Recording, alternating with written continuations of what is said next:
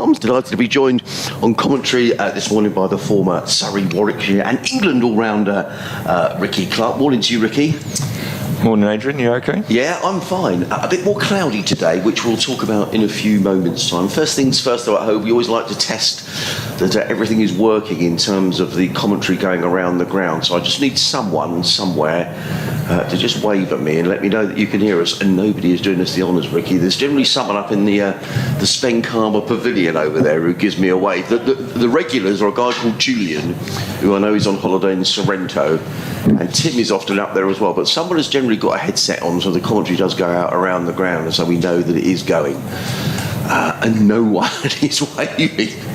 So anyway, perhaps the boys who operate the live stream could just drop me a text and let me know that everything is going out around the ground. That'll be good news. The two umpires are on their way. The Leicestershire fielders in a huddle in front of the pavilion. The conditions, Ricky, it is a little more cloudy today. I just wonder whether this might favour the bowlers a bit this morning. A little bit, yeah. I think it's a case of having a look to see how the wicket plays today. Obviously had a lot of overs on it yesterday. It was very, very flat. It was a perfect batting conditions. They've obviously still got a relatively new ball in their hands, Leicestershire, so they'll be trying to exploit that this morning. And this first hour was pretty crucial for Leicestershire, really. If they can get a couple of wickets, really sort of stem that run flow from Sussex. From Sussex point of view, they're just going to go about their business how they have done yesterday and last evening. Delray Rawlings, very exciting player, likes to field bat on ball. I think you see him try and get himself in and then open up those big shoulders of his. And very impressive Carter yesterday as well. Just went about his business. I think he'll do much of the same this morning. You'd have had days, Ricky, probably not too many in your career, when you've been in the field for a long, hot day. You go back to the hotel, everyone's feeling a little bit down. From a Leicestershire point of view, I mean, what would they have said last night? Is it a case of putting it down to a bad day at the office, or how do you recover from a day like yesterday? I think it's literally a case of that. It wasn't an ideal day, but you can put that right this morning. A couple of quick wickets this morning, effectively, obviously, because of the unfortunate injury to Tom Haynes, the captain of Sussex. Effectively, they're 5 down. You put a couple of wickets on that, and say a 415 for 7. Looks a lot more appealing. Well, first thing that's happened this morning is someone standing right behind the bowler's arm. There's not many people in the ground. It's just extraordinary. There's someone standing right behind the bowler's arm. He's like, oh, sorry about that. He thought he had the best view in the ground then, didn't he? Yeah. Anyway, it's going to be Chris Wright who's going to get things underway, coming into bowl to Delray Rawlings. He's in bowls with just the one slip in place, and Rawlings immediately on his way with a nice little single, plays that up the hip down to fine leg, and Sussex are on their way. 408 for 4. I saw Tom Haynes last night. If you're listening, Tom, or if the Haynes family are listening, we wish you all the best for your recovery. He was explaining that because we were wondering how it was his left hand that was, he's got this broken bone in, but he was saying when he was looking to pull the ball, and it's broken. So it's hit the side, okay, yeah. Yeah, so he had a plaster cast on last night, Tom. And they're hoping 5 to 6 weeks. So who knows? He's a young man. Hopefully he'll heal more quickly than that. But he's certainly going to be out for a while. As in comes Wright and bowls, and Carter forward plays into the offside, and there is no run. It's a shame, Ricky, because Sussex have got obviously this game this week. Then they go to Lords next week for Middlesex. Then where do they go? Trent Bridge to play Nottingham, and then it's into the 50 over comp as well. So Tom's certainly going to miss a good deal of that cricket, which is a real shame. I think that's is it the metacarpal area? I think that is. Right, okay. Normally the side of the hand, is it? That bone. I think it's called a metacarpal, yeah. As opposed to a metatarsal. A metatarsal in the foot. In cut. Right, running in a bowls at Carter is forward, plays that to backward point, and there is no run. And the 50 over comp coming up as well. I mean, you were at Surrey last year, Ricky, when the 50 over comp was played. I mean, a lot of players going off to the 100, but I actually quite enjoyed it last year. I know, some of the top players are not around, but yeah, I think it gave a wonderful opportunity for a lot of younger guys around the country to get that sort of cricket under their belt. I think there was 100 debutants, or just over 100 in the competition. Comes Wright running in the bowls, and Carter forward again plays to backward point, and there is no run. But also, Ricky, I mean, I know it's a horrible sort of football term, but it's a trophy, isn't it? And it is a trophy. And I was speaking to the people down at Glamorgan earlier on this season because they won it, and I said, well, what did it do? And they said it was fantastic, absolutely fantastic for Glamorgan. You know, you get to a final, you win it, you got a trophy. You know, what's not to like about it? 100%. You know, winning any trophy in a domestic game is very important. In comes right and bowls, Carter forward, plays into the offside again to a good leg delivery. There is no run. Sorry. So I was going to say that I think the only disappointing thing with that is, you know, playing with Surrey last year, innit? There was a semi-final, then another quick semi-final, and then a final within the space of a week. It just didn't give that sort of time. You know, I think, you know, ideally the ECB can look at that in the future just to make it a bit more credible. I would agree. And obviously getting away from Lords as well as the final was disappointing.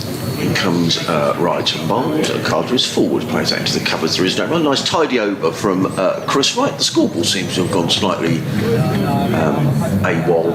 Sussex 408 for 4 weeks. Oh, I think that's, we could just about see it. Chris Wright, 20 overs, 2 maidens, 0 for 50. I would agree with that. Actually, coming back to that 50 over, I would agree with you entirely, and it's great to get your perspective as an ex-player. To me, finals have got to be at Lords, haven't they? I mean, I'm nothing against Trent Bridge or any of the other grounds, but for me, it's like a cup final not being at Wembley, isn't it? Yeah, 100%. I think it just, you know, the romantic side of a cricketer and a supporter would want it to be at Lords, and I totally agree. I think it just took that sort of element away. It was on a Thursday afternoon as well. I think these are the sort of things you've got to try and make it a little bit more credible.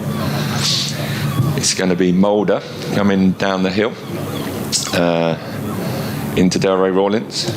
Starts with a ball just down the leg side. He had a tough afternoon, or day I suppose, yesterday, did Mulder, but he's got the ball in his hand this morning, and it was a leg by just down the fine leg as he'll come round to do the fielding. Interesting here, Adrian. I would have gone for Parkinson. Okay. They've gone for Mulder, but I would have gone for Parkinson. Bowled very nicely yesterday. Obviously got the wicket early on, and was very economical. But they've gone with Mulder. I've noticed as well the field just a little bit more on the offside, just trying to protect the singles. There's, you know, I think they're basically saying if a bad ball goes for 4, it deserves to go for 4. As in comes Mulder again down the hill. Nicely played on the front foot, pushed into the covers there by Carter. And also, Ricky, with the spinner, so often spinners are brought on later on when maybe the ball's a bit soft. Would you have enjoyed bowling with a newer ball this morning, Parkinson?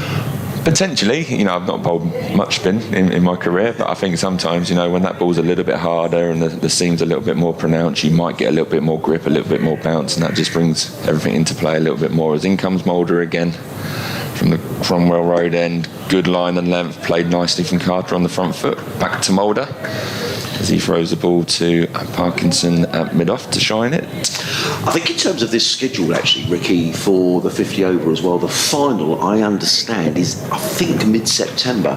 So I think they've got the end of the groups, then I think the quarterfinals and semi-finals are quite close. And then I think there's a little break into the final, which I think I've got in my mind the 16th of September. I may be completely wrong. Yeah. In comes Mulder again, down the hill. Again, a good line and length. Carter pushing forward into the covers, no run scored. Good start so far this morning from Leicestershire. You just seen that there's a little bit more of a compact field, and they're not giving those easy singles away, and it's that's how you build the pressure. Just a fine leg and a deep backward square for Mulder this morning, with a ring field and one slip that's slightly wide. As in he comes down the hill again into Carter. Oh, again forcing a bit of a false shot there from Carter. Back of a length, Carter sort of pushed it a little bit, got a little inside edge, just sort of chopped down past the stumps to wicketkeeper Swindles. No run scored. Very nearly played on there, Ricky. He did, but I think that's what you have to look at. You know, yesterday he could have just let the ball hit the bat, it would have gone in the gap, he would have got a single. Now he's actually tried to force it to get it through that gap and get runs. As in comes Mulder again, down the hill. Well bowled again, back of a length. Carter plays, no run scored. That's the end of the over. Sussex 409 for 4. And I guess, you were saying, Ricky, from a Sussex perspective, from this sort of position, sides talk about, maybe only batting once in the game, whatever. I guess the priority here for Sussex is see off this new ball, maybe get through this first half hour, and as the ball gets a little softer, hopefully runs become a little easier to come by. They're still in a great position, Sussex. They're in a great position. I think the case here is that basically they just have to, get themselves in again this morning. It's a new day, get themselves in and then just try and capitalise and open up a little bit. But Leicestershire have started well here. They've bashed a good line and length and created a bit of pressure. Chris Wright's going to bowl the next over from the end. Randy Baldwin's been in touch. Hello, Randy. Thanks for getting in touch. The one-day finals on Saturday, the 17th of September. So far out, Rick. That's good to hear. That it's on a Saturday. Yes, I think it's at Trent Bridge. In comes Wright and bowls and Rawlings covers up, takes a hand off the bat, plays it back to the square on the leg side. There probably was a single there, but Delray Rollins had been sort of turned around, was in no position to run, and therefore it's a dot ball. I mean, who knows? The weather in this country it could be pouring with rain tomorrow, couldn't it? But I just 17th September seemed quite late. Yes, I think I remember playing in the final myself. I think in September, and it was a little bit of a case of win the toss, win the game. Yeah. 10:30 start. Yeah. Comes right over the wicket bowls. Rawlings, that might go outside the off stump, taken by Swindles, no run. Yeah, I'm a bit old school, Ricky. I used to love, the Gillette Cup final back in the day.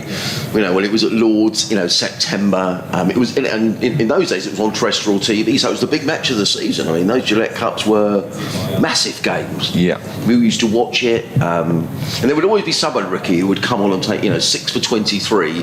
Then he'd get selected for the tour wherever England were going, and never do anything on the tour. But there you go. In comes right over the wicket bowls, and Rawlins drives into the offside. There is no run. You mentioned about Delray Rawlins. He's so pleasing on the eye to watch, but I think probably on his own admission, perhaps hasn't scored the runs in first-class cricket that perhaps he ought to have done. But he's shown good restraint here this morning. He has. He's just he left the ball well this morning and playing the ball under his eyes, giving himself a chance. I think sometimes when you get pitches like this, you look at it and go, right, I'm sort of really going to cash in and make sure I'm here most of the day. Comes right, bowls to Rawlins, who drives. That's a lovely shot. We're just talking about what a lovely player to watch Delray Rawlins is. That wasn't that bad, a ball slightly over pitch, and he hasn't, he's just eased that. He's caressed it down the ground before through Melon. Beautiful shot, really. That's a lovely shot. Personally, I think it's one of the best shots in the game, the on drive, just back past the bowler. With that one, again, he just let the ball come to him, didn't try and force it too much. Slightly fuller, so it allowed him to get his hands through a little bit more, but it's just lovely batting. I've watched Delray a lot down the years, and he's a player who's just got, of all the players in the Sussex side, probably naturally talented. He's right up there, really. And I guess it's about trying to harness that talent. You don't want to take that natural ability out of him. By the same token, he doesn't score the runs that his talent probably ought to be honest, Ricky. Yeah, I think that would be a case of, experience. The more he plays, he's got all the shots. Everyone knows that. He's an incredibly talented player. It's just, for him, it would be being selective very early on in his innings, particularly, and just giving himself a chance. And then he can capitalise later on in his innings when he has got a score under his belt. Comes right running away from us in on bowls to Rawlins, who tucks that one around to the leg side to deep mid wicket, picks up a single. He goes to 13, Sussex to 414 for 4. And you're now coaching, Ricky. In terms of Ian Salisbury, James Cookley, Grant Flower working alongside Delray. I guess it's a difficult equation. You don't want you want to make sure that he uses all that talent, but by the same token, you don't want him to play poor shots. That's a difficult balance, isn't it? It is. I think it's just a case of letting the players go and learning from themselves, so to speak. In comes right, bowls, and Carter plays that pass backward point. He's going to run away for 4 runs. The outfield's lightning fast here. A little bit too much whip there, maybe, by Chris Wright. I don't know if he's a bit disappointed that wasn't stopped at backward point, but Carter picks up a boundary. He goes to 58, and Sussex to 418 for 4.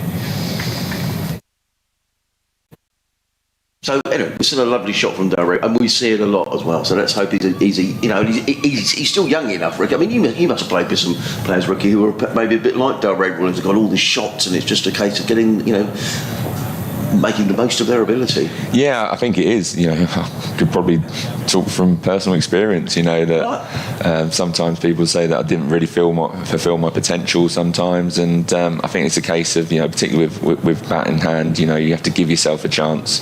Flashy 30s don't really get you sort of noticed. As in comes Mulder again down the hill to Delray Rawlins. Pushed away, and it's gone just backward a point, and that's the short side there, and it's raced away for 4 runs. A little bit eager there, you could see from Delray. He's tried to really sort of force it rather than let the ball come to him. It's just sort of squirted just on the outside edge of his bat and gone backward a point to the short side for 4 runs. A little bit short from Mulder again, I think, there. Talk about your talent, Ricky. I mean, you played for England. Yeah, a couple of times, I suppose. It was quite good. In comes Mulder again down the hill, round the wicket. He's gone down the leg side. Swindle's diving. Good stop. No runs scored. Yeah, no one can ever really take that away from you playing for your country. It was something I always wanted to do as a youngster. Would I have liked to play more? Yes, I would have. Did I? No. It's just sometimes. Your career is planned out in a certain way, and that's how it was meant to be. As in comes Mulder again from the Cromwell Road end, down the hill to Delray Rawlins, round the wicket, nice line and length. Delray Rawlins pushes forward, no run scored. And that test match was in Bangladesh, was that right, Ricky? 2 test matches in Bangladesh, yeah. Right. Who was skipper in those days? That was Michael Vaughan. Yeah, he'd just taken over from Nasser Hussain. But again, I'm very happy with my test averages. I can, retire and have my. It's in the book, as I say. Yeah, exactly. You can't take those away. As in comes Mulder again, round the wicket to Delray Rawlins, short ball, pulled nicely. Just got on top of the bounce from Delray Rawlins. Just easy to deep backwards square. 1 run scored. If you want to get in touch with Ricky or myself, you can email us, sussexcricket@bbc.co.uk. It'd be lovely to have some emails today, or you can tweet us at BBC Sussex Sport or at Ricky Clark 81, and just keep us company throughout the day. Richard Ray is the other member of our commentary team today. He'll be back with us shortly. As in comes Mulder down the hill again into Carter. Good line and length again from Mulder. Nicely played from Carter on the front foot. Nice tight line and length from Mulder as the umpire just looks at his front foot. There was a lot of no balls yesterday, wasn't there? Crazy amount. I think we got as far as 21, did we? Or maybe we certainly got to 20, Ricky. Yeah, so it's the last thing you want as a bowler, to see the umpire just walking forward to the front line and just telling you a little bit too close. But he was okay on that occasion, and in he comes again down the hill to Carter. A little bit wide, but Carter decides to leave that alone. Dot ball, and that is the end of the over. Sussex move on to 423 for 4. We've had 15 minutes so far this morning, and I think both teams will be quite happy with the start. I think Leicestershire tried to bash away at a line and length, and have got better fields so far this morning to try and create that little bit of pressure. And the 2 batsmen for Sussex have been very, very watchful and seized on anything that was offline or length. Well, it's going to be Chris Wright who's going to carry on. I had an email in from Steve. Hello, Steve. He says, good morning, Adrian and Ricky. Are Sussex likely to get a second overseas player for the One Day Cup and the remaining championship games? In comes Chris Wright running in over the wicket bowls to Rawlins. There's that one go by outside the off stump, taken by Swindles, low down to his left, and there is no run. I thought Josh Philippi was here to replace Rizwan when he went back to Pakistan. Well, perhaps the lads who are listening on the stream from the club or could let me know. My understanding was that Josh Philippi was only going to be here for the T20. I may be incorrect in that, thinking there was a lot of comings and goings in the T20 campaign, but I think that's the case, Steve, as in comes Wright and bowls, and Rawlins punches that to mid-off. There's a well-taken single to Parkinson's right, and he sets off immediately for that single. Delray Rawlins, he goes to 19, Sussex to 424 for 4. So the answer to your question is, I don't know, and I will ask the question. My understanding that Cheteshwar Pujara is here for the one-day cup, and certainly the next 2 to 3 championship matches. I'm not sure whether he's here in September. Again, perhaps we could get confirmation of exactly what the contractual terms are. But thank you for your email, sussexcricket@bbc.co.uk. Chris Wright is just making a change in the field here, Ricky. He had a bit of a natter there with Callum Parkinson as well. Yeah, he's just pushing them around a little bit. I think he's going to look to try and really hit the pitch a lot more. He's dropped his third man back now as well. In comes Wright bowls, and Carter is solidly forward, plays into the onside, and there is no run. What have you made of Ollie Carter? He came into the side probably a couple of years ago, made a very big 100 down at Glamorgan earlier on this season, and seems to really be establishing himself in the side. Very impressed yesterday. It's the first time I've seen him bat. Gets into good positions, lets the ball come to him, doesn't seem to be flustered in any way, just stays in a very sort of compact bubble, quick on anything short and wide. Comes right, bowls to Carter, who drives down the ground to mid-on, and there is no run. And just uses the pace really well as well. We saw it last over where the ball was just bouncing a little bit short and wide, but he just used the pace and just guided it down to third man. So, yeah, very, very impressive.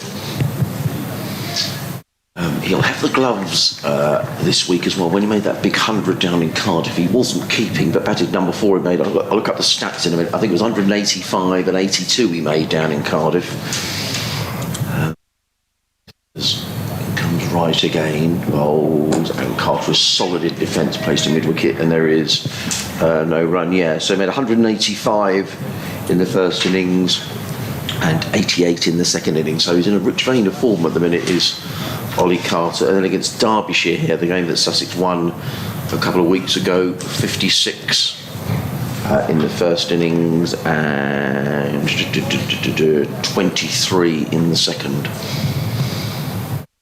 You were saying yesterday, past 500 ones for the season. As in comes Wright again, bowls to Carter. Carter is forward, plays it straight back down the track. Wright gets a big left hand to it and takes the pace off the ball. It's the end of another tidy over from Chris Wright. The scoreboard, as I say, is not fully functioning, but we can see enough, I think, to see.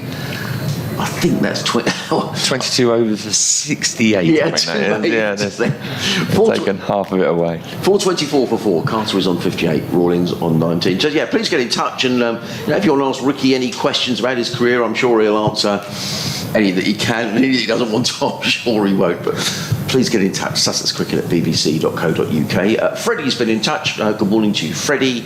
He says, hope all is well. Great to see Sussex have a great day one. Any idea what happened to Tom Haynes yesterday, and will he be available for the 50 over competition? Enjoy the sun, says Freddie. Well, we'll talk about that during this over. As in comes Mulder down the hill again into Delray Rawlings, just tucked away off his hip. He's scampering. That's good running. Could be run out. No, good running from Delray Rawlings. He tucked it just off his hip as Mulder come in round the wicket, got a little bit too straight. Delray Rawlings just tucked it just behind deep backward square. Ed Barnes couldn't prevent the 2. Good running. 2 runs added to the total. 426 for 4.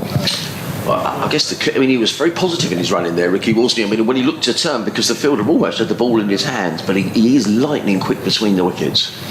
I think it's that case as well, to that big boundary. You have to make sure that you're a couple off, which I think Ed Barnes has come now. As in comes Mulder again, round the wicket to Delray Rawlings. Oh, he's had a little waft at that one, a little short and wide.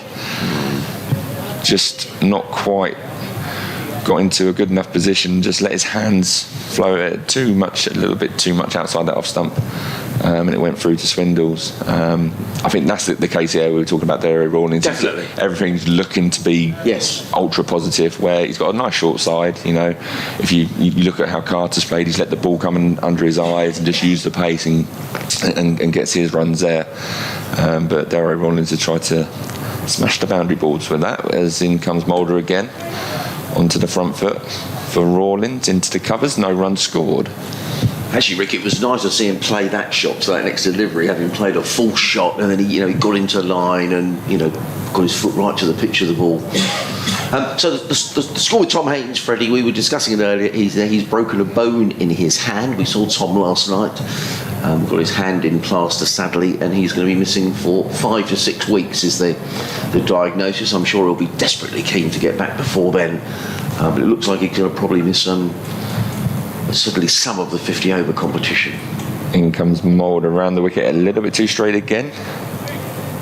Hit Delray Rollins there. That's the where the padding doesn't really do anything. You got a little gap in between pad and fire guard, and it's just hit him there, and he's just shaking his leg a little bit.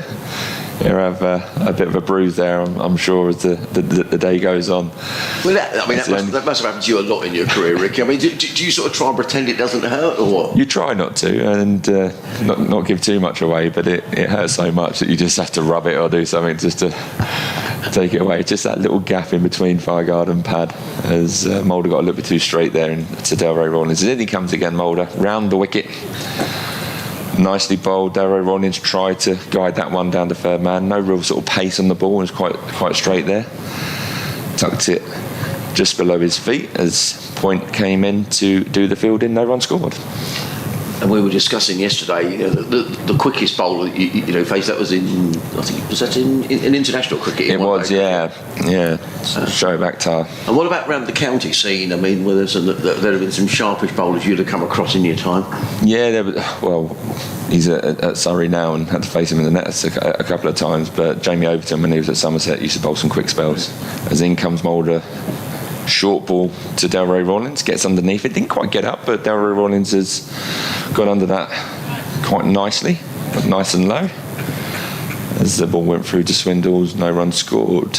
Yeah, he bowled some quick spells. Trying to think, Bridget Gleeson, I tell you. Right, yes, yeah. Bridget Gleeson, when he was at Northampton. Northampton, yes. Got a couple of quick spells. Ollie Stone.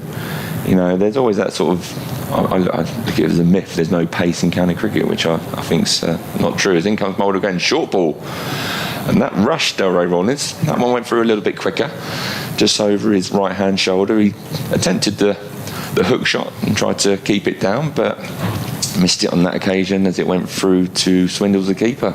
No run scored. Sussex are 428 for 4 after 102 overs. I'm just looking when the 50 parts, so 28, when was Tom Waltz? About 380, so 2 more runs to the 50 parts. Yes, okay. I thought I'd missed it. Actually, I saw, I think it was 2 or 3 years ago, Sussex played up at Edgbaston. It was the opening game of the season, and it got ruined by rain. But Ollie Stone was bowling, and he was bowling seriously fast. Yeah, there's a few county side that do have a bit of pace. But there's always that sort of, as I said, myth that there's no pace in county cricket. In comes Chris Wright, bowls to Carter. Carter is forward, plays to backward point, and there is no runner. Probably the fastest spell I saw here, Ricky, was a game between Sussex and Hampshire. It was the year Sussex went down, and Fidel Edwards was bowling down the hill from the sea end, and I was very glad to be sitting in. Not many people gave the hurry up to Ed Joyce. But even Ed looked as if it was, it was taxing all his powers, and what a wonderful player he was. But that was a really fast spell. As Wright turns number 31 on the back of his shirt. Sort of milky sunshine across the ground, a lot more cloud around today, a few spots of blue as it comes Wright bowls, and Carter is almost cut in half by that. Now I don't know whether that got a little inside edge. We'll wait for the umpire's signal, and they're signalled as byes. I haven't seen. It looks disappointed, Chris. Right, that was a good delivery. It was a good delivery. Jack back quite a lot there, and through the defences of Carter, and obviously too good for everyone. As Swindles unfortunately couldn't quite stop it for him, and byes goes against his name there. In general, Ricky, I mean, we talk about county cricket, and someone else is moving behind the bowler's arm. It's extraordinary, isn't it? It's generally they just come into the ground. Leicestershire photographer, I think. Yeah, I think you're right. Yeah, but generally there's a steward down there. I mean, the Leicestershire photographer probably ought to know better. But anyway, if it is him, we're not sure. But it's all right now. In comes Wright and bowls, and Carter forwards. A good length delivery, plays it down the ground. right field stuff is bowling, and there is no run. And there is, I mean, forgetting the schedule, but there's so much talk around county cricket at the minute, Ricky, about the way that it's structured and how it's structured, and Will England are doing badly. It's all everything's wrong with the county championship. At the minute, no one's saying too much. England seem to be doing quite well. Yeah, it's funny that, isn't it? Yeah. Look, from my point of view, that there's nothing wrong with the county game. I think it's important to keep it competitive as much as possible. In comes right bowls down the leg side. Maybe Carter missed out a little there. It was just erring down the leg side. He rehearses the shot taken by Swindles low down. There's no run. And I guess it's just this structure, isn't it, Rick? It's this first division, second division, how many in each? Because it just seems to change too often, really, particularly for non-cricket. You know, people who aren't following the game assiduously, because it just seems to change all the time. Yeah, I'm a big believer. You've got to try and make the games as competitive as possible. Two divisions is good, yes. I don't want to take cricket away from the paying supporter. But I just think sometimes there needs to be a structure that makes it competitive. Right in bowls. Oh, I cut it. Now that looked close, even from here. Playing slightly across the line, Ollie Carter, hit on the pad. Yeah, just from here. It just looked like it sort of ducked in a little bit. We've obviously seen a ball earlier in the over, sort of jag back and cut Carter in half, and Swindles couldn't sort of get it himself either. And that ball just looked like it just run in a little bit. Be interesting to see the replay. Probably doing a little bit too much in the air and going down the leg side. Just the one slip in place, and in fact that slip is more in sort of almost like a third slip position than a first slip, as in comes right in and bowls, and Carter places to backward point, and there is no run. End of the over. The scoreboard is kind of working. 432 for, is that 432? My eyesight, yeah, it is. Carter is on 58. Rawlins is on 21. You're listening to live cricket on the BBC, BBC Radio Sussex, BBC Radio Leicester. Adrian Harms and Ricky Clark with you. Richard Ray will be back with us in a few moments. I mean, it's interesting you talk about competitive cricket, Ricky, because I guess one of the things that is concerning for perhaps sides who are in the current second division is that, you know, some of the larger test-playing counties, you know, they're going to be in the first division, and the others get slightly left behind. But I mean, you know, you can just look at the amount of cricketers that Sussex have produced in the last few seasons who are going on and playing for England. Yeah, definitely. As in comes Mulder again round the wicket to Darrow Rollins. He's tried to pull that. Again, shortish there from Mulder. He's tried to... He's having a few words. There are a word. There are a few words. Umpire will get involved here. Yeah, that wasn't it? I just thought actually in the last over that Derry was just getting a little impatient, and I think he's, well, what's he saying there? If you bowl it there again, I'll hit you there again. I think he's basically saying if you bowl it again there, it's going to hit the Palace Pier. From what I got from that. But he has put a man out, so he's got a fine leg, a deep backward square, and then one in front of square. So he is going to go short at him, I think, here. Mulder, as he comes in again round the wicket, down the hill. He's pitched it up, and Darrow Rollins tucks it into the onside, and a few words from Mulder as Darrow Rollins has just jogged past him. They're still having a little chunter at each other. Darrow Rollins just pointing out that you got your men back. It's getting around that you're in the commentary box this week, Ricky. There's someone still on Instagram that you're commentating down here this week. So. Oh, is it? Yeah. That's great. Definitely enjoyed yesterday, and looking forward to today and the rest of the game. As in comes Mulder over the wicket to Carter, tucked off his hip. I'm not sure if that's bat or waiting for the umpire's signal, which I think is going to be, it's a leg by just down the fine leg, and the score moves on to 434 for 4. So Patrick could have some banter about the fact he supports Tottenham too. Season ticket holder as well. Yeah. I saw some pictures actually yesterday on social media. I think Tottenham are currently in Hong Kong on pre-season training. Through their paces. Yes, I think that it showed Harry Kane, who wasn't very well after a training session. In comes Mulder again, round the wicket. Down the leg side, Swindles does good work. Dive into his right, low. Stops the ball going through for byes. Yes, I think Antonio Conte is training pre-season. I don't think it's a case of a couple of laps of the outfield, Ricky. I think it's a bit more than that. There was a lot of bodies lying on the floor trying to gasp for air, wasn't there, as I watched that training session. And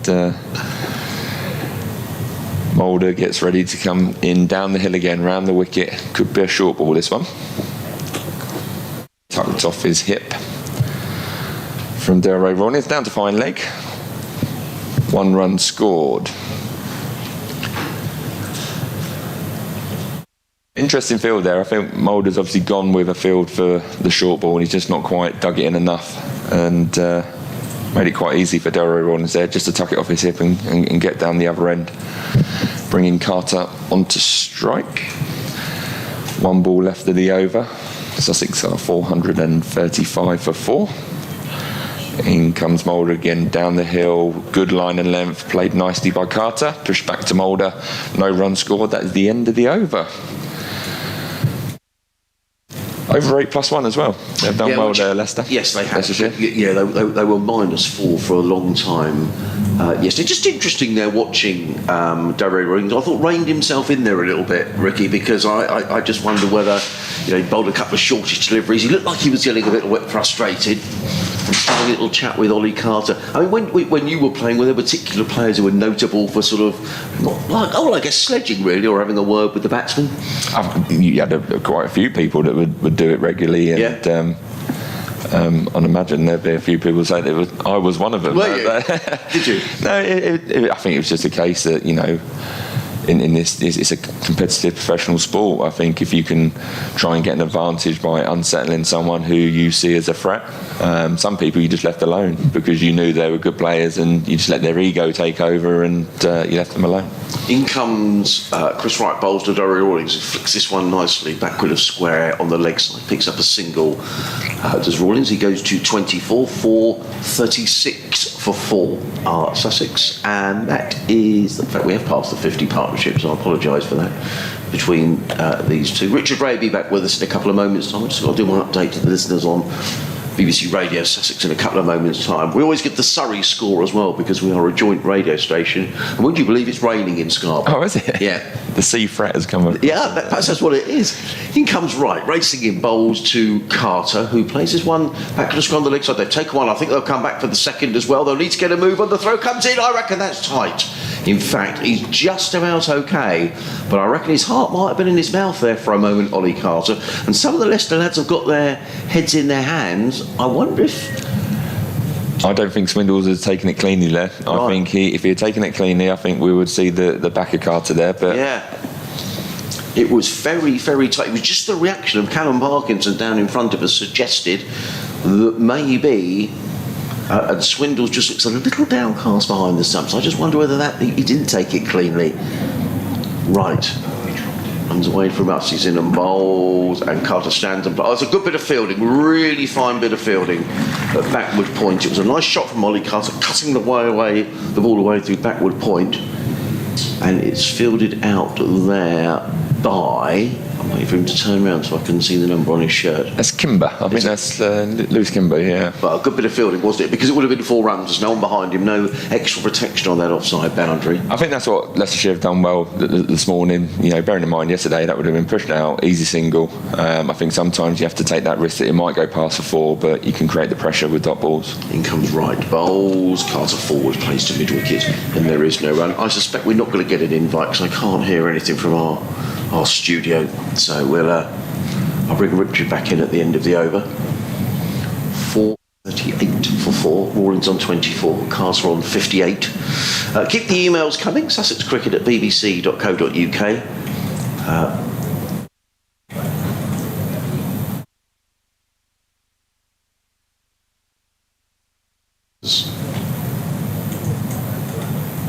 Right turns.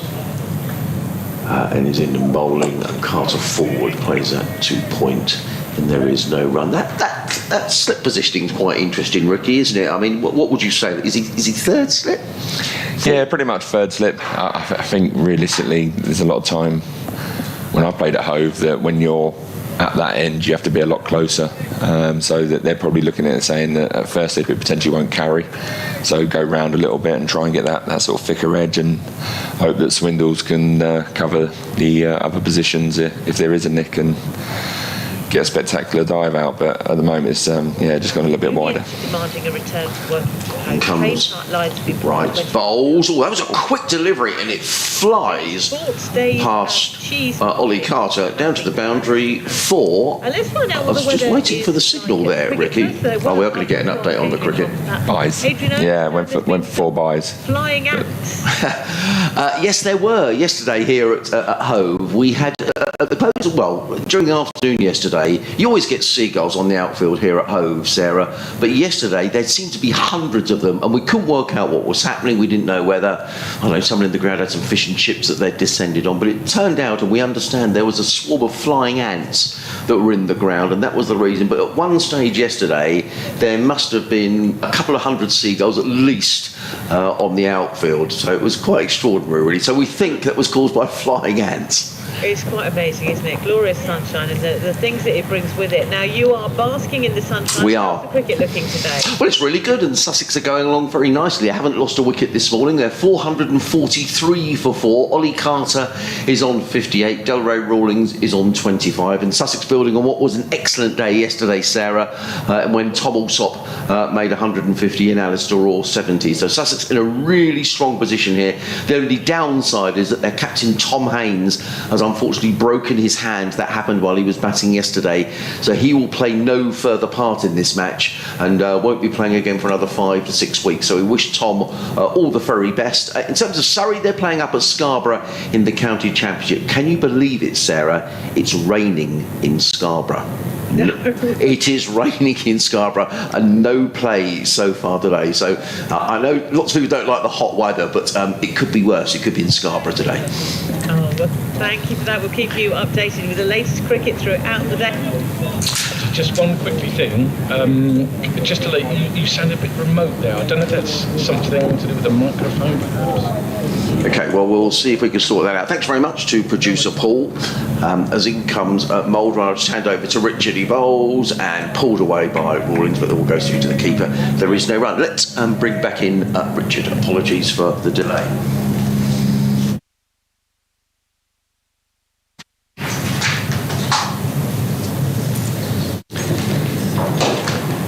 Interesting contest developing here, I feel, with Mulder and Delray Rawlings. I've been watching upstairs. Morning, everybody, by the way. Morning, Rick. And they're chuntering away at each other.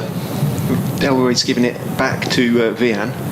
In comes Mulder down the hill again. Another short ball.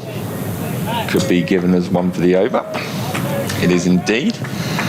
He's got a fine leg, a deep backward square, and then a man in front of square, also deep for the hook. He's also brought his slip out into a mid-wicket, looking for that sort of clothed pull shot, and he's coming in and going quite aggressive at Delray Rawlings, and they've had a few words, these two, with each other. It's created a nice little battle, hasn't it? It is, yeah, it's good to see. In comes Mulder again, round the wicket to Delray Rawlings, down the hill. Oh, he's gone full this time, tucked away, full toss, through mid-wicket. Scampering was Carter. Delray Rawlings says no. Good throw over the top of the stumps. 1 run scored. I think, having seen the replay, that had Swindles gathered that throw from Barnes cleanly a couple of overs ago, when he did take the bails off, but he didn't have the ball in his gauntlets at the time, Carter would have been run out. So there have been opportunities in the game that Leicestershire have not been able to take, dropping, particularly Tom Alsop on 60, went on to make 150.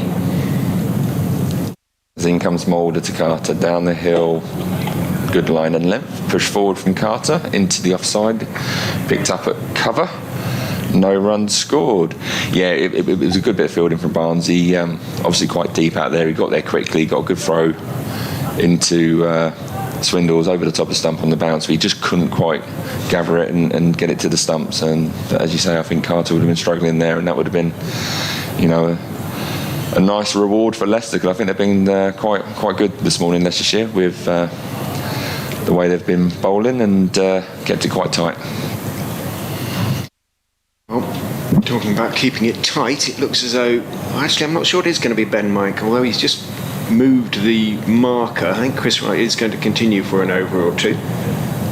1 maybe. from this C end. He's going to be bowling to Delroy Rawlins. None for 69 for right from his 24 overs. Probably deserves at least a 1 or 2 in that time. Mike continues to on. But you were sort of saying beforehand you expected to see the spinner start, really, Parkinson to start himself, but no sign of that at the moment. No sign of that, and in fairness, I think Mulder's done incredibly well. He's bowled a good, nice tight line.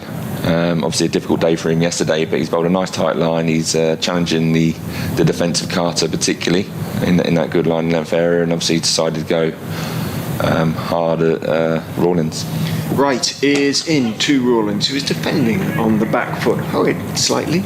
He works it back down the pitch towards the veteran seamer, who picks it up and throws it to Ben Mike. Umpire Pratt decides to jog across to point to the left-handed Rawlins. There is a square leg, and he is pretty square, so point is fairly square as well, so not probably too much in it one way or the other, but perhaps he'd prefer to chat to point rather than the square leg. In goes right and bowls. Rawlins is whipping him away off the hip. There is a cover fielder out there on the leg side boundary in front of square. I think it's Louis Kimber out there. It is. And one is taken. Rawlins moves on to 27, 446 for 4, building slowly towards what, 550, 600, and pull out sometime after lunch, an hour after lunch, something like that. Yeah, it's just a question of how quickly they score. They've had a good sort of day yesterday. They scored quite quickly. So sort of run flows sort of been stemmed a little bit this morning from good bowling and good field positions. It's just a question of if they lose any wickets soon, that sort of stops that. Right in to Carter, who his instinct is to go forward, but sees the length, goes back, rocks back, and plays it off the back foot out into the offside, and there's no run. Physio Will Graves down below us chatting away to John Mallett, the club photographer. Will Graves is not quite his last game, he's moving on, but I think he's got a couple of the Royal London games as well, but moving on at the beginning of August. Good luck to him. It's his last away game, I think that's it. In goes right and bowls. Forward goes Carter on this occasion, but defensively pushing it out off stump again, out towards point. Kimber runs into field and there's no run. See Ben Mike getting loose there. It looks like he might take over from Mulder and take over that role of going aggressive at Delroy Rawlins, particularly with that big boundary for the left-hander, trying to entice a full shot and try and get a wicket that way, but only time will tell. Right is in. Short, looking to pull is Carter, doesn't time it, didn't put his full weight into the shot, didn't try and hit it too hard, made sure he got on top of it, but ended up steering it fairly gently out towards Mulder at mid wicket, and there's no run.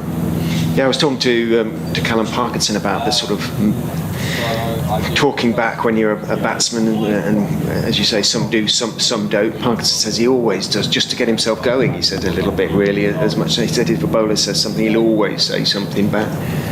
Others will just ignore it. In goes right and bowls, covers up Carter. There was straight-ish delivery, middle, and it slightly turns the back face on it, pushes it out to Mulder at mid-wicket. End of the over. 446 for 4. 107 overs bowled in the innings, so only 3 overs left for Leicestershire to try and pick up an extra bowling bonus point, just the one to their name at the moment. 3 overs in which to get 2 more wickets. At the moment, you would have to say it looks an unlikely prospect. Yeah, it's definitely going to be tough. As we see a change of bowling, it is going to be Ben Mike coming down the hill at the Cromwell Road end.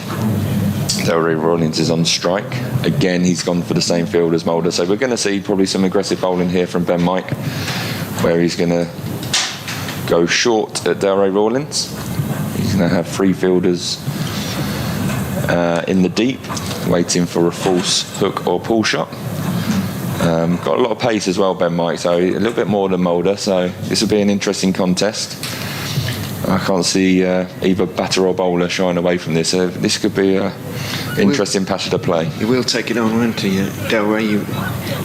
You would think, the way he's played at the moment, and taking their time to set the field. Leicestershire and Mike. Barnes is being shifted a yard or two. In comes Mike down the hill. He's gone short. Attempted pull shot there from Rawlins. Just rushed him a little bit, and it's just hit him very high on the bat and trickles to deep backward square, where the fielder comes in a good 20 yards. Ed Barnes picks it up, throws it straight to mid-wicket and goes back to mid-on for a good shine of the ball and brings Carter onto strike. Comment about Leicestershire's no balls, Rick. As a former fast bowler, front foot no balls do my head in, says Fango Fox. I don't understand how they do it. The line never moves, it's just poor discipline. Fair comment, or? It is potentially a little bit harsh. I think that there are times when,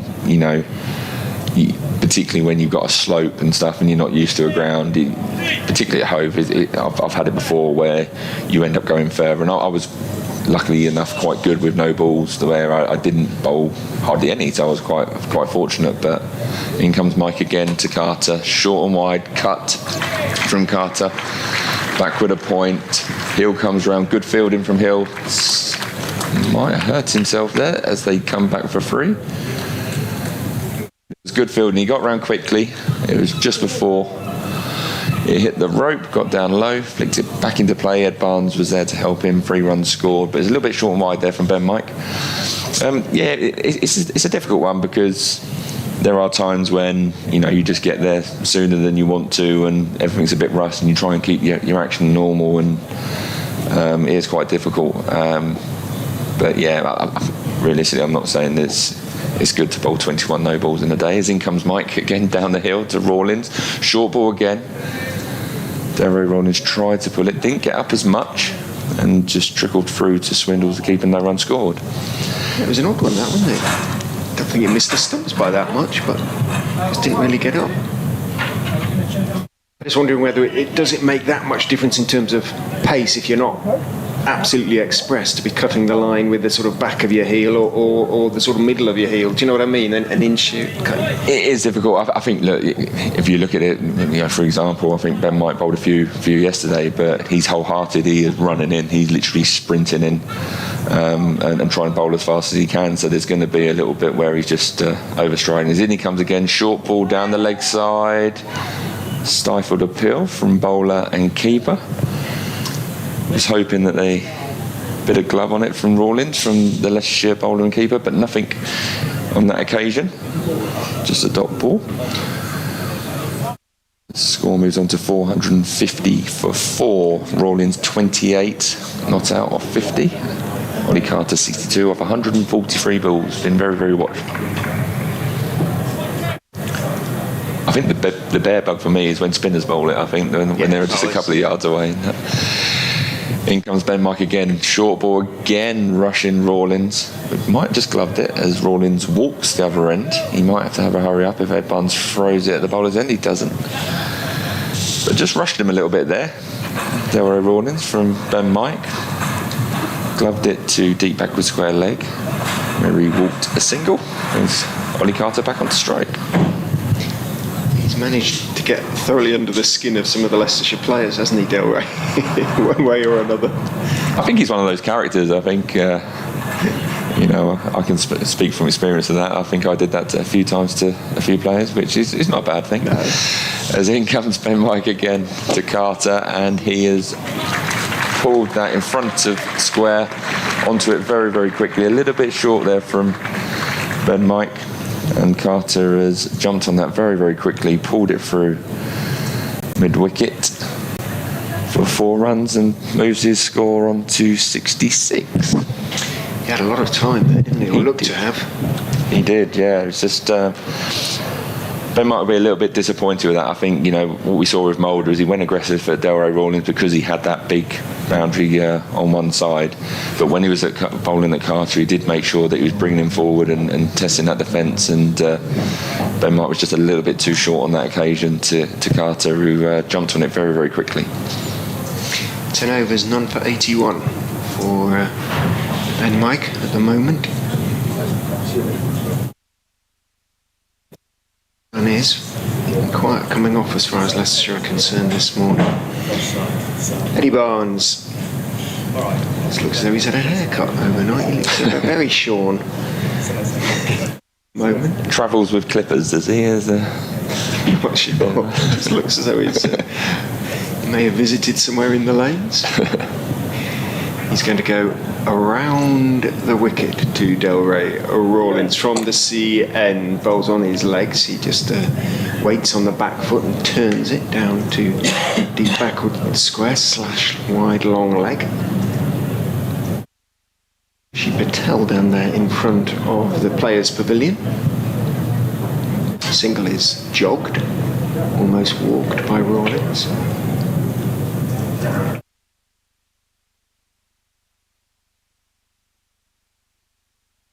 Quieter at the ground today, without the school children and their chatter.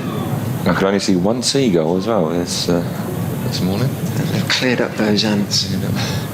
As Barnes back over the wicket to Carter, solidly forward, head right over the ball as he leans into his forward defensive, pushes it out into the covers.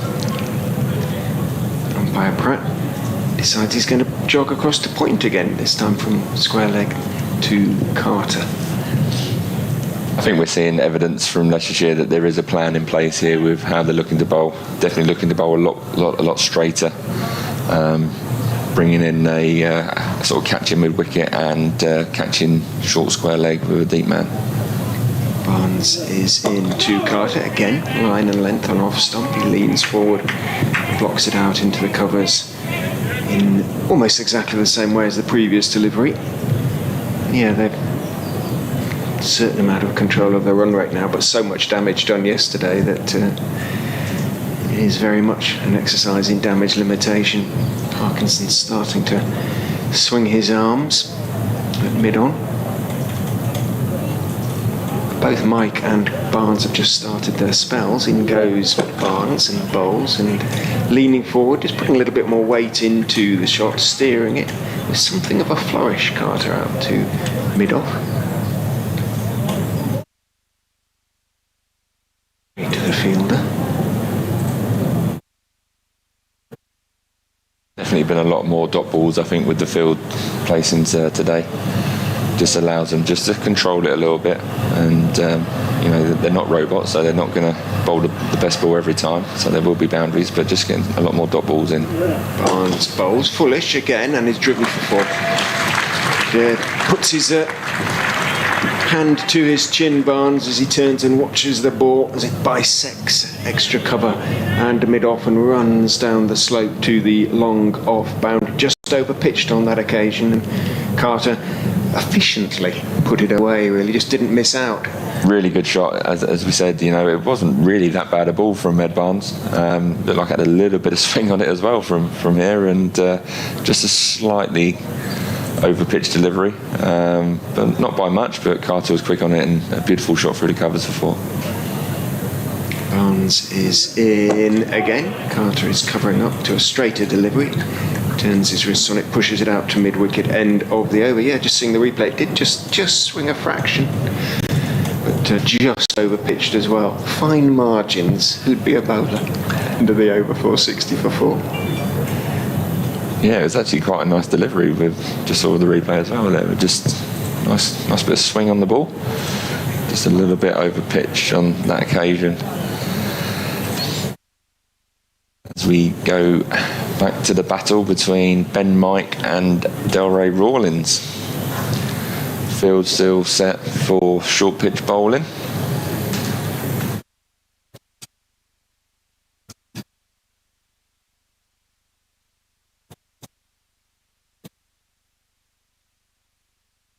As Ben Mike talks to the senior pro, Chris Wright, and his captain, Callum Parkinson, working out a plan of how to get Delray Rawlins out.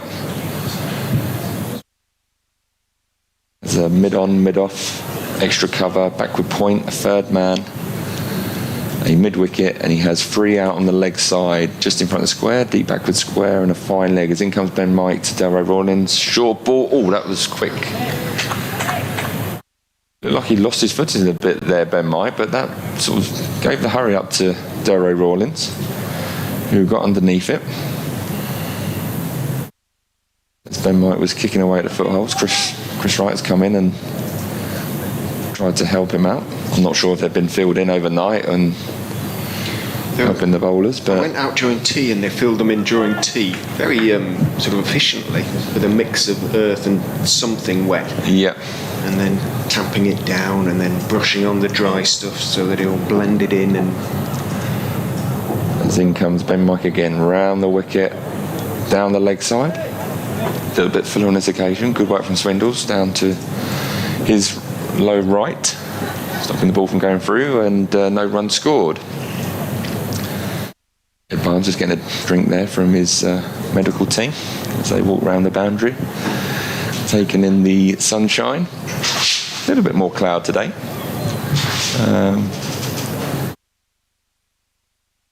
It says partly cloudy on the Apple Watch. 29 degrees, so potentially not as hot as yesterday. As in comes Ben Mike again. That's a lovely shot. Delroy Rawlins has lent on that. A full delivery from Ben Mike, driven beautifully through extra cover from Delroy Rawlins for 4 runs. As Sussex move on to 464 for 4. Delroy Rawlins moving on to 34 from 55 deliveries.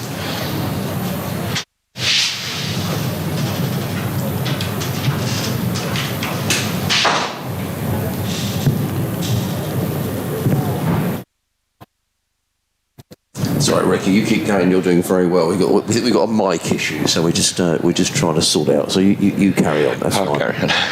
As in comes Ben Mike again, round the wicket, tucked off the hip from Delroy Rawlins, goes down to fine leg to Lewis Hill with a loopy throw back to Swindles, the wicket keeper, but on the fall, so the Swindles will be happy with that. Single scored.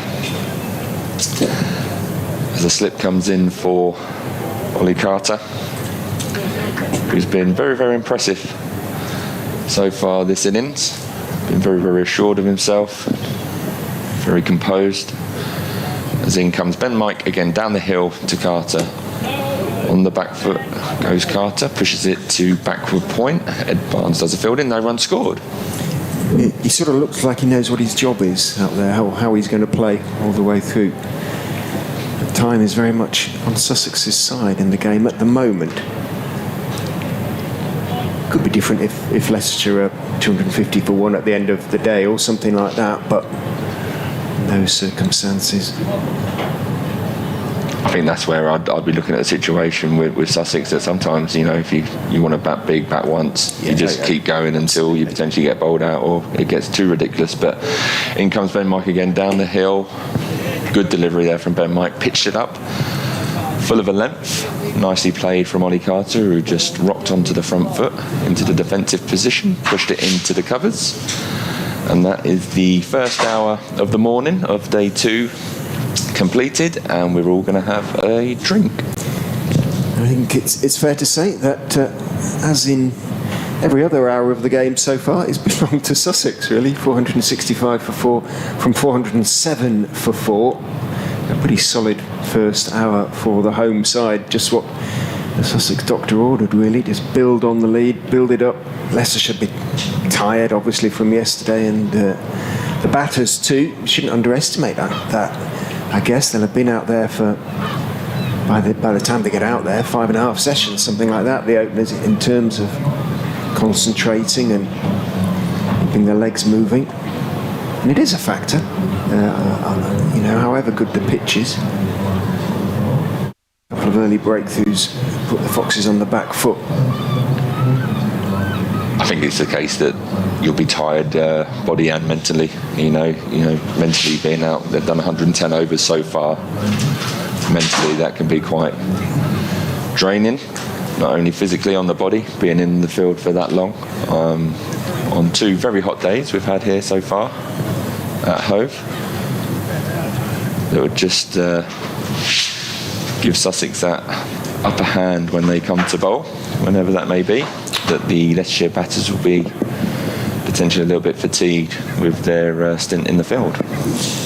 Well, it's been a long stint, hasn't it, Ricky? I just wonder, you'd have been in this situation where you've been in the field a long time. I know you weren't an opener, but I mean, opening batsmen, are they sort of, there's this thing about, well, we're going to be batting, we don't know quite when it's going to be, but do you have to sort of get yourself in a frame of mind that it could be sort of any moment at all, really? I think they've got to look at that, the Leicestershire openers, and it's just a case of trying to keep themselves mobile as possible and keeping themselves nice and alert in the field. Obviously, it's been a tough couple of days so far for Leicestershire. Oh, what's that? Going. It sounds quite low, that plane. It does, doesn't it? I'm not sure exactly where it's gone, Ricky. Can't see it. One stage. It's very low. There it is. It's just over us there. Just gone over the pavilion. Yeah. But I was just making sure this microphone's all right as well, Ricky. It's just a case of thinking, at any time, well, Sussex aren't going to declare yet, are they? So they haven't got to worry about it. But I guess it must be something that's on the opener's mind, that at some stage you're going to get 10 minutes to get in, get the pads on, get yourself set, and get ready to face Steve Finn and co. I can see some of the Leicestershire lads are waving at Ricky. Chris Wright's still in good spirits. He is, isn't he? After bowling up the hill and two difficult days. I think you're catching up with him, aren't you, Ricky? I think we're going to have some dinner tomorrow night. Nice. Oh, that'll be good. So hopefully it's on him.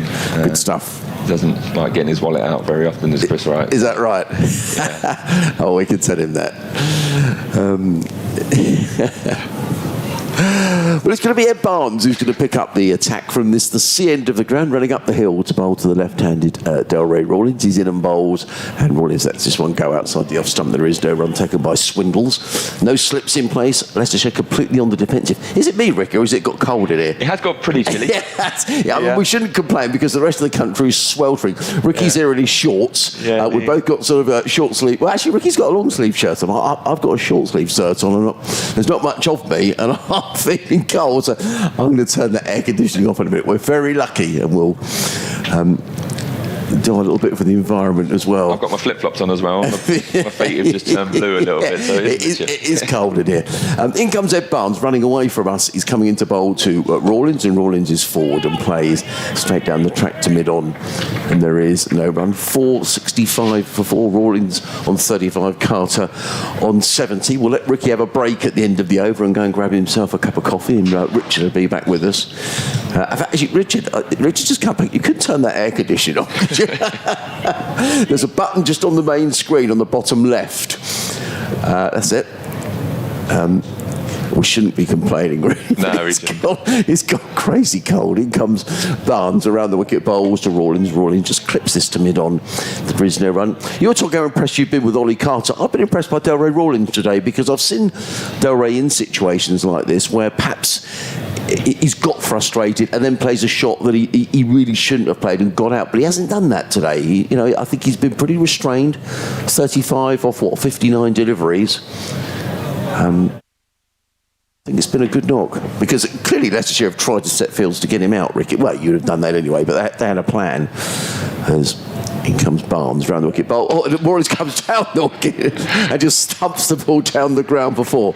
I should just keep my mouth shut, really. He just danced down the wicket and smashed it for 4 straight down the ground. That was literally a T20 shot. It was, wasn't it? You're just commenting there saying how he's been very watchful and playing very sort of sensibly. From my point of view, there's nothing wrong with that. He might have had a little message at the drinks break there and said, look, play your natural game now and try and up it a little bit. You don't know, but he's danced down the track and just hit it straight back over Ed Barnes' head for a couple of bounces, and it's gone for 4. I mean, he is very strong straight down the ground, is Delray Rawlins. Ed Barnes in a long chat. What did Chris Wright saying to him? I think he's saying here the difficult situation that Ed Barnes has got. They might be saying that try and go aggressive at him, but the problem you've got from this end is that he can pick it up, and it's only just a short hit for the left-hander. So he can't get too short here, Ed Barnes, because I think you'll see Delray Rawlins trying to hit it to that leg side on the short boundary. Barnes around the wicket in and bowls, and he hits Rawlings on the pad. Rawlings was trying to clip that onto the leg side, rather squared up by Ed Barnes. Perhaps difficult to get an LBW decision coming around the wicket to the left-hander. It is, yeah. Needs to be inch perfect pretty much. That was just on the angle, just going down the leg side.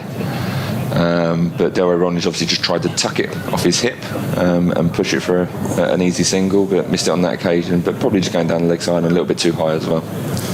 Barnes waits, as I say, there's no close fielders in at all. I'll give you the field in a moment, as in is Barnes bowls and Rawlings plays out to the offside. They can think about it. Oh, there could be a run out here if he hits. Oh, he misses the stumps. Well, actually, he could have probably thrown at either end, because the batsmen were both in the middle of the pitch at one side. It was Rawlings' call. It was played into the covers. Barnes was very quickly round. He threw at the stumps. I think Carter would have been out. It's the second time this morning that Ollie Carter could have been run out. Complete misunderstanding between the two. A poor call, Ricky?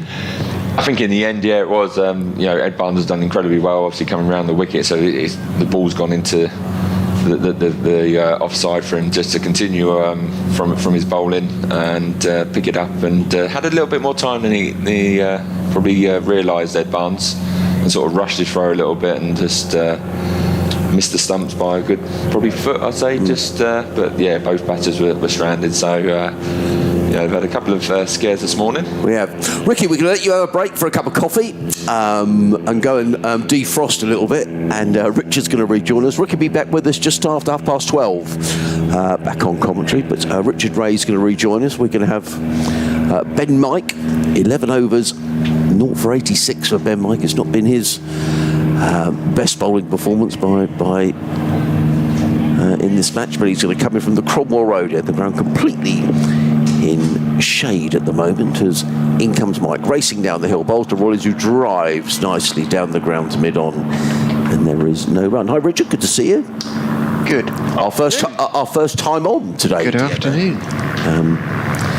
Very much Sussex's morning, but yeah, no, Carter had given up that run. Yeah. Basically, he was 4 or 5 yards short, and as Rick said, that Eddie Barnes had just a fraction more time than he took. Are they querying the state of the ball here? I think they are, and here we go. This is ball change 783 of the season. So this ball is 31.1 overs old. Yeah, it's just been a reoccurring theme this season, hasn't it? It was changed twice yesterday, but that wasn't because it went out of shape, it's because it went out of the ground. Yes, it was. Times it was lost, basically deposited over the Spenkarma Pavilion and into Gardens. Yes, I think Ali Orr on both occasions, wasn't it? He did, yeah. And it is going to be changed. So we summon Brenda. Here she comes. Brenda comes wandering out. Looking very summery today is Brenda, I have to say. And so she's coming out. Oh, and one of the Leicestershire lads said, "But don't worry, I can carry the balls out." I always think the change of balls takes an inordinate amount of time. I have to say, the two umpires wandering across. We've got the box of balls. I guess at this stage of proceedings, it is important because we had, as you say, 31 overs with this ball, and Leicestershire will be looking to make sure that it's still got some shine on it, which it ought to have at this stage. An opportunity to just run through scores from some of the other matches, actually. In the second division, Durham in a bit of a mess at the Riverside against Derbyshire. Derbyshire making 283 yesterday. Durham already 39 for 4 in their second innings. In their first innings. At Cardiff, Nottinghamshire are 79 for 1 against Glamorgan. Glamorgan have made 318 yesterday. Worcestershire 161 for 7 at Merchant Taylor's School. That in reply to the Middlesex total yesterday of 188. Looks unlikely that one's going to go 4 days. In the first division, they are playing now at Scarborough. There was rain earlier on, or suddenly a rain delay. I wonder if that might have been a C fret. Ricky might have been right, actually. Yorkshire 386 for 5 in their first innings. Somerset 359 for 6 at Old Trafford against Lancashire. Kent 30 for 1 at Canterbury against Northamptonshire, who made 303 yesterday. And just along the coast, Hampshire 87 for 4 in reply to Warwickshire's 217. And Essex Going on very nicely at Chelmsford, 171 for 4 in reply to Gloucestershire's 136. There's a one-day international at the Oval today, gets underway in 50 minutes' time when a 50 over England against India. England did very well in Brighton yesterday, didn't they? They did. With the football. Yeah, they did. A big crowd there as well. I think the game was... Sold out, yeah, it was.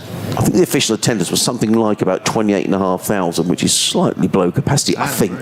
But it's very well attended and well done, England. In comes Ben Mike. We've got a new ball in hand, or a changed ball, I should say. Runs in bowl, short. Or that was quick. That was quick. And Delroy Rawlins pulled out of an attempted hook shot. The ball whistles through to Swindles, and there is no run.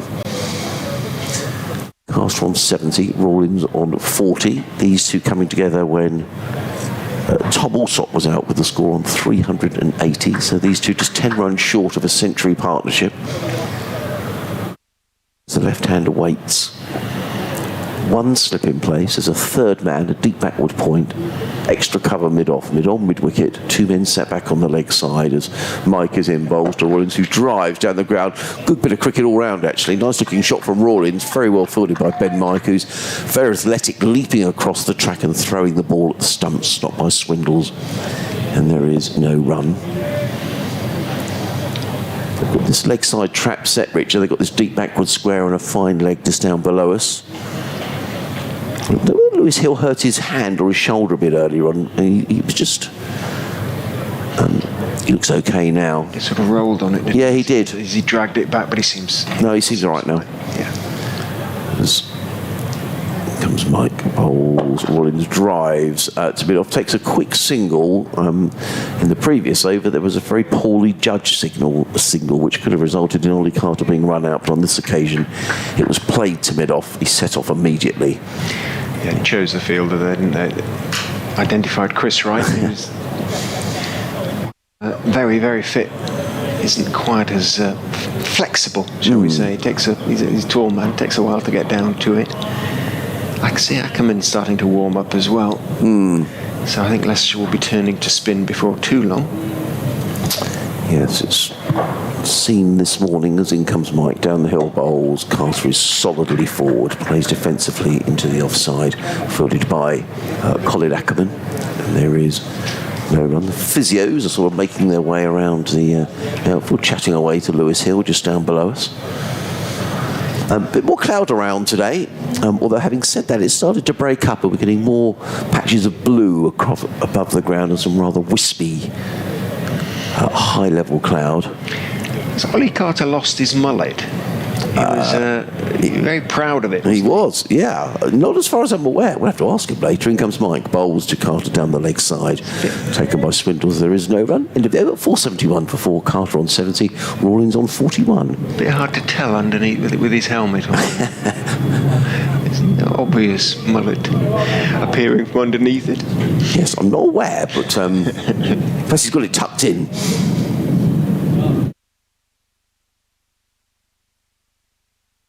The many from Eastbourne, the Eastbourne Brigade.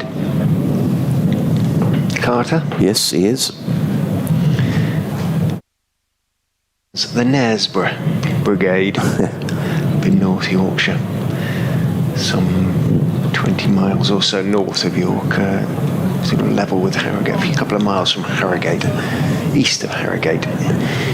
Indicates to Lewis Hill at point he wants him halfway back to the boundary. Sun comes back out at Hove as round the wicket goes Barnes and bowls to Rawlins, who blocks the delivery, the fullish delivery out towards mid on, picked up by Chris Wright. And there's no run. Carter comes marching down to have a word with Rawlins, and Hill comes jogging in to point, having been sort of on the cover boundary, and Ackerman, who was at point, runs out to the point, well, the cover boundary, in fact. He is in front of the scoreboard over there. Round the wicket comes Barnes. Bowls. Rawlins is down the wicket, smashing it high over mid on, long on for 6. Wow. Bounced on the concrete. That might be heading down the road towards the sea because it was heading towards the gates. Rawlins gave Barnes the charge. Didn't get to the pitch of the ball, but he trusted the pitch, trusted his eye, and with good reason lofted it high over long on, and it bounced about 10 feet or so over the advertising, or over the rope and over the advertising hoardings. Took a big bounce off the concrete. Could it be another change of ball as a consequence? The umpire's looking rather suspiciously at it. He is. Umpire Debenham, he's picking away at it, and he's calling to Chris Wright to come and have a look. Oh no, he's okay. I think he's decided it's all right. Yeah, he throws it to the Leicestershire skipper, Callum Parkinson, who is in discussions with Ed Barnes at the moment. Rawlins moves on to 47. Since you said he was playing within himself, he's given Barnes the charge twice, to some effect, in fairness. Just ignore what I say, Richard. And Wright goes back from mid-on to long on. Barnes is in. Rawlins is whipping him, or trying to whip him off the hip. I think it came off the thigh pad. It trickles out towards wide long leg. Ben Debenham signals leg by, so it very much was the thigh pad. One added to the score. Another extra. 59 extras now. Yeah. And I think it's 21, i.e. 42 in no balls. Yeah, I'll double check that actually. So I think we've just had the one from Mulder this morning. I may be wrong about that. Yeah, 21 no balls. I think you're right, just the one. But, if they could do it today, why didn't you wonder they'd do it yesterday? But there you go. Barnes over the wicket to Ollie Carter, who is on the back foot, defending a slightly short of a length delivery off the off stump out into the covers. And there's no run. Looks like we're going to get I wonder if we're going to get spin from both ends, because both Ackerman and Parkinson have been warming up, Richard. The over rate, actually, Leicester really dragged it back yesterday. Although, it's, again, this morning, what have we had? We're only in the 17th over this morning. Has been all seam, hasn't it? Yeah. If we do get a Ackerman and or Parkinson combination, that should improve matters. In goes Barnes and bowls straighter and stays back, turns the delivery off Midland leg out towards mid wicket, picked up by Mulder. We tried to make things happen this morning, got into a sort of, not a spat, but an ongoing exchange of pleasantries with Delray Rawlins. Hurried the left-hander, the tall left-hander, once or twice. Find the edge. Wickets should have fallen. There were a couple of run-out opportunities. In goes Barnes and bowls. Carter with something of a flourish. Plays it out into the offside. Doesn't time it though, and it trickles out into the covers, and there's no run. Could have been run out actually by Barnes, throwing to the wicketkeeper Swindles when he was on 58. Swindles couldn't gather the ball cleanly. Certainly would have required a decision of the umpire, possibly would have been out. And then off his own bowling, Barnes, with Carter called through after a hesitation with Rawlins, would certainly have been run out had the throw hit from Barnes as he picked it up in his follow through, but he missed by around about a foot. 27 overs, one for 77 for Callum Parkinson, who is now going to bowl from the Cromwell Road end. Yes, and he's going to be bowling to Delray Rawlins. So we've got another 40 minutes to go until the lunch interval. Sussex this morning, these two have now added 98 for this fifth wicket for Sussex. There's a slip in place for Callum Parkinson. It's the first time he's bowled today. I thought he bowled well yesterday. 27 overs, 4 maidens, 1 for 77. He comes in over the wicket, bowls, and Rawlins drives handsomely, and the first ball is driven. Is that going to go away for 4 runs? No, it's not. Yes, it has gone away for 4 runs, and that is the 100 partnership. Lovely drive by Delray Rawlins, over pitch from Callum Parkinson, and hammered away by Rawlins through the offside. That's the 100 partner. I think Derry Rawlings thought that was his 50, but I think the applause... It might be as well, is it? It might be, was it? Yes, it is. Yes, it is his 50 as well. So well batted Delray. 100 partnership. Rawlings goes to 51 of 70 deliveries. I thought for a moment that it had been stopped on that offside boundary. It was a very brave attempt. But in the end, the ball fell down there. Just trickled over the ropes. In comes Parkinson Bowles to Rawlings, who plays from the crease onto the onside. And there is no run. 482 for 5. For 4, Rawlings on 51. Carter on 70. So apologies to Derry. We got the 100 partnership, but not his 50. It's just consolidated really well. Yeah, Parkinson again bowls down the leg side, nicely taken by Swindles, who elects not to whip off a bail. Rawlings was securely in his ground, and there is no run. 407, you know, there could have been a sort of little flurry of wickets this morning and exposed the tail and been all out for 480 or something like that, but made very sure that that's not going to happen. Yeah. Parkinson in again bowls. Rawlings stretches forward, plays with soft hands back down the track. Parkinson fields, and there is no run. So a slip.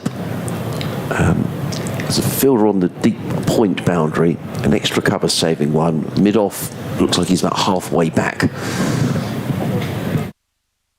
Parkinson in bowls, reverse swept by Delray Rawlings, who brings that fielder on the deep cover boundary into play. One more to him, he goes to 52, the total to 483 for 4. The field changes over now for the right-handed Ollie Carter, who retakes his guard. The slip remains in place. There's a slip, backward point, cover, mid-off. There's a sweeper on the cover boundary. In fact, now another change to the field, so it's a short extra cover going in place. It looks like that Lewis Hill who's going in there. In comes Parkinson bowls short, and Carter cuts away, finds the gap between point and cover, picks up another single. Does Ollie Carter. He goes to 71, total to 484 for 4 at the end of Parkinson's over. He's now bowled 28 overs, 4 maidens, 1 for 83. Carter 71, Rawlings on 52. I think the applause is for the statistics of Delray Rawlings' innings. And he's just accelerated, hasn't he, in the last sort of 10 minutes or so. A big 6 down the ground and a thumping drive for 4 as well. Such an exciting player to watch when he's in full flow. But this has been a good partnership, and as you say, Richard, Sussex have just consolidated a good position from yesterday.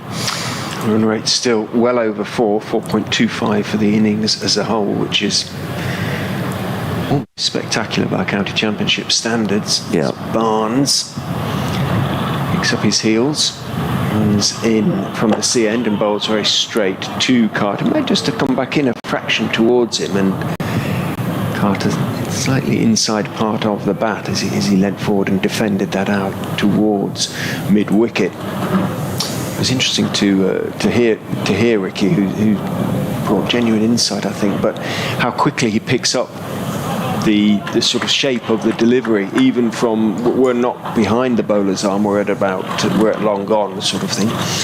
But he saw with his cricketer's eyes, in goes Barnes and bowls over pitches on that occasion towards middle and leg, and this time Carter almost sedately clips it away towards deep mid-wicket. Doesn't put his weight into the shot, so Ackerman can run around and pick up the ball well inside the ropes, but Carter calmly picks up 2. He could pick up the shape of the ball through the air immediately from sort of whatever angle. Ricky, it's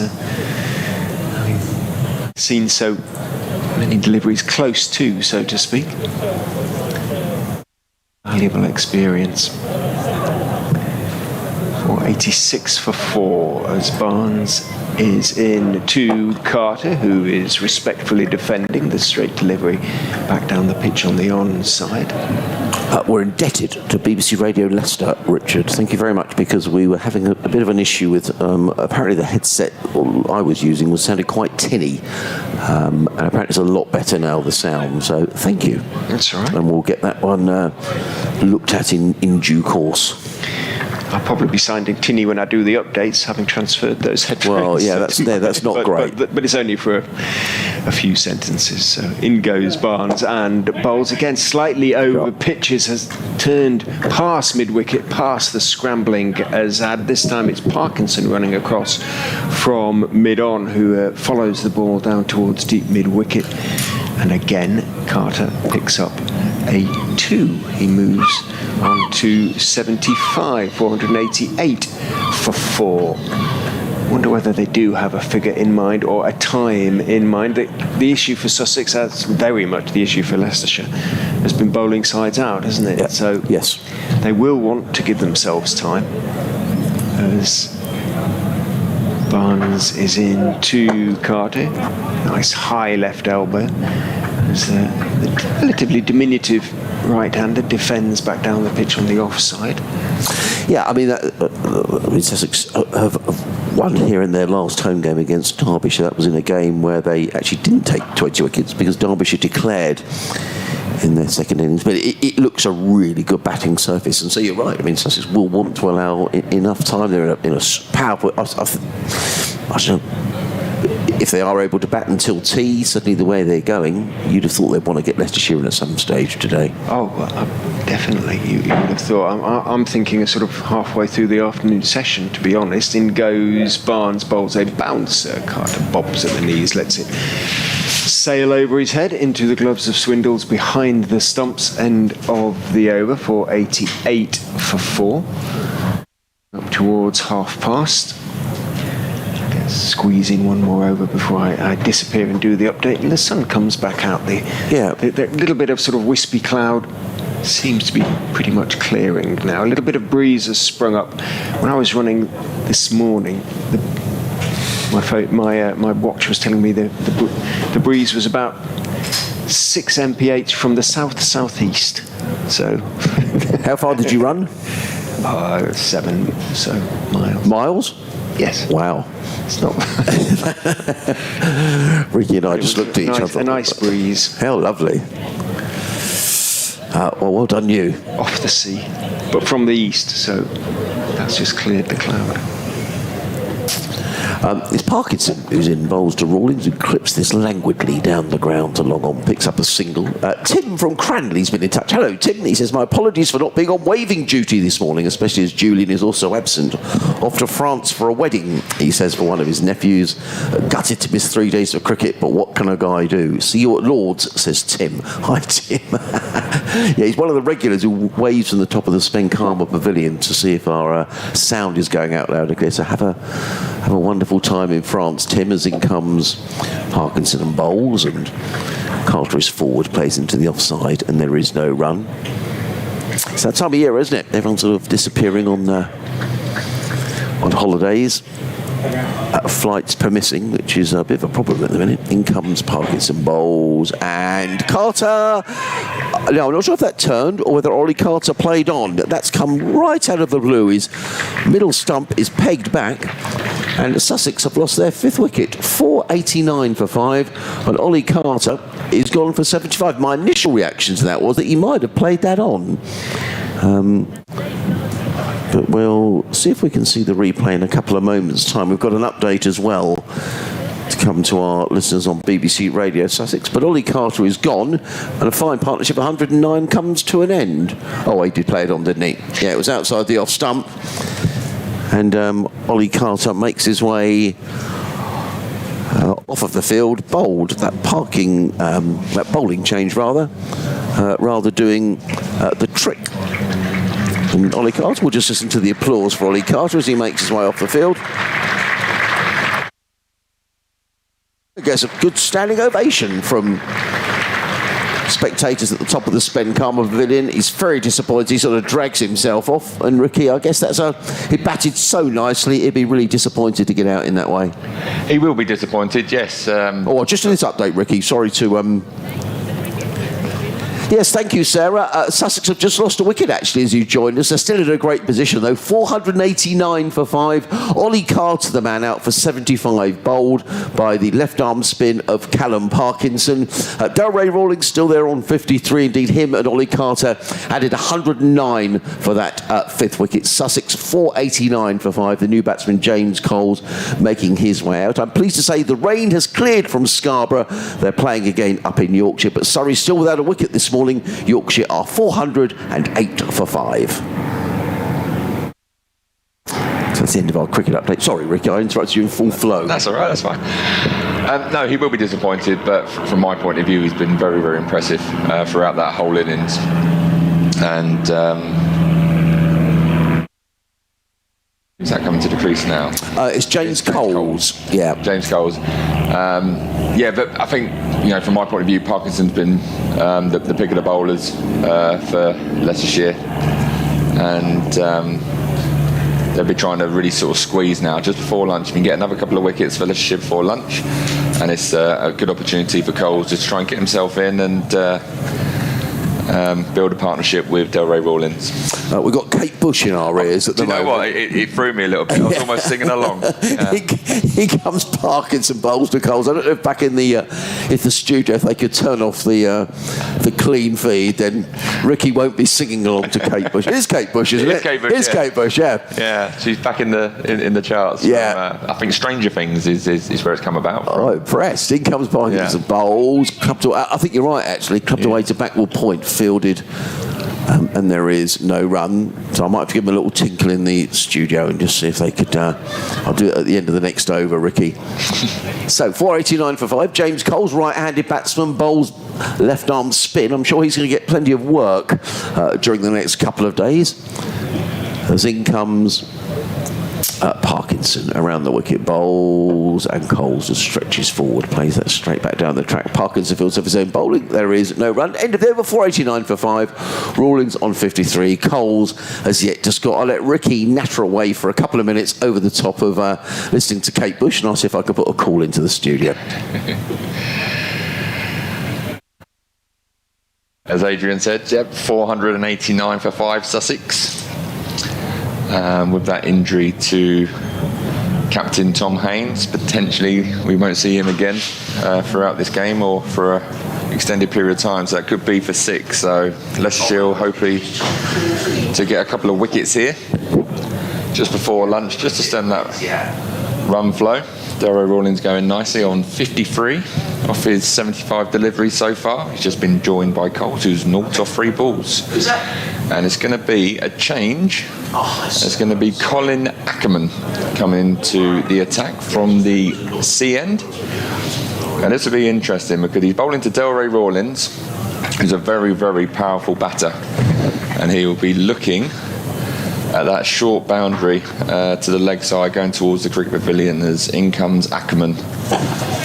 Rawlings rocks onto the back foot, pushes it into the covers, but no run scored. Odd dismissal for Carter, wasn't it, really? Just poked at it, sort of foot outside off stump, got a little inside edge and maybe lost concentration. As in comes Ackerman again to Delray Rawlings.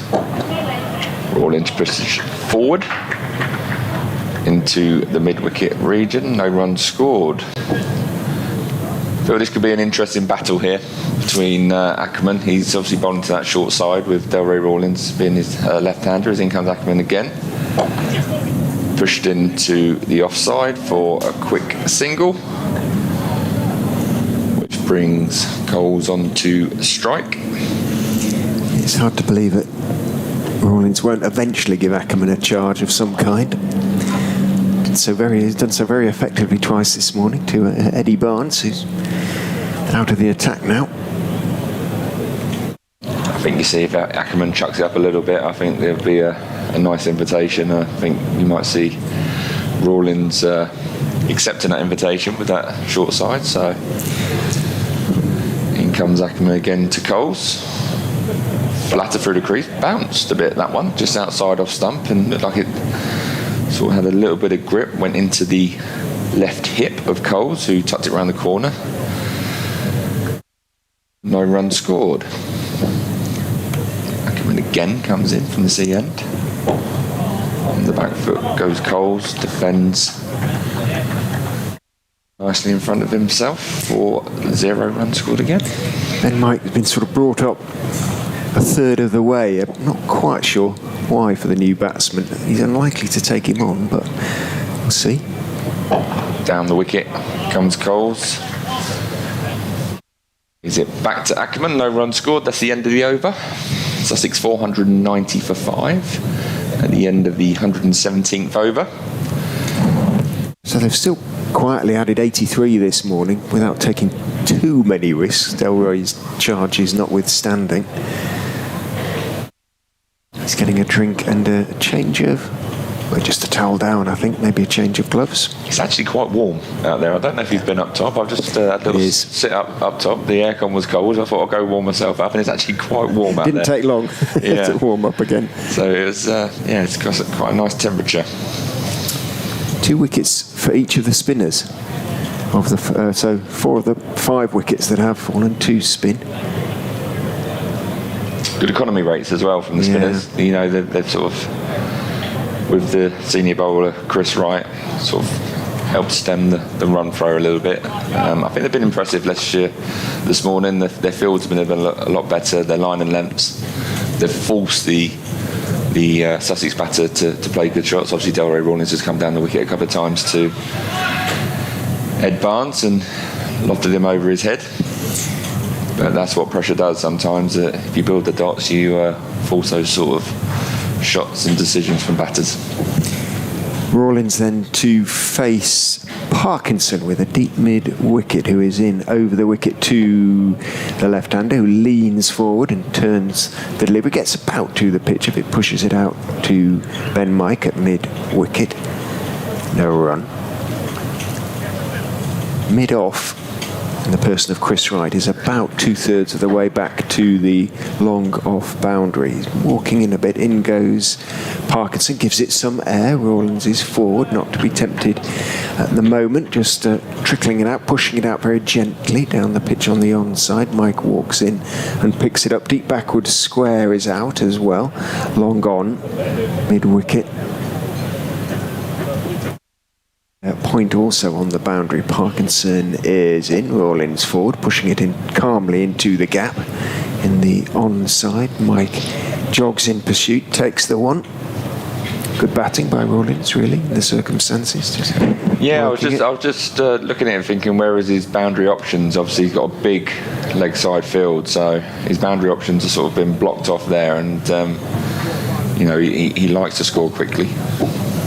Parkinson round the wicket to Coles, who is forward, crouching almost, getting everything behind the ball, pushing it out to Lewis Hill in the covers.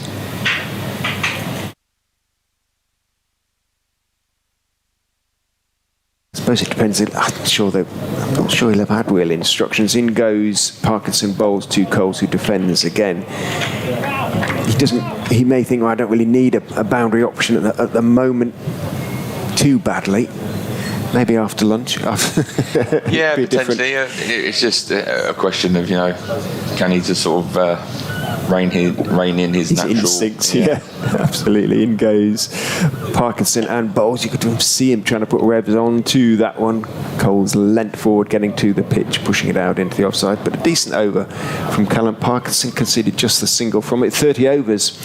The young left-armer has bowled now. 4 maidens, 2 for 85, which in the context of 491 for 5 is a pretty respectable effort. As I said, he's bowled beautifully. Obviously 30 overs under his belt now, but I know he's captain. I feel he could have bowled a little bit more as well, because he has bowled very nicely during this innings, in what has been, a high-scoring innings for Sussex. These will be good learning days for him as a captain as well. I mean, I think this is his 3rd county championship fixture this season as captain. It's a tough one. It is. As in comes Ackerman from CN to Delroy Rawlings. Forward comes Rawlings, pushes it just back to a short mid-wicket with no runs scored. Rawlings takes guard again. Quite dusty crease, I feel, out there at the minute, so Rawlins taking his guard again as in comes Ackerman. Flatter through the air that time. Rawlins rushed a little bit but goes onto the back foot. Plays it back to Ackerman. No run scored.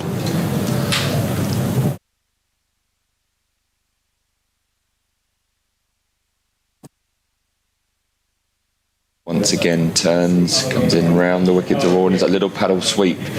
Nicely played from Rawlins. It goes up the hill. Rishi Patel comes round, good fielding as Cole scampers and 3 runs scored. Nice little shot there from Delroy Rawlins. He's looked at where he can actually get his scoring shot away, and he's just got himself outside the line of off stump and let the ball do the work with the pace on it and just guided it around the corner. It went up the hill and good fielding from Rishi Patel. 3 runs scored brings Coles onto strike as Sussex move on to 494 for 5. Again from the C end, comes over the wicket to Coles, tucks it through to square leg. Parkinson goes round, does the fielding, 1 run to Coles.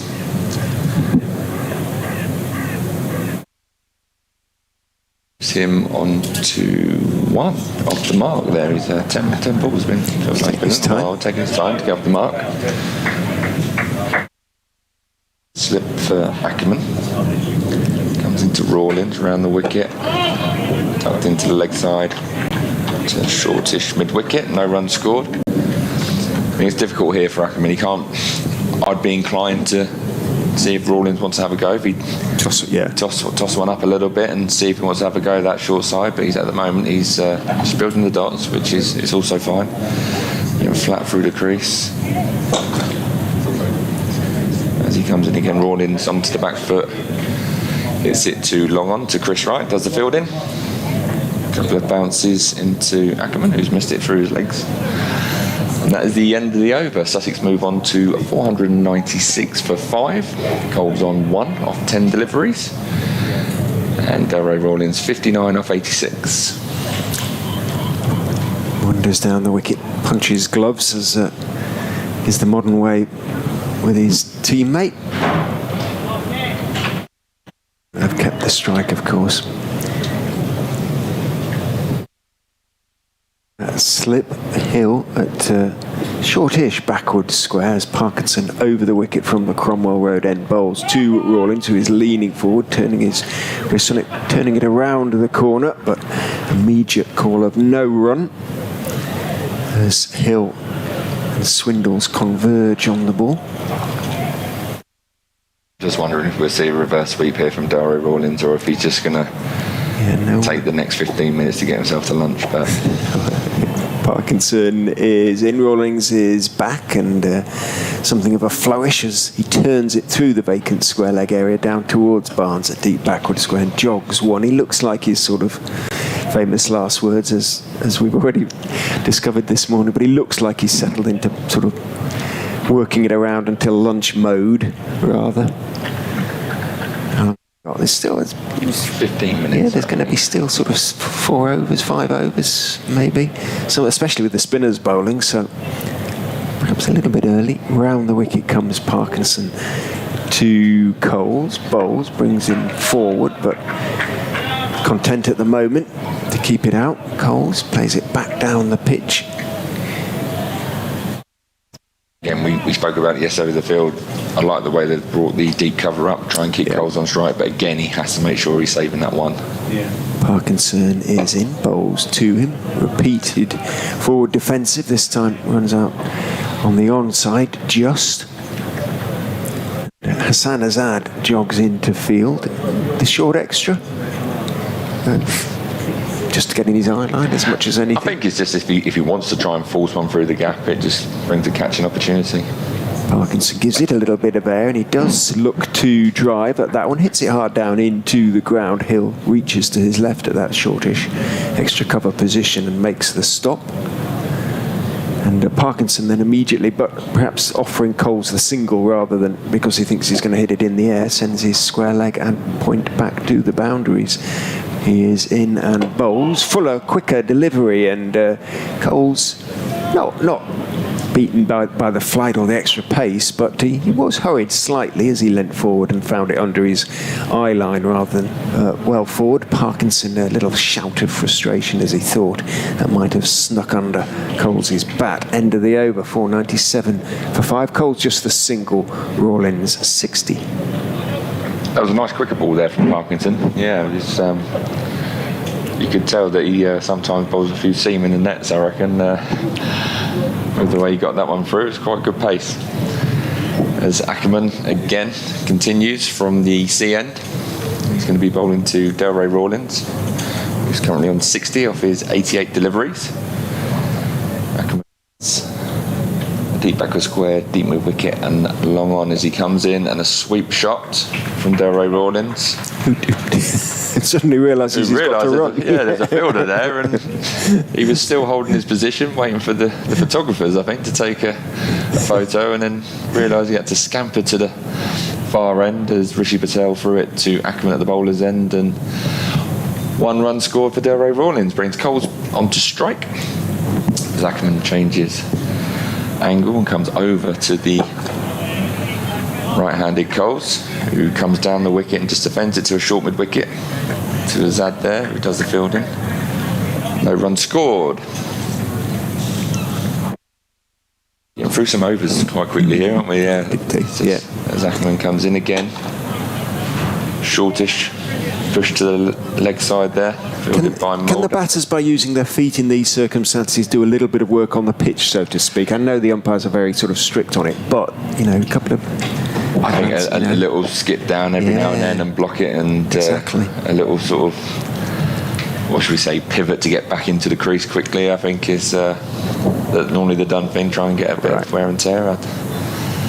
As Ackerman comes in again, flights that one outside off stump. Coles comes forward nicely, defends it.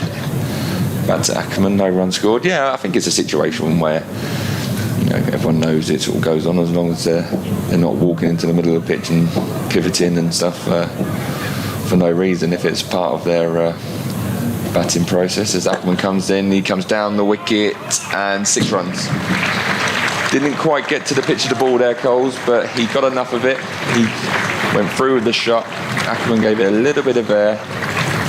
Coles was quick on his feet and just let his hands go through the ball, straight back over the bowler's head into the boundary boards for 6 runs.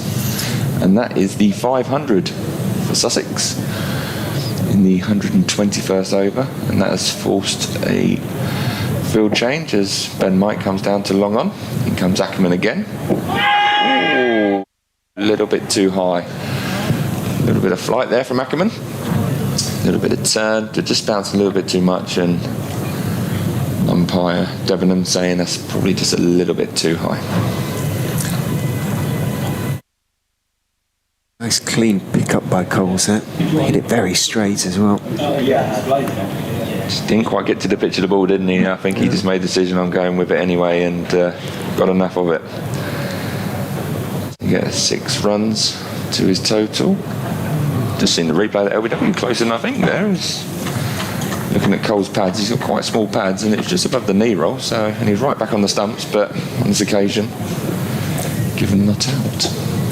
Parkinson jogs in from the Cromwell Road end to Rawlins, who drives through mid-off right, is sort of halfway back to the boundary, and it gets to him quite quickly, so no chance of a single. Safe to say, I think there's a single there to Chris Wright. Usually they pick him. The veteran, yeah.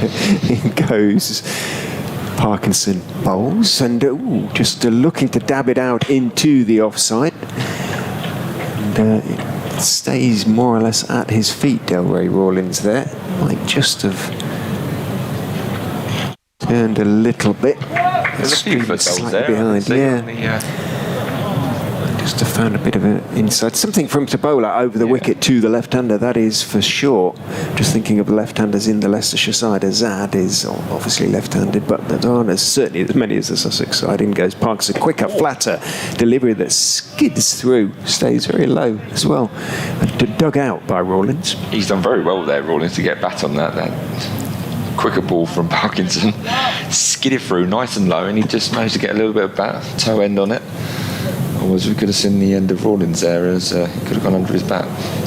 Parkinson is in. Rollins is on the front foot. There's an appeal, and a theatrical appeal from Callum Parkinson down on one knee, begging umpire Pratt. Well, there was no bat involved. Umpire Pratt has signalled leg by, but Parkinson, who is still down on one knee, still disbelieving it wasn't given, eventually wearily rises to his feet and walks past the umpire. I don't know whether umpire Pratt is one of those who imparts information as to why he turned it down, but turned it down. He hit him outside the line. Outside the line, yeah. So that's why. My initial thought was outside the line, but it did everything you wanted to do. It did just. I think there is a little bit there for Parkinson to left-hander. He is round the wicket to Coles, squared up a little bit there, Coles. I wonder if he suddenly started to find a little bit of turn. A thick outside edge that rather squirts out into the offside. Potentially, it's not really a good sign for Leicestershire if it starts to turn at this stage. Indeed. So 122 overs in. Would there have been a roller on it this morning at all? Shouldn't it have been? I don't think. In goes Parkinson and bowls. Forward goes Coles, getting to the pitch of it, defends it out into the offside. Don't think there would have been on one this morning.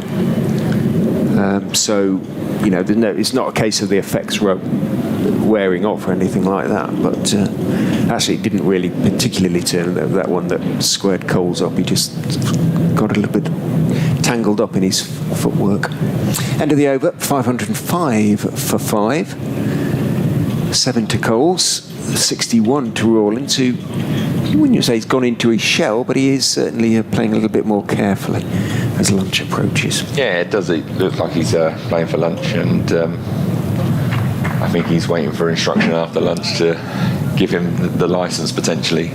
So that's why I try and sort of entice him into something, maybe a bit of a full shot. But in comes Ackerman again from the sea end, around the wicket, flatter. And Rawlins just missed that seagull there. It was very relaxed, wasn't it? It's like, I was sure one was going to get hit at some stage yesterday. I think Chris Wright has actually just spoken to the seagull, like, what are you doing? Move, sort of thing. Yeah. You're as static as me. He's still staring at it. One run to Rawlins, down to long on. As Ackerman comes over the wicket from the sea end into Coles. Coles nicely forward onto the front foot, defends to extra cover. Chris Wright's still having a look at that seagull. Maybe he can talk to birds, I don't know. It's just a little conversation.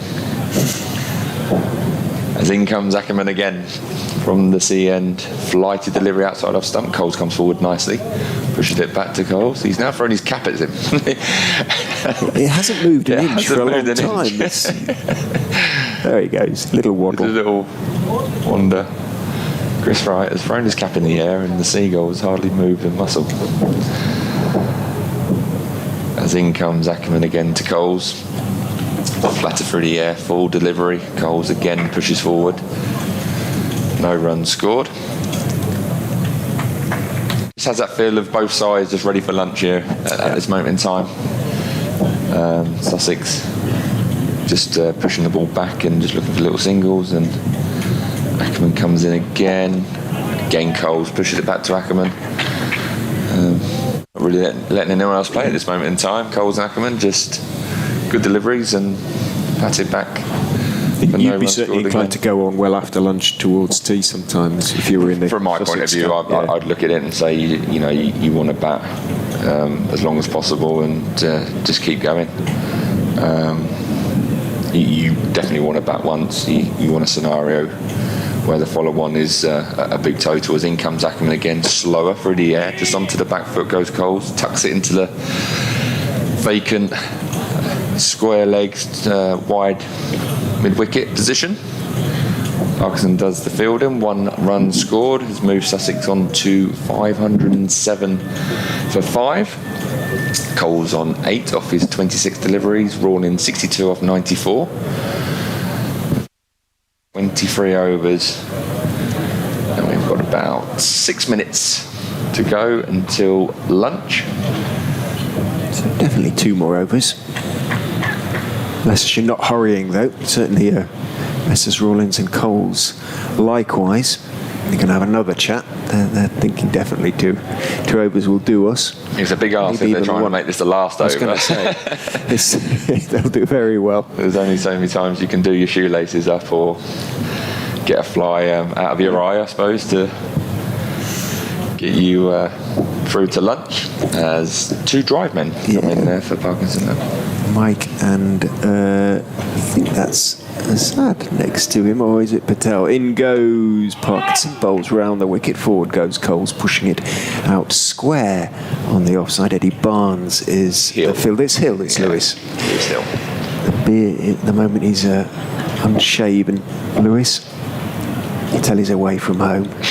In goes Parkinson and bowls. Give it a little bit of air, but Coles, as is his wont, almost on one knee as he plays his forward defensive back down the pitch to Callum Parkinson.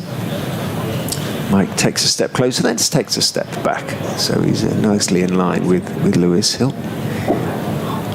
Parkinson is in and bowls. Coles forward, angled bat, runs out behind square on the offside. Barnes is the fielder. Again, there's no run. So exactly 100 added this morning by Sussex. And even though Leicestershire have been better this morning, which hasn't been too difficult, given how poor they were yesterday morning with the one or two honourable exceptions, the Sussex have built very steadily and very solidly as Parkinson is in. Quicker delivery that Coles tries to just flick down the leg side, help on its way down towards fine leg, there not being a fine leg. It was probably the right choice of shot, but didn't get anything on it. Came off the pad and bounced into the leg side, and there's no run.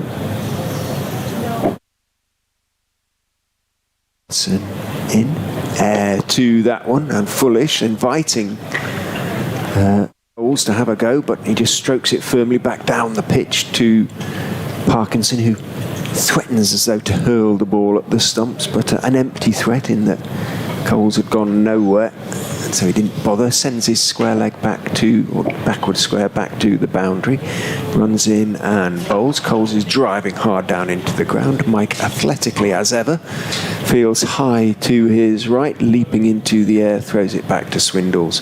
End of another good over from Parkinson. That maiden in the end, or was there one off it from Rawlins? Either way, 33 overs, 6 maidens now, 2 for 86 for Callum Parkinson. Sussex 507 for 5. Might just get 2 more overs in before lunch, but I think just the one. I think both sides will be happy with just the one over here. There doesn't seem to be any urgency or rush from Leicestershire's point of view or Sussex, as Ackerman will continue from the C end. It's bowled nicely. 2 overs for 63 off his 20 overs. Spinners have done very well so far for Leicestershire.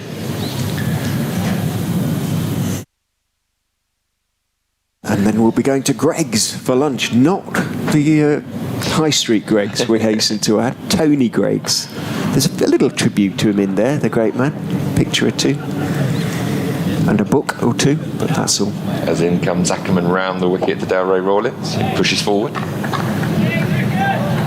Sends it back to Ackerman for no runs scored. I was reading a biography of Greg. Apparently he bought one of those flats when they were built first off, so opposite us at the Cromwell Road end. In comes Ackerman again, round the wicket, flatter through the crease. Tucked off the hip of Delray Rawlins out to deep square leg for a single. Coles back onto strike. 70 grand he paid, which was quite a lot in those days, but heaven knows what you get from now. A bit more now. I saw something in the paper the other day. I think a woman bought her house for £100 or something. Less. Yeah, about 90 odd years ago. As in comes Ackerman, short. That's a lovely shot. He'll be disappointed with that delivery. Ackerman just a little bit too short, sort of dragged it down, but Coles was quick to rock onto the back foot and a nice punch through extra cover for 4 runs. Moving Sussex total on to 512 for 5. Coles moves on to 12. Coles waits for the fielder to come back into the cover position. Ackerman trying to rush him. He faces up. He rushed him there, but Coles does well. Plays it onto the leg side to a short mid-wicket where Captain Parkinson does the fielding. 2 catching drive men on the onside with 2 balls left as Ackerman comes in again from the sea end. Short, a little bit of bounce tucked around the corner for Coles to backward square leg on the 1. No run scored. He's just 18, James Coles, Ricky. This is an opportunity, isn't it? You know, it's a good pitch, opportunity to get in, make some runs. Hasn't played a lot of Championship cricket this season. In comes Ackerman again. Ooh. Just got stuck in his hand. I don't think he was going to mancad Rawlins there before lunch. No, I think Delray was firmly in his ground. When he's got the gloves off, Delray, he's ready for his lunch. As in comes Ackerman again, flatter through the crease, pull shot from Coles out to deep square leg. And Barnes does the fielding, throws it back to Ben Mike at mid-on, who I think will then shine it up a little bit, throw the ball to umpire Ben Debenham. And Sussex move on to 513 for 5 off 125 overs. Coles 13 off 36 deliveries. Delray Rawlins 63 off 96. And we are going to go to the lunch break. I mean, Sussex still in a great position in this match. Ricky, it's maybe a question of when they declare. From a Leicestershire point of view, I mean, it hasn't been. I mean, they haven't picked up wickets clearly, but they haven't gone around the park, have they? I mean, I'm looking here. What Sussex added 106 this morning. I mean, Sussex will be delighted about that. But from a Leicestershire point of view, they're probably thinking, well, it could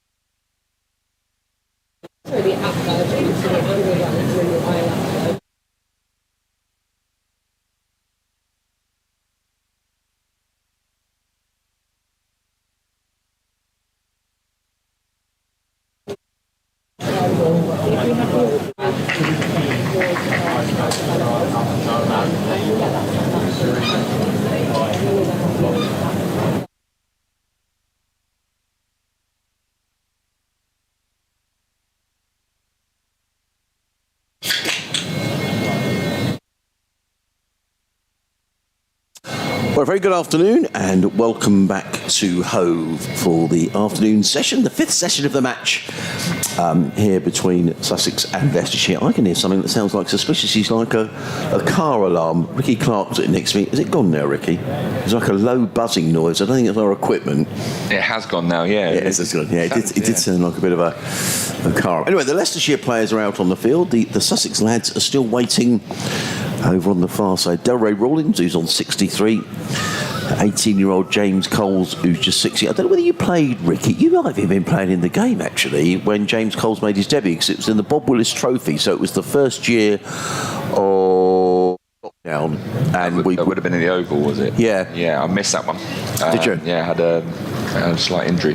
Right, because James Coles made his debut in that, and he was only 16, and at the time, all the records were suggesting he was the youngest ever player to play for Sussex. So he's come through Sussex got a tie with Oxfordshire in terms of a pathway, and he's come through that pathway, as indeed as Harrison Ward, opening back. Anyway, we thought he was the youngest player, but I think since then, it's been found that there was one younger than James Coles, but he bowled very tidily at the Oval in that game, batted nicely as well.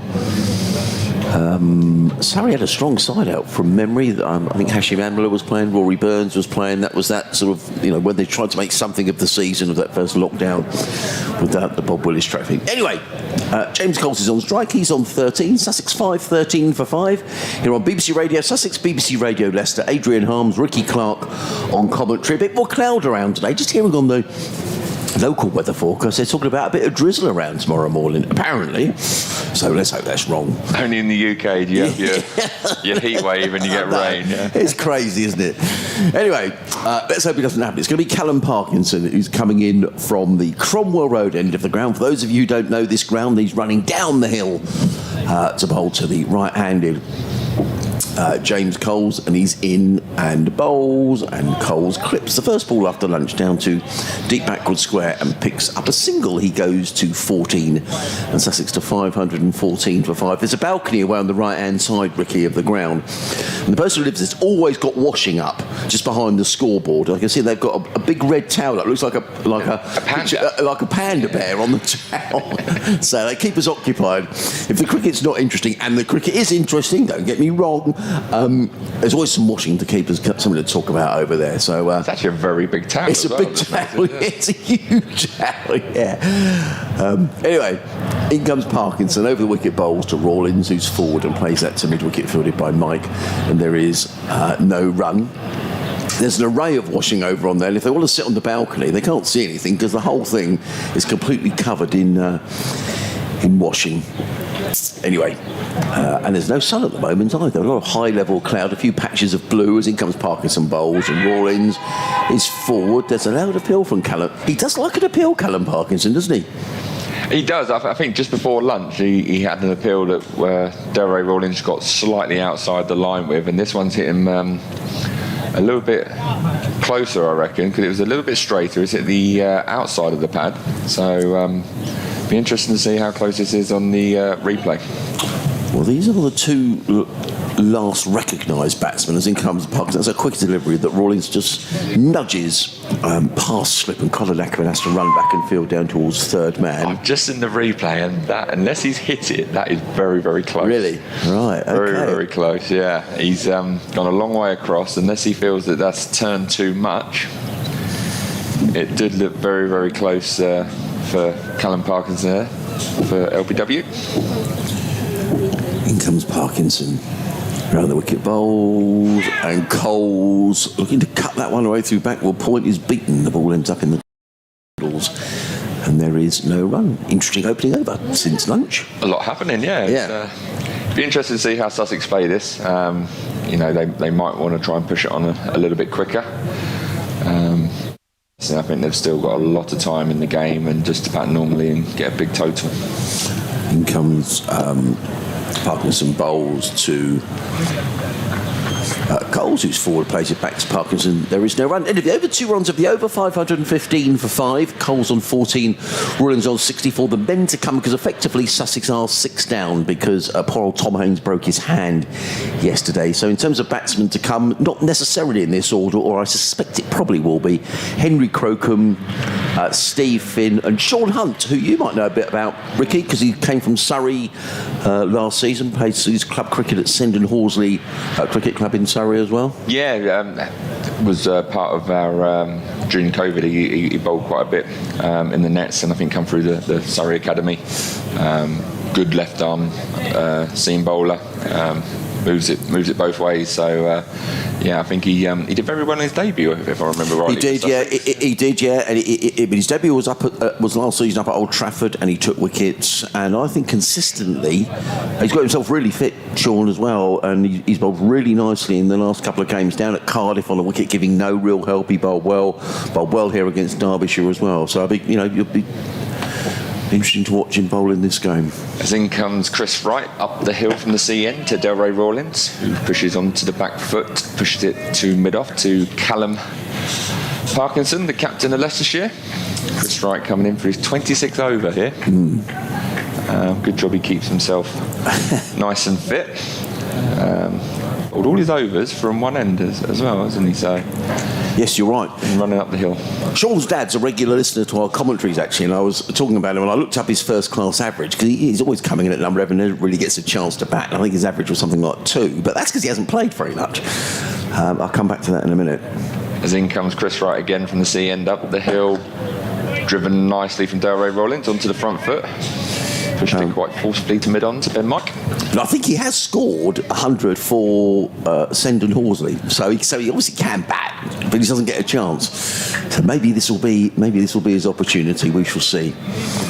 But I'm with you, actually, Ricky. I don't see any real reason for Sussex to declare, on the assumption it's going to be good weather here. I mean, we did say there might be a bit of drizzle around tomorrow. Who knows if that's going to happen? But I just think they might bat and bat here, Personally, I would. I'd be looking at that to bat Leicestershire well out of the game if they can. As in comes Chris Wright again, tucked into the leg side by Delray Rawlins. 1 run added to the total as Assad comes round to field the ball.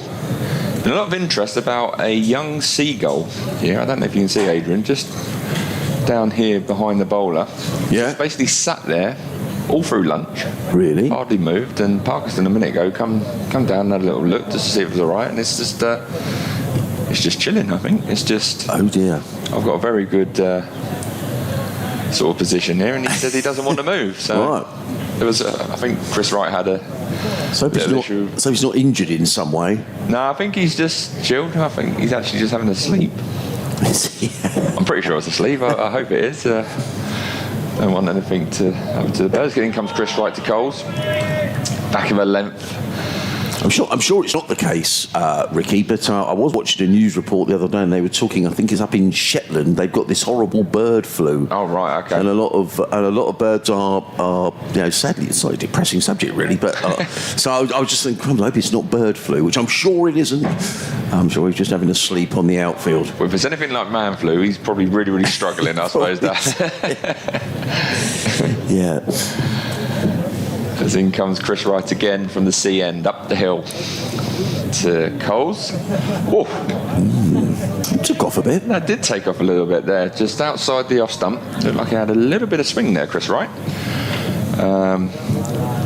Decent sort of area, and it carried through nicely to the Swindles, the keeper there. I mean, consistently, Ricky, I'm not just saying it because he's a mate of yours, but he's looked the most dangerous Leicestershire seamer, really. I mean, and he's going at less than 3 and over as well. I think he's just trying to be very, very boring. I think that, in county cricket, the more balls you put in the area, the more chances you get in creating pressures. And he comes again into that good area, back of a length. Played nicely by Coles, who pushes it towards mid-on. Ed Barnes comes round to do the fielding. End of the 127th over. Sussex move on to 516 for 5. Coles 14 off 42. And Delray Rawlins 65 off 102. You've got a fan, Ricky. One. Yeah, Good. you've got a fan. Neil Hartley's been in touch. Hello, Neil. He says, hello, Adrian. I just wanted to say I've enjoyed listening to Ricky Clark during the commentary in this match. By the way, it's 37 degrees down here in southwestern France, and there's none of that fancy aircon in my house. So thank you, Neil, for getting in touch. And I'm sure Ricky's very grateful to get the comments as well. It's good of you to get in touch. Here comes Callum Parkinson. Over the wicket comes in and bowls, and a sweep or an attempted sweep from Delray Rawlings. Parkinson's got his hands on his head. Just sort of explain what happened there, Ricky. Well, I think it's a situation. He's tried to hit it hard square, and as he's gone down, he's sort of gone under the bat and just maybe hit one of those footholds. There are a few footholds just slowly developing outside the off stump of the left-handed batter. It just went under the bat and kept a bit low. Parkinson in again bowled. Rawlings is forward and just nudges that under the onside. The very lively Swindles comes from behind the stumps to field, and there is no run. 516 for 5. Yeah, just in the replay there, it was quite wide actually from Parkinson, and Delray Rawlings had tried to really sort of fetch it from outside the off stump and drag it across. Parkinson again bowls, and Rawlings just nudges that into the offside and goes through for a single. He goes to 66, Sussex to 517 for 5 on a hot, sultry afternoon here in Hove. The field for the right-handed James Coles is now a slip. 4 men saving 1 on the offside, a sweeper on the cover boundary as Parkinson is in, bowls to Coles, and Coles is forward, plays into the offside. There is no run, fielded there by Ben Mike. Then the leg side field, there's a mid-on, a mid-wicket and a deep backward square. In the 128th over of the innings, for those of you who sort of missed it yesterday or just catching up with the Sussex winning the toss, and it looks a very good toss to have won. Parkinson is in around the wicket, bowls to Coles, and Coles stretches forward, plays it out into the offside. There is no run, fielded there by Ed Barnes at backward point. But Ollie Robinson was out at lunchtime doing some laps of the ground with Matt Spence, who's the strength and conditioning coach here at Hove. Parkinson in bowls, Coles stretches forward, plays again to backward point. There is no run. 517 for 5. Coles on 14, Rawlings on 66. It's a long way around the outfield of a cricket ground. Poor old Ollie was having a run round with Matt Spence, who is, he's a fit guy. I thought Ollie was doing pretty well, to be honest. I noticed as he was running up the hill, back up towards the players' pavilion, that looked a bit hard work. But he sort of caught up Matt on the downward stretch. But it looked hard work, Ricky. It did look hard work. I was sat there eating my all-day breakfast sandwich with a full fat Coke and a packet of crisps, watching him run round, thinking I don't miss those days. Did you used to have to do a bit of that? Every now and then, yeah. I think it was a case of, when you're coming back from injuries, but particularly you have to get the time in your legs and stuff and get yourself back fit as soon as possible. As in comes Chris Wright again from the C end to Delray Rawlings. Short ball, it's a top edge and just dropped short. Or is it a top edge? Dead ball. That's hit him off the helmet. Has it? That has gone an incredibly long way if that's hit him straight on the helmet. Yeah. It's almost gone a good 30 yards. Yes, I would agree with you. I mean, it's virtually landed by the square leg umpire. Yeah, so we're going to have a little break here. It'll be a concussion, easy for me to say, test for Delray Rawlings, and that has gone an incredibly long way. Let's have, straight off the helmet, and it's landed just by the square leg umpire. Is literally a good 25-30 yards away. Well, John, the physio, has come out to have and as Ricky says, they'll go through these concussion protocols. It's something that's not just in cricket, but in rugby, football now as well. You do get this delayed concussion. Did you ever get hit on the helmet, Ricky? Quite a few times, yeah. But a lot of the time was before the protocols were in place, really. So it was a case of you got hit and sort of got on with it, really. Yeah. Do you think though that sometimes if you did get hit, did you perhaps carry on batting or come off and think, well, I still feel a bit groggy or I've got a bit of a headache? Or no, not too much. I normally felt pretty good. I suppose it depends if you got out cheaply or not. To use it as an excuse, I don't know. But no, as a whole, I think over the years the helmets have been been pretty good. Yeah. And they're obviously just going to do a quick check and just to see if Del Rey's okay here. Seems to be okay. Yeah, he does. Probably be a change of helmet as well. Yeah, just to bring you up to date in the one day. So guess the England score, Ricky. All right, have we lost I did give it away a little bit to you early on. Yeah. Yeah. Yeah, they have. They're 30 for 5. Okay. No. So the scorecard reads: Roy Duck, Bairstow 7, Root Duck, Stokes Duck. In fact, Ben Stokes out first. Ball. Josh Butler is on 14. Livingston for a duck. Moeen Ali coming in at number 7 is on 1. I'll tell you what, 30 for 5 in 10 overs wouldn't have been cheap at the Oval today. So I'm sure everyone's hoping England posts some sort of a score. Yeah. Who's at the crease at this moment? You say Moeen Ali and Josh Butler, and to come, Craig Overton, David Willey. Well, they can both bat. Bryden Kazi can bat, and Reece Topley. Well, I'm not sure about. He can hold a bat reasonably, yeah. I'm not sure to imagine would he be going to blast 100 very quickly, but he can definitely hold a bat and get in line. So, yeah, the supporters there will be hoping that the two at the crease at this moment in time are very capable of scoring runs. Can sort of weather the storm and go unscathed for a few overs longer and try and post a competitive total, so to speak. Well, the reason we're chatting away, Ricky and I, is because we have a break in play here, because Delray Rawlins has been hit on the helmet by a delivery by Chris Wright that always seemed to get up out of nowhere. It's just taking quite a long time, this, and it just makes me wonder whether Delray's going to carry on. They've got a white towel that he's just sort of wiping himself down with. The umpires are standing talking to physio John. I think that's John out there. He's chatting away to Derek. Yes, it is. There doesn't seem to be any undue concern, but you often wonder with these things, they just cannot be careful enough in terms of concussion. Both umpires are there having a natter as well. A couple of emails that came in: Sussex Cricket at bbc.co.uk. One came in from Martin in a tropical Twickenham, and he says, excited to see James Coles play today, yet another in a fine batch of young players that seem to be maturing nicely, especially in the batting department. I see on the BBC site that Jofra is also there today. Well, Jofra, I'm sure it was Jofra I saw earlier on today, and I'm sure he was on one of those electric scooters at the far end of the ground. Did you see him? I did, yeah. I think he was here yesterday as well. So I saw him leaving. Okay. Yeah, on his... Yeah, they're very popular. Yeah. Chris Wright's waving to you again. It's like a little bit of semaphore. Just seeing Parkinson and Ben Mike there just shoot the seagull that was sleeping. So it's okay. That's good. Well, they were obviously concerned about the seagull. Well, the seagull looks like he's okay. So that's good news. He says, a quick question. Can Sussex field a sub for Tom Haynes? I think the answer to that is no, with the broken hand.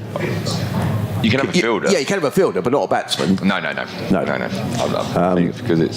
So you can have you can obviously have a replacement fielder, but no, Sussex are down to 10 men in the batting department for this game. There's still a delay here while they're just making... I'm wondering whether Darrow this has taken a long time now. I think this is a helmet. I think that waiting for a new one to come out? Waiting for a new one to come out, or the ones that they've actually brought out don't fit him potentially, or are not comfortable enough. So I was in a situation, I think it was last year, where there needed to be a helmet replacement. And again, for the batter, it has to be comfortable with the right size, particularly when you're facing bowling at pace that Chris Wright can give. Phil Pennicott has been in touch, Ricky. He says, hi Adrian, we're enjoying the stream as ever. I was at the game yesterday, nicely in the shade at the top of the pavilion. My Playfair annual described Ben Mike as right medium, yet I noticed that keeper Swindle stood in exactly the same place as for Wright and Barnes, deemed to be right arm fast medium. Can Ricky make any observations on their respective speeds from direct experience? Thanks and best wishes, says Phil. So I think he's saying there that presumably, Wright and Barnes are considered to be quicker than Ben Mike, which is interesting. Yeah, well I think with Chris Wright, he was, when he was younger, as you've just seen there, he's obviously still got it in him, even at his age, on a very placid sort of pitch to get it through and rush Delray Rawlins. So Chris Wright used to be very fast, and I mean very fast. Really? He would have been touching your high 80s and early 90s and very, very sort of quick. So I think a lot of the time, sometimes when you look at the cricketers who's who and the annuals and stuff like that, you sort of just keep those sort of things. But again, he can still get it through.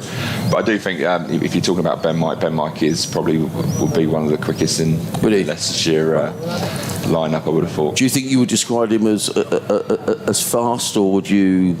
Again, it's difficult. Like, what is fast and what is medium fast? What is fast medium? It's so, you know. I think they need to actually have a category. No, I would agree with that. In this bracket, yeah. You're roughly around there. You're that. I agree. You're that, and so on. 80 to 90 is quick, maybe, or 60 to 70, whatever. Anyway, Derry Rawlins is going to carry on, and Chris Wright comes running in. Bowl to Rawlins, who hammers that one away through the offside down to third man, slightly edgily. That wasn't the best description, to be honest. He was looking to drive that one away through the covers, but he's edged it down to third man and picked up a single, does Derry, who looks none the worse for his crack on the helmet.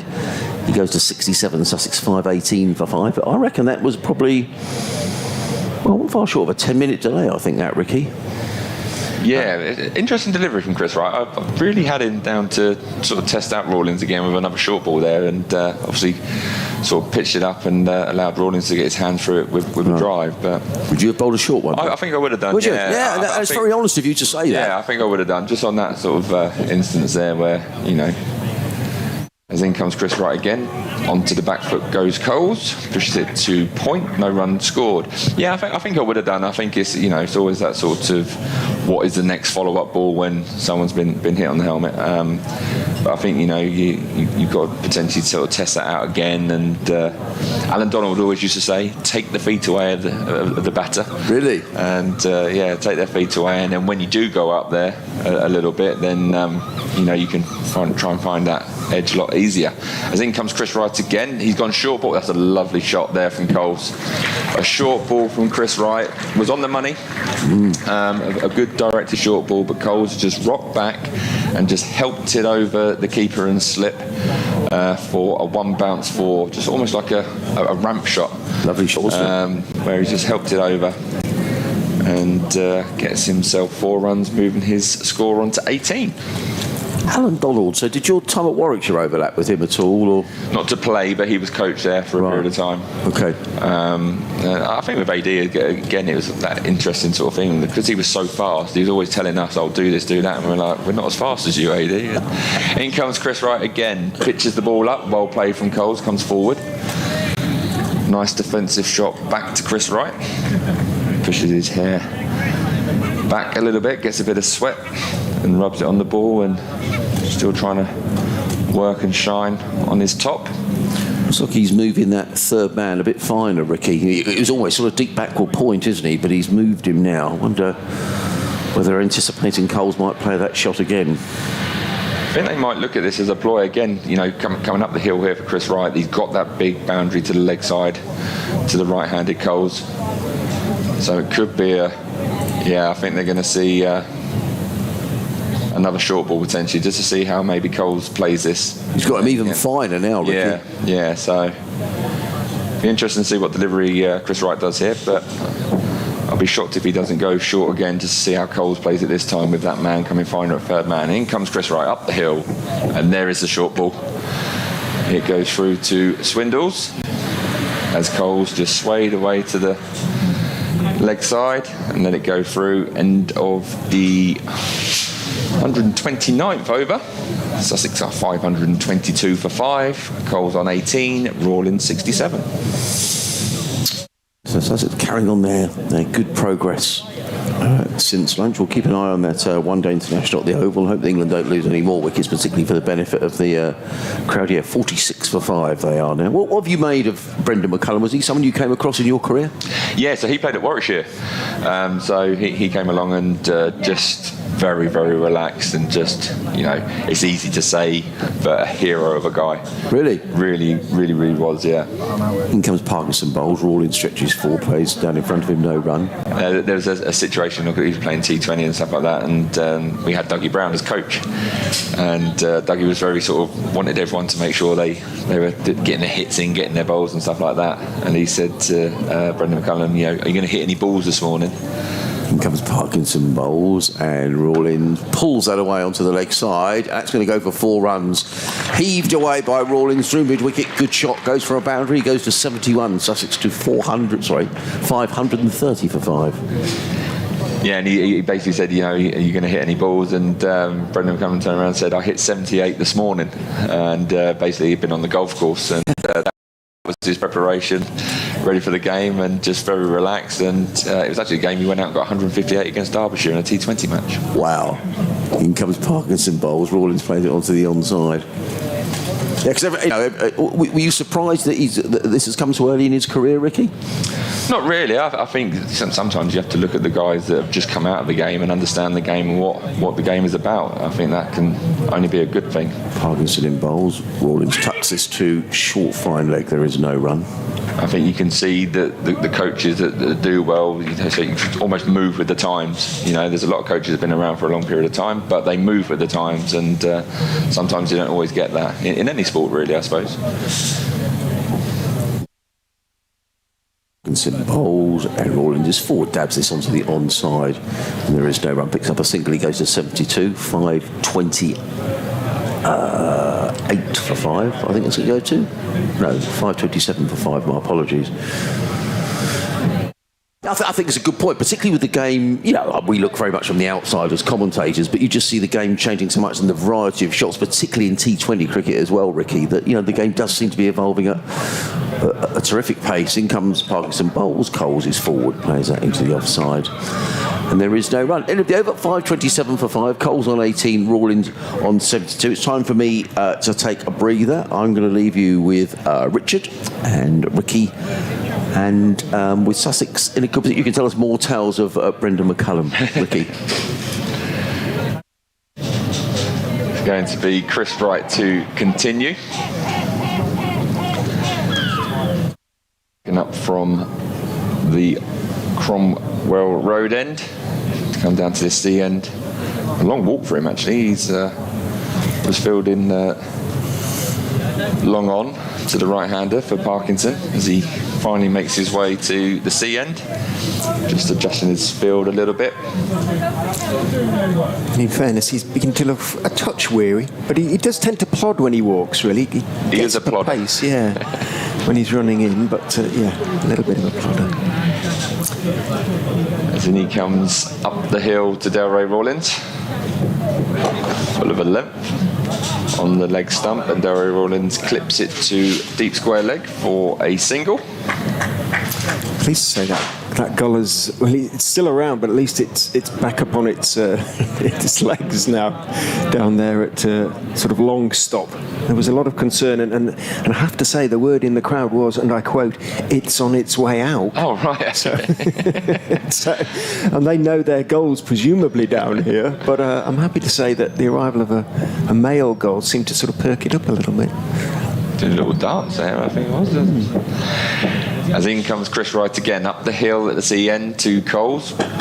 Coles comes forward, a nice forceful drive to mid-off, picked up by Ben Mike. No run scored. I think there's evidence here, Richard, that Sussex are just going to just keep batting. There's no Looks that way. There's no urgency, is there? Yeah, nobody's chasing down the pitch at the moment, but nobody said, well, you're going to have another 10 overs or 15 overs and then we'll call it a day. Yeah, I think that's the right option in my opinion. If I was in the Sussex camp, I'd be saying just bat and just keep batting as long as you can. As in comes Chris Wright again, up the hill.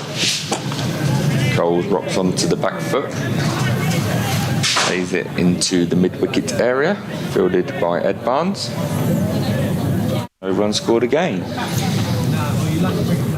Will, I wonder, Haynes continue to sort of captain the side from the pavilion, so to speak? Obviously, at the moment, that's not an issue, but whether he'll still have an input or whether the coach and the vice captain will sort of semi-take over. I suppose the interesting one is who is the vice captain? Who will take the reins?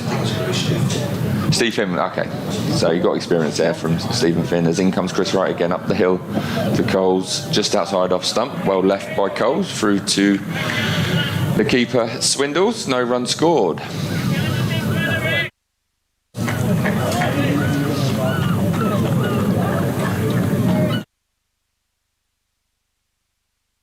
The sun comes out. It's been a bit cloudy today. Yeah, a little bit. Just sort of sun burning them away a little bit, but it is still warm out there. saying it's 30 degrees, partly cloudy. Don't know how true the Apple Watch is, but in comes Chris Wright again. Short ball this time. And well played by Cole. Sort of jagged back and went towards him. Right, he's saying, are you not going to play that ramp again then? Yeah, there's a few words. He's moving. Here we go. Is this a little bit of theatre here? I think from Chris Wright, using all his experience. He's just moving his deep square leg just behind now. You see, they're both seem quite a long way away. I'd like to see them, if it is a ploy, that they come in 5 or 10 yards if the shot is taken. As in comes Chris Wright again. Full delivery this time. Cole's tried to drive it, a little inside edge onto his pad. No runs scored. That's the end of the 131st over. Sussex are 528 for 5. Even the self-proclaimedly philosophical Chris Wright can get his dander up a little bit. It's been a tough season for him. He hasn't been as successful as he was last season, and I'm sure that's a little bit in the back of his mind. None for 77. Took 49 wickets last season in the county championship. He's been a fantastic bowler for a number of years, and I think as you look a lot of the time during the course of this season so far, it has been difficult for seam bowlers. Parkinson is in. Rawlins is sweeping very effectively into the gap between deep mid-wicket and deep backward square. Deep mid-wicket, Kimber races across to his left, puts in the slide, gets the throwaway. A comfortable, well, not really comfortable. He did have to get the afterburners on a little bit to complete the second, but it was safe enough. Rawlins moves on to 75. There's been a lot of talk, obviously, early season and stuff about pitches in county cricket, and too good. I think we're seeing lots of runs scored now and stuff. So it's just batters are filling their boots a lot on good wickets, and obviously now we're getting into the stage of good weather. Parkinson round the wicket. There's an attempted reverse sweep and Rawlins has gone. Parkinson puts his hands together, makes them into fists, shakes them, went round the wicket, but it was very full to Rawlins, so it almost certainly did pitch on the stumps. He was forward attempting to reverse sweep. He missed it, and umpire Pratt thought about it for a second or two, but he raised his finger fairly quickly, and Delroy Rawlins, having restrained his usually really aggressive instincts, he's made 75 off 115 balls. Still pretty good, but not quite good enough. He looked at him on the back pad, I think, as he sort of went into mirror mode and tried to reverse paddle it, and he looked at his bat as he left, so he might think he got a little bit of a bottom edge onto that, but I think he was going to probably hit the stumps. If he hasn't hit it, or he hasn't hit his gloves, then that's very out. But as he's saying, potentially, I think he's saying he's got a little under edge, but it was very straight.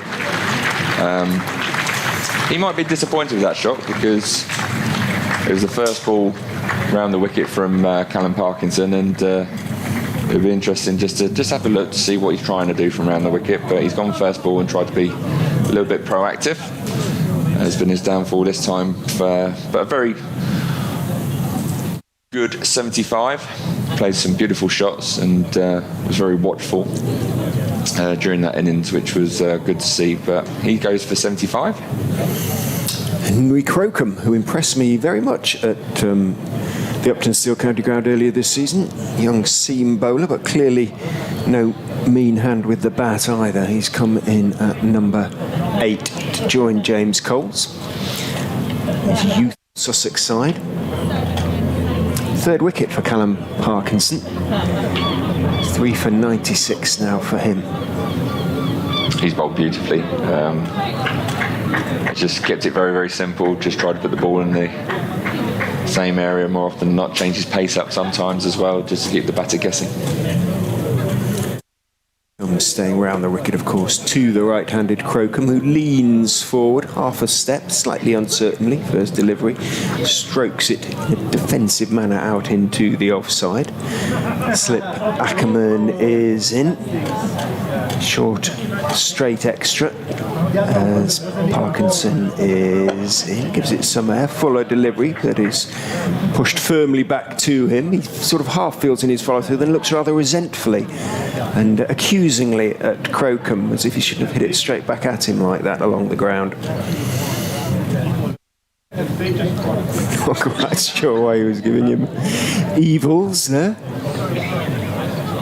2 balls to go, and he just dropped his deep cover and deep square here. He is in and bowls quicker delivery, but fullish again, and Crocombe again is forward, stroking it firmly down into the offside. Parkinson, who's sort of got a patch of white sunscreen across his nose, Australian style, looking distinctly unimpressed with the way Crocombe has played those, but they've not been forward defensives. He's put a little bit into them, but it doesn't look to have been anything too offensive. But there you go, bowlers. In goes Parkinson, bowls and bounces a little bit, may have straightened a fraction, but from outside off stump, and therefore Crocombe can leave safely, and does end of not quite a wicket maiden because there was the 2 from the first ball, but another very good over from the skipper, from Colin Parkinson, leading from the front, picked up Leicestershire's 6th wicket. However, they are still very much on the back foot at 530 now for 6. Chris Wright to continue from the sea end. Be important now for Leicestershire to really try and push the next few wickets. 4 out of the 6 LBWs. And try and finish this innings off for Sussex, rather than just sometimes you get into that when you've been in the field a long time, you get into that sort of mould of just wanting stuff just to happen rather than trying to make it happen. So try and bowl them out. As in comes Chris Wright again, up the hill, tucked to deep backward square leg. Kimber does the fielding. Unscored. Pushes Coles on to 19, I think that is, or 55. Looks well organised, doesn't he? He looks... Yeah, from my point of view, Sussex, for a very young side, they look very assured and very comfortable with their setups, their plans, and how they go about it. So, yeah. I saw some of the quotes from Tom Alsop yesterday. He was saying how important the win against Derbyshire was in terms of, sort of lifting confidence in the dressing room and the young side. As in comes Chris Wright again. Oh, it's nicked and just dropped short of Swindles, who takes it, diving to his right on the one bounce. And that's the sort of problem you get sometimes here at Hove, is that you need to make sure that you're close at that far end. So when the bowlers are coming up the hill, you need to make sure you're close, because the nicks don't tend to carry that well. Chris Wright would be happy that he's found an edge. That's in his 29th over, as he comes in again up the hill at the end. Oh, and that has been edged just to the right hand of Ackerman, who was diving, almost done it for pace, I think, there. We were just saying about how you need to be closer, and I suppose with that it does tend to fly a lot quicker, and a very despondent Chris Wright trudges back to his mark. He's looking this way. He's bowled beautifully well, and just not quite got the luck on that occasion. Actually swung, just sort of replay there, just swung on it a bit. So the ball's still swinging, so if you're a Sussex bowler, you'll be looking at that as well. And in he comes again to Crocombe. He's got an in-swinger there, dug out nicely from Crocombe. There's an in-swinger, Yorker, big puff of dust. One of the things that one of the wicket-taking deliveries that really worked for him last season, less so this season, possibly because of the nature of the pitches, he he developed obviously primarily he's an outswing bowler, but he developed a delivery that he sort of banged in a little bit short outside off stump, but really hit the seam, and it came back quite low, and he got a lot of LBWs and bowls. As in he comes again to Crocombe. Oh, again that one keeps low. It's back of a length that. Crocombe just sort of prodding at it a little bit. Yeah, he's looked a bit of a tail ender in this over. Rather more assured against Parkinson, but less so against Wright. Still find deep backward square quite interesting in this situation. If he's pulling it off his nose, then he's doing really well, so he could potentially get another slip in here. Try and cover that gap a little bit. As in comes Chris Wright again up from the sea end. In swinger, well played that time from Crocombe. Let the ball come under his eyes, pushes it into the covers for no run. Sussex 5:35 for 6. We've had 133 overs. Two Leicestershire supporters pleased to see Rehan Ahmed taking wickets for the England Lions on his Lions debut. Others may be less so, on the basis that it makes it even more likely that he'll spend a lot of time away from the county, the youngster. I'd have liked to have seen him playing here. I'm sure one or two of them, young leg spinner. He's quite young as well, is he? 17. 17, yeah. Yeah, just a teenager. Got a very good googly. Parkinson just adjusting his field. He's moving Rishi Patel square on the leg side bowls, and Coles cuts a shortish delivery that sat up a little bit outside off stump, cut it but only as far as Kimber, not quite on the point boundary, sweeping on the offside, about 10 yards inside the ropes, and then comes in a little bit further because the single means that Henry Crocombe will be on strike. Picked up a fortuitous boundary in the last over off Chris Wright to get off the mark as Parkinson is in, bowls to him, he strokes it, a nice high left elbow out, but only as far as Ben Mike at that short straight extra. Interesting field here, I feel, with Parkinson for Crocombe. He's got pretty much 4 men out here. Yeah, he's in and bowls to Crocombe, who covers up on the back foot. But yeah, you just wonder, does he need? Yeah, you got a long them all out.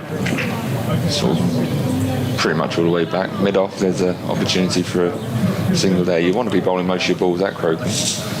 He is in and Crocombe leaves outside off stump. Delivery that I don't think really straightened. He looks Crocombe at the gap between Barnes at backward point and Azad, who is at cover. Mike is very close at short straight extra. Quicker delivery, but just slightly misdirected by Parkinson on towards the legs of Crocombe, and he kicks at the ground in annoyance. Parkinson, as Crocombe works it, not entirely convincingly, but behind square on the leg side. Patel has a fair distance to run to the ball. Crocombe picks up a couple. Colour squatted back down again as Parkinson is in, gives it some air, hit straight in the air and straight to mid-wicket by Henry Crocombe, and Azad slightly startled but clings on, and Parkinson has his 4th wicket. Not a convincing shot by Crocombe, and paid the price. No, it wasn't. In fairness, Parkinson potentially had his field right there because he's tried to hit over the top still, and even though the field was back, and just got a big thick inside edge, and he's gone to Azad at mid-wicket, straight into the mid-drift. Caught it nicely, and that's 4 wickets for Parkinson, who's deserved it. He's bowled beautifully well. He's toiled away at that far end. I think he's into his 39th over now, is he? It could be the end of the over, I feel, actually. Yeah, 38 he's bowled. So 38 overs, yeah. So he deserved that, and he'll be hoping he can get 1 more wicket and get a well-deserved fifer. 4 for 99. Eddie Barnes has got his arm around the captain, congratulating him. I think they get on fairly well, the Yorkshireman and the Lancastrian, if that's not a contradiction in terms. The two Northerners, if you like. That wicket brings Stephen Finn to the crease. Vastly experienced. An old adversary. He must have played against him on a fair few occasions. Fair few occasions, yeah, and faced many a quick spell from Stephen Finn coming down from that very tall height of his. He's not had much luck with injury since he came down to Sussex, but Adrian will tell us all about that in due course.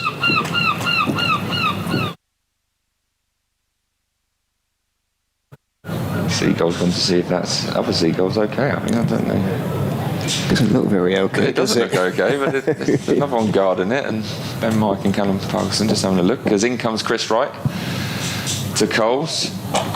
Short ball, back foot punch from Coles.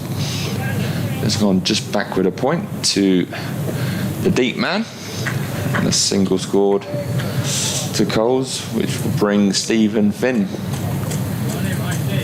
onto strike.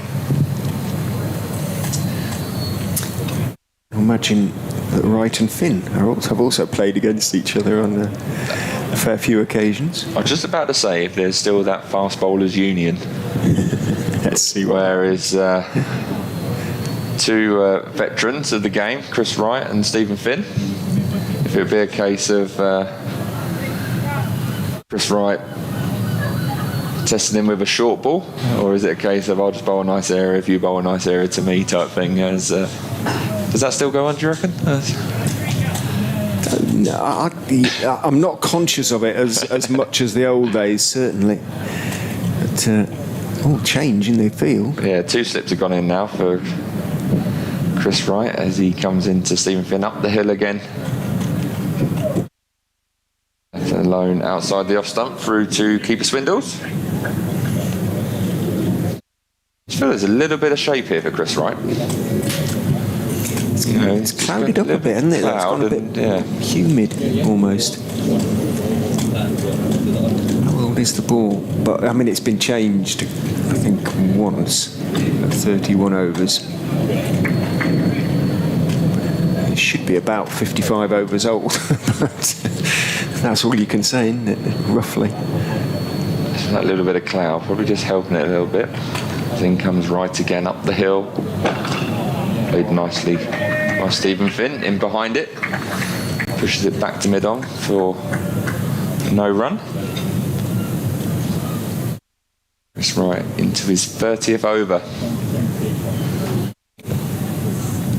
It's bowled economically.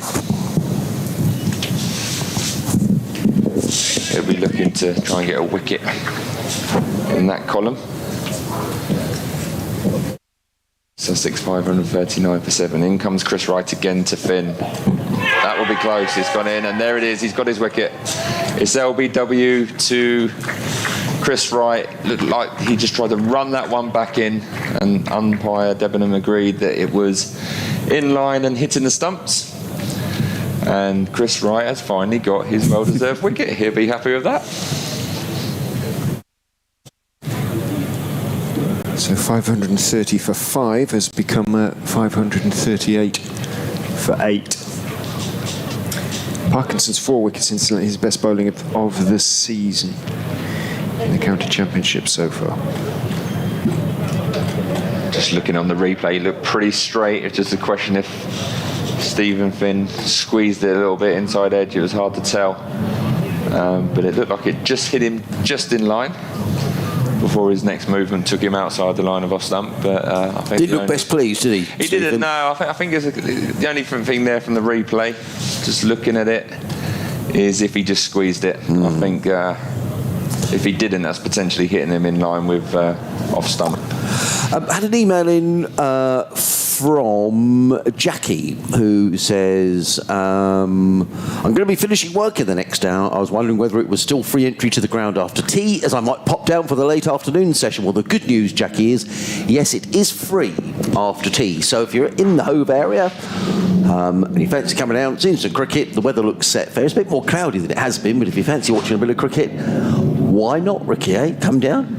Yeah, I think the ice cream man's just round the corner as well. So, I'm sure there might be someone to squeeze a glass of wine or a pint of beer or something to, and watch some cricket. And we've still got 57 overs left in the day, so there's still a lot of cricket to be played. As in comes Chris Wright to the new batter, Hunt. Oh, that's well left. Just jagged back a little bit, that one there from Chris Wright as he's coming up the hill again. I was just looking around, Ricky, at some of the matches being played this week in the county championship. Quite a lot of them are at outgrounds this week. So Middlesex are playing at Merchant Taylors this week. Merchant Taylors scored. By the way, England are 68 for 8 in the one day. I mean, just imagine that. 16.5 overs. That could be all over. Or sort of 4 o'clock. Is that a refund for the paying public? I don't know. Would be good, too good. As in comes Chris Wright again to the new batter Hunt, who defends on the offside to extra cover. End of the 135th over. Sussex are 539 for 8. Coles on 21 from 58, and Hunt 0 off 2 so far as he's just come to the crease. So Lancashire are playing at Southport this week. Have you played at Southport, Ricky? I don't think I have. No, right. Played Liverpool. Have you? Yeah. I've commentated at Aigburth, and I've commentated on football at Southport. Scarborough, have you played at Scarborough? Yeah, a couple of times. Okay, so Surrey are playing, so that's 2 games out grounds this week. Middlesex are at Merchant Taylors. So 3 clubs playing outground cricket. Did you enjoy outground cricket? I used to love outground cricket, yeah. I'm glad you said festivals. that. I'm glad you said that because I was just sort of sitting here thinking about things. As in comes Parkinson, bowls to Coles, who pulls that one away, and that's gone for 6 runs. Well, it's a bit of a long hop. And James Coles just pulled the ball, and it clattered into the hoarding in front of the Spenkama Pavilion. Parker's a little bit disappointed with that. He's just put the fielders back and he's just dropped it onto a shortish length, and Coles was very quick just to get onto that and pull it into the short boundary for 6. Yeah, just got to do our update on the radio as in comes Parkinson bowls, and Coles is at it again. He thumps the ball. He's clearly got no faith in Sean Hunt because he's hit all the ball downs are long on, and he's not taken the single. But we know that Sean Hunt can bat, Ricky, so he shouldn't worry about taking the singles. Should James Coles on to 27. And Sussex are 545 for 8, Danny. We haven't said that too much this season. Absolutely. James Coles on 27. Sean Hunt is yet to score. A couple of super innings today. Ollie Carter making 75 and Delray Rawlings also making 75. That to add to the 150 made by Tom Alsop yesterday. So a good couple of days for Sussex as James Coles just hits another big 6 into the pavilion. So he goes to 33. It's going all over the place. Sussex 551 for 8. Meanwhile at Scarborough, Yorkshire piling the runs against Surrey. They're 512 for 8. And in the one-day international, listen to this, Danny, at the Oval, England against India, England are 73 for 8 in the 17th over. Ben Stokes out first ball. He can't get 100 every time, can he? He was out first ball. Joe Root out for a duck as well. So England really struggling, 73 for 8. Well, I spoke at length last night to Tom Alsop, who's the batsman who made 150 yesterday, and I was just talking about the win against Derbyshire a couple of weeks ago, Danny, and he said the confidence that's given the dressing room. They've gone so long without winning a match. It's really helped. So they're a side who look full of confidence. It's amazing what a win does, but also it's a very good wicket here at Hove. Lovely conditions for batting, and they're making the most of it.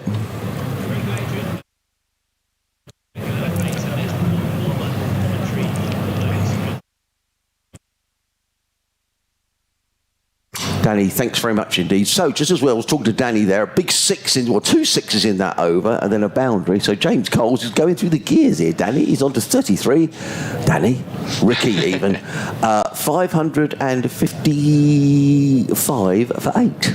Yeah, I think he's just literally just missed a trick there. I think he was looking at the scoreboard, and they hadn't put the delivery up, and he still tried to play a big shot. And I think he's disappointed with himself because he had a potential for an easy single. I think he felt there was another ball left to come, and that has left Hunt on strike. As we know, he can bat, but I think Leicestershire would be more happy to bowl at Sean Hunt than the informed Coles, who played some beautiful shots in that last over. A reverse sweep and a couple of sixes. As in comes Chris Wright up the hill to Hunt, who defends nicely. Yeah. It's right. We talk about outground cricket, Ricky, and I sort of was thinking to myself, I remember watching a game, I think I was working on the game actually, down at Guildford. And this is a game back in 2006 where Justin Langer was playing for Somerset, and he made 342. Somerset made 688 for 8. Surrey in reply made 717, and you got a few in that.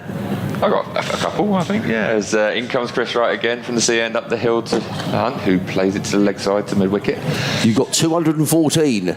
Yes, it was a very nice wicket. And also, it's my home club there, Guildford. So you loved it? And play, so it was always nice to play there, and used to love batting and bowling there. And yeah, it was just one of those days where, or a couple of days I think, I actually batted for that period of time. It was quite nice. And yeah, one of those days you remember. I've still got the bat actually. Have you? I've got it.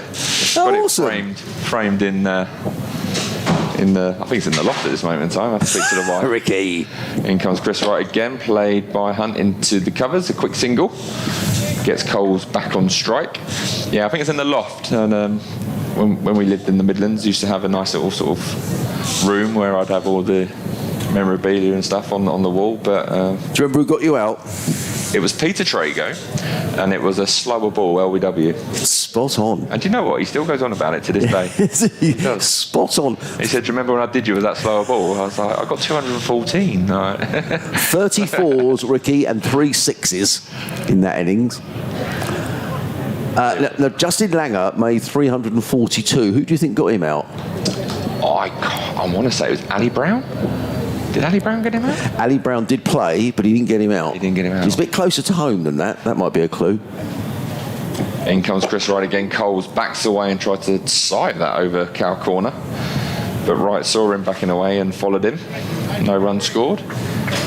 Ian Salisbury got him out. Yeah, Ian Salisbury got him out. Justin Langer was caught by Neil Saker off the bowling of Ian Salisbury for 342. Ian Salisbury also got out Neil Edwards, who was caught by Azhar Mahmood for 77. What was Ali Brown's figures? Because everyone had toiled for so long. You got a great memory, Rick. I'm so impressed. He literally come on and got free for or something. I tell you, just burgled all these wickets, and everyone had been just working their socks off all innings. As in comes Chris Wright again to Coles, who backs away and hits it over backward point, a little bit uppish, but it's gone over the head of Ackerman and races away to the boundary for 4, which puts Coles on to 41 from 66. He's really trying to open up his shoulders now and have a little bit of fun, see if he can get his 50. There were some bowling figures in that match. Ricky Clark, 24 overs, 3 maidens, 1 for 88. Ian Salisbury, 40 overs, 1 maiden, 2 for 181. Ali Brown, 8.5 overs, 1 maiden, 3 for 25. Incredible, isn't it? Just a batter saying, oh, this is easy. As in comes Chris Wright again, short ball to Coles this time, who's looking to run. And actually, he got Peter Trago, or Trago, however you pronounce it. His 3 victims were John Francis, Peter Trago, and Andrew Caddick. Yeah, so he just mopped up the towel there. Everyone was tired, and he's. We should watch this game here. It's the end of the over, 560 for 8. But I would say, Rick, I mean, in terms of a game, 688 for 8 plays, 717. That's a draw and a half, that, isn't it? My word. If I remember right, it was really warm as well. And yeah, I think I was there. I think I was doing updates on the game, and it was absolutely. I think Woodbridge Road was, there was hardly any green on the ground. I was about to say, it was just that straw colour, and literally a full defensive would just trickle away and go for 4. It was, nice wicket. We were a fast outfield. Well, we're discussing that because that was a game at Guildford and we were talking about outground cricket, but we'll concentrate on Callum Parkinson, who's coming into bowl to Sean Hunt, and Sean Hunt is forward with a model forward defensive. We know he can bat. Sean Hunt, 1 not out, 560. And what is it about outground cricket? Is the fact that you get closer to the playing public? What is it you loved about it, Ricky? I think it was just that. I think it was a good opportunity just to Comes Parkinson again, bowls. Hunt is forward, plays to mid-wicket, there is no run. I think it was a good opportunity just to, mix and mingle with the crowd a lot. I always found it nice to regularly, particularly batten down the order a little bit. You could walk around the boundary and grab yourself an ice cream and speak to the paying public, and it was actually quite nice. Parkinson again, in and bowls, and Hunt is forward, plays defensively to the onside, there is no run. Did you play any outgrounds in Sussex? Did you play at Arundel, for example? Arundel, yeah, Horsham. Yeah, lovely. Yeah, all these grounds, I find it. Again, I think I've alluded to it yesterday, potentially, the very romantic sort of feeling with cricket at the outgrounds. In comes Parkinson, bowls, forward comes Hunt, plays it too short extra, and there is no... Then when you went to Warwickshire, where did you play outground cricket there, or was it pretty much all played at Edgbaston? It was all at Edgbaston, yeah. Was it? I think they used to play at Stratford-upon-Avon. I think they used to... Oh, that sounds nice, Ricky. Yeah, so, but yeah, when I joined Warwickshire, they didn't... they stopped the outground cricket there, unfortunately. Parkinson in bowls, forward comes Hunt. Plays defensively. Callum Parkinson gives him a look. He does that now and again, doesn't he, Callum Parkinson? Looks at the batsman. I mean, that looked to me like a perfectly respectable forward defensive shot. There's something in it that obviously Callum Parkinson thought, I'll get your next ball. He's one not out. And he comes, bowls, and Hunt lets it go outside the off stump. So a maiden over. So well bowled, well batted. Sean Hunt doing his job. James Coles is on 41, Hunt is on 560 for 8. So there we are. That was a game of cricket that you were involved in, Ricky. Was that your highest first-class score? It 214? was, yeah. It was, yeah. Oh, so no wonder you've kept the bat. You've got to get it out of the loft. What do you like? You've got to get it in a nice glass case or something. Get it on the wall. Oh, it's in it. It's all in a case. framed and in a case, yeah. Okay. It's just, I think, got a bit of bubble wrap around it, and it's just there in the loft. Need to find a wall for it to go on, and yeah, that's difficult as the wife likes her canvases of sheep or something and stuff like that on the wall rather than one of my old cricket bats. Yeah. Well, so I'll do one more and then I'll bring Richard in again. Look at those flags on the flagpole. They're absolutely limp to the mast. There's just not a breath of wind anywhere. A bit more cloud around. I did wonder actually, and whether perhaps it was going to cloud up and it would start to seam around a little bit and to swing. But it's not complete cloud cover, but there's only one or two little patches of blue, Ricky, now. Yeah, there's not much sun burning through at this stage of the day, but I think Chris Wright has had a little bit of swing. He'll be happy with that as he's just looking at his field now because Coles is looking to open up. So this is a tricky situation now because Coles is going to try and open up and get boundaries. He's not going to take any singles.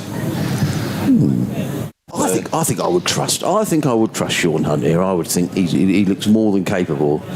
And I'm not saying that because his dad might be listening. Well, I am sort of. You get an email with it. Yeah, but he looks okay.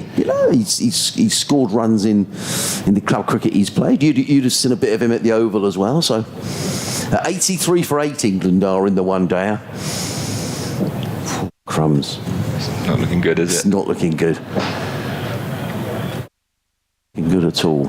As in comes Chris Wright again. Cole's looking for this cow corner, I reckon. He's tried it. There he goes. Goes across his stumps.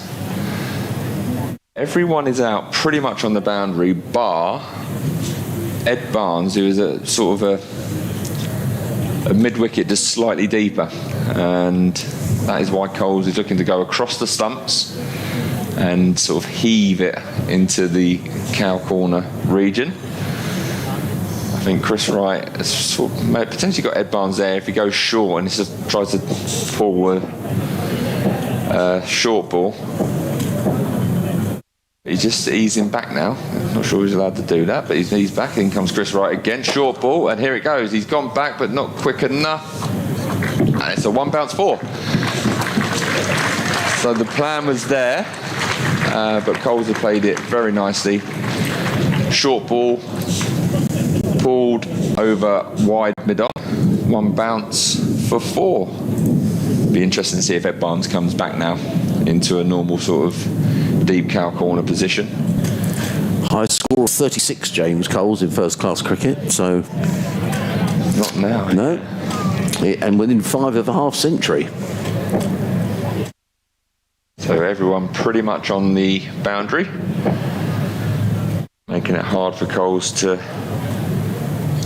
get his boundary option. As in comes Chris Wright again, up the hill. Short ball again, follows him. Yeah, that was quick. Follows Coles, who ends up sort of almost losing his balance towards square leg. Yeah, I don't think this is absolutely right, because I was just reading info on James Coles. It says James Coles became Sussex's youngest ever first-class debutant at the age of 16. Actually, I don't think he was the youngest when he was handed an opportunity. The Bob Willis Trophy match against Surrey at the Oval. He dismissed Rory Burns, Ben Folkes and Jamie Smith. Finished with match figures of 3 for 35 and made 21, batting at number 8. So that's a good free. It is a good three, isn't it? Good free, yeah. That's almost as good as Gleason's free the other day in the T20, wasn't it? That's a good three, isn't it?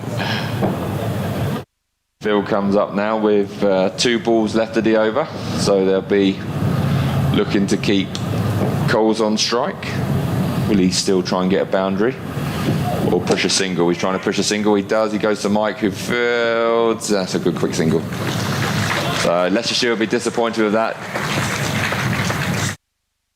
You could see Coles was looking to get off strike with 2 balls left, and he just pushed one to mid-off, and Ben Mike unfortunately couldn't stop the single, which moves Sussex on to 565 for 8. Coles goes to 46 off 72. Played some wonderful shots. He has played some good shots, hasn't he? Particularly 2 big sixes he heaved into the pavilion. Then comes Chris Wright again to Hunt. It goes short ball quick. Well played from Hunt. Just gets underneath it. End of the over. End of Chris Wright's 32nd over. Good economical figures. 1 for 93. I'm going to hand you back to Joe. Just looking at Sussex's highest score this season, which came well, against Durham here. They made 538. Pujara made 203, but I think they made more than that. I'm looking at the game against Derby, or 513 for 3.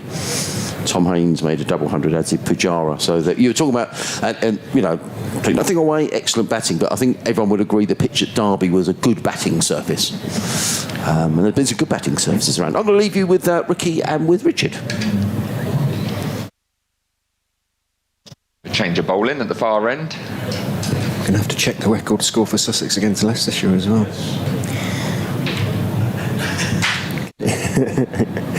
Reaches for the book. I've got some interesting memories of Guildford. I remember Chris Jordan in his very early days hitting a 6 that is probably still going. It cleared the hedge on that far side of the ground. Did Kevin Peterson play in that game? Did he get 300 in that game? Well, he got 300 against Leicestershire at the Oval, that's for sure. Oh, it was at the Oval, yeah. not Guildford, okay. Yeah.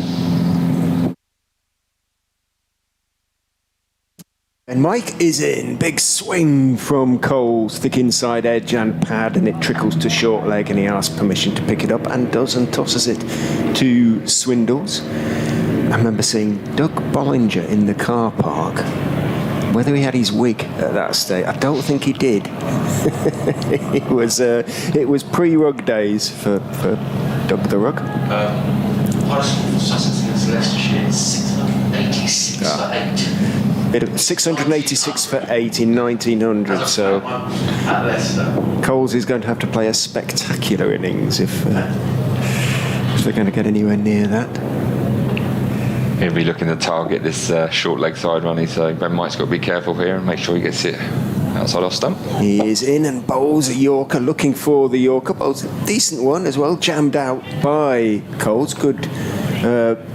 Came down on it well, got it out to deep square, but the throw came in quickly, so just one, and he sort of gestures, well, why did we take it? Exactly. I was just thinking that. Yeah. It was only the second ball of the over, and he's dug it out nicely, and then it's gone straight to the fielder, and they've just run a single where... I wonder if Hunt himself is feeling a bit miffed at it, saying, well, I can play. In too much trouble. But obviously many changes to the field for the relatively new batter. 2 slips standing at second and third, almost third and fourth. Yeah, not sure I like that. That's a pretty big gap for Hove. You don't want to nick him through that gap. In goes Mike Lovely. and bowls, and play punched away through the offside off the back foot by Hunt with some style, and he pushed it in front of point, and it runs across the boundary with Kimber jogging in, not in pursuit, just to pick up the ball basically, and Hunt point made for the second time. That was a lovely shot. He literally just rocked onto the back foot. A nice punch shot through the point region, just in front, and it raced away for 4. A lovely shot. 570 for 8. Mike, none for 92 from 12.3. If I tell you he's top of the Leicestershire bowling averages, you might be surprised on the evidence of your own eyes in this game, but 16 wickets at 28 coming into this game. Charges in and bowls to Hunt, a bouncer, fairly predictable, banged it in pretty short, and it rather looped over the tall Hunt's ducking head into the gloves of Swindles. Just trying to think why the two slips are so wide. Yeah, I always find that at Hove you need to be very narrow, if anything, because the carry is so low. You need to sort of be up level with the keeper, but I wouldn't necessarily move them wider. I think nicks are very fine a lot of the time. But they are, yeah, they're quite wide there. More of a second, a third slip, just leaving the vacant first slip area. Mike is in and bowls full this time and looking to on drive, not timed at all. Examines the bottom of his bat a little bit ruefully. Hunt as it trickles up towards mid on. Now looking to give him one now. Leicestershire, square leg and backward point have both gone back to the boundaries. So one anywhere really on the leg side. Well, I'll say anywhere. Chris Wright is at mid-on, but probably one to him as well, even there. So I'd be inclined just to drop everyone now and just say you can have the one, you know, rather than pushing it to mid-off and stuff, and just see if they have the option of taking it. One ball to go in the over. Down the slope from the Cromwell Road end. Bowls very wide outside off stump. Isn't signalled wide. Tried to dab it away, Hunt. Down to third man. Didn't get anything on it. Bounced through to Swindles. So I'm not quite sure the point of that delivery, because it meant Hunt couldn't get it away, and he stays at the non-danger end in that respect. Leaves Coles on strike on 47. So I'm not quite sure of the thinking there, but there you go. It's going to be Callum Parkinson. Looking for his fifer, bravely. Change of ends for him. He's going to have a big leg side boundary to work with now, so you have to make sure that he's quite straight. Still going to come round the wicket to the right hand of Coles. 40 overs under his belt. Can't imagine he's often bowled many more than that in an innings. Check with him afterwards. Say, if I was captain, I'd would have had him bowling a few more. As in he comes up the hill for the first time in this innings, he's gone short to Coles, who backs away, tries to sieve it over the offside, but gets a thick outside edge that goes down to a deep third man, which is not what you often hear for a spinner with a field. But everyone is pretty much on the boundary. Just Chris Wright on the 45 is in for the top edge sweep, as in comes Parkinson again. It's a nice shot and they've taken the single again. It was a nice shot and it was just dropped short, so Coles backed away and hit a beautiful shot over extra cover. Didn't quite time it as it bounced short of Azad, is it out there? Is took it on the bounce, but again they've taken the single, leaving Hunt on strike with 4 balls remaining.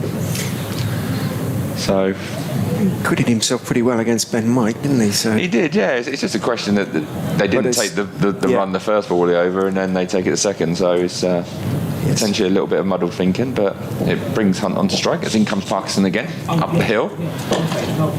Nicely clipped to mid-wicket, a little bit off the toe. Not quite timed.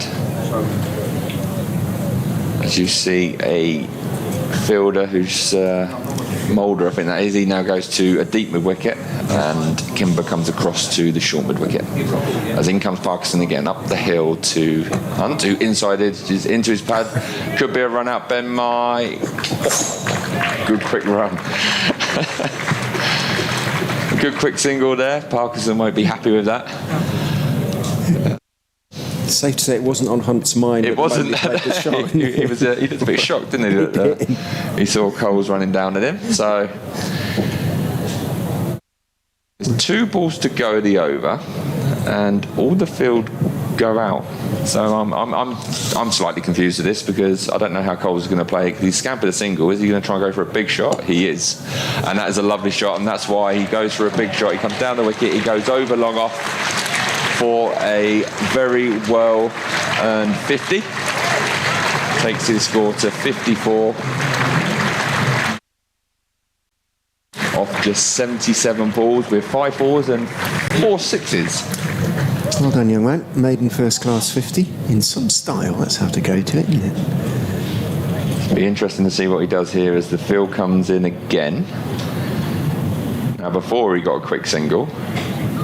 Now, is it a case of trying to find the single again, or would he go for a big shot? What do we reckon? They're coming in really tight. This is like they're going very tight, aren't This is really tight. This is a last ball of a one-day innings. You need one off it, isn't it? I'm surprised we've got no one near the stumps for a quick run out. As he fires it in, he drives on the full toss through extra cover. Quicker ball from Parkinson, and he drives it to the boundary for 4, moving his score on to 58. And Sussex are 582 for 8, with 141 overs gone. Yeah, good thinking by James Coles, I think, really, there. Took the runs, and maybe 600 is the figure that Sussex have in mind. 450 to avoid, 451 to avoid the follow-on. That is what they have in mind. And if Leicestershire save the game from this point, then Sussex can only say, well, good luck to them. Am I right in thinking there's a certain time that, or have they changed that this year? I don't know. It always used to be a bugbear of mine, but there would be a certain time if a wicket fell just before tea. Correct. You take tea, and then you have a really long last session. Have they changed that rule? Ben Mike goes in, and a swing and a miss from Sean Hunt. 10 minutes before, and yeah, they can bring them off. But how many overs to go? We've still got a lot of overs to go till tea. Until tea, theoretically, yeah. I've always thought it was something to do with something like 10 past 3. I thought it used to be half an hour, and then sometimes you found yourself for a really long last session, and it just if you were fielding, it wasn't too pleasant. Mike into Hunt, bouncer, pops at the knees, ducks underneath it comfortably enough. Still got those 2 strangely positioned slips. Swindles, and then a big gap to Patel at 3rd, almost, yeah, pretty much 3rd, and Ackerman at 4th. Looking for his first wicket, none for 92 from 13.2, runs in and bowls. Hunt is beaten to the wide, squared up. I don't know quite where he was trying to hit that one. Just indicating that it's swung on him a little bit there, I feel. Yeah, it's it beat him by yards. Yeah, this ball has been swinging. You know, when Chris Wright had it, he had it swinging a little bit, and a couple of balls from Ben Mike last over has swung a little bit as well. So I'm not sure if that's good signs again for Leicestershire. Their batters. It's a replay. Encouraged, but gone over the top of the stumps. In goes Mike and bowls, turned off his, or attempted to be turned off his legs by Hunt. Might have got something on that because it went fairly slowly, little inside edge onto the pad. It trickles down towards Azad at long leg, and the 2 batters decide, it being the 4th ball of the over, not to take the single. Didn't do too much actually, just got himself in a horrible tangle and missed it, squared up, and it somehow went over the top of the stumps. thicker grey cloud coming across the ground now from the west as Mike is in. Hunt is driving most pleasantly, bat a long way from the body, but he got plenty of it.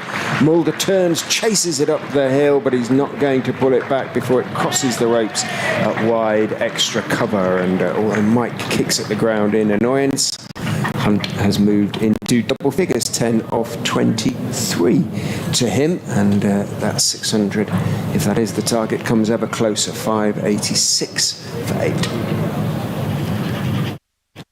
Yeah, it was a lovely shot that. Just leant on it, didn't he? Used the pace of Ben Mike. And then his hands just go through it, through the extra cover region. A ball to go is 4 short of what a bowler likes to see in the runs against Colin. 3 figures. Still keeping their field in, trying to get him out here, not giving him the one. In he goes and bowls a bouncer. Hunt plays it well, ducks underneath it. End of Mike's 14th over, none for 96, as I say, his figures, and Sussex 586 for 8. They go on and on.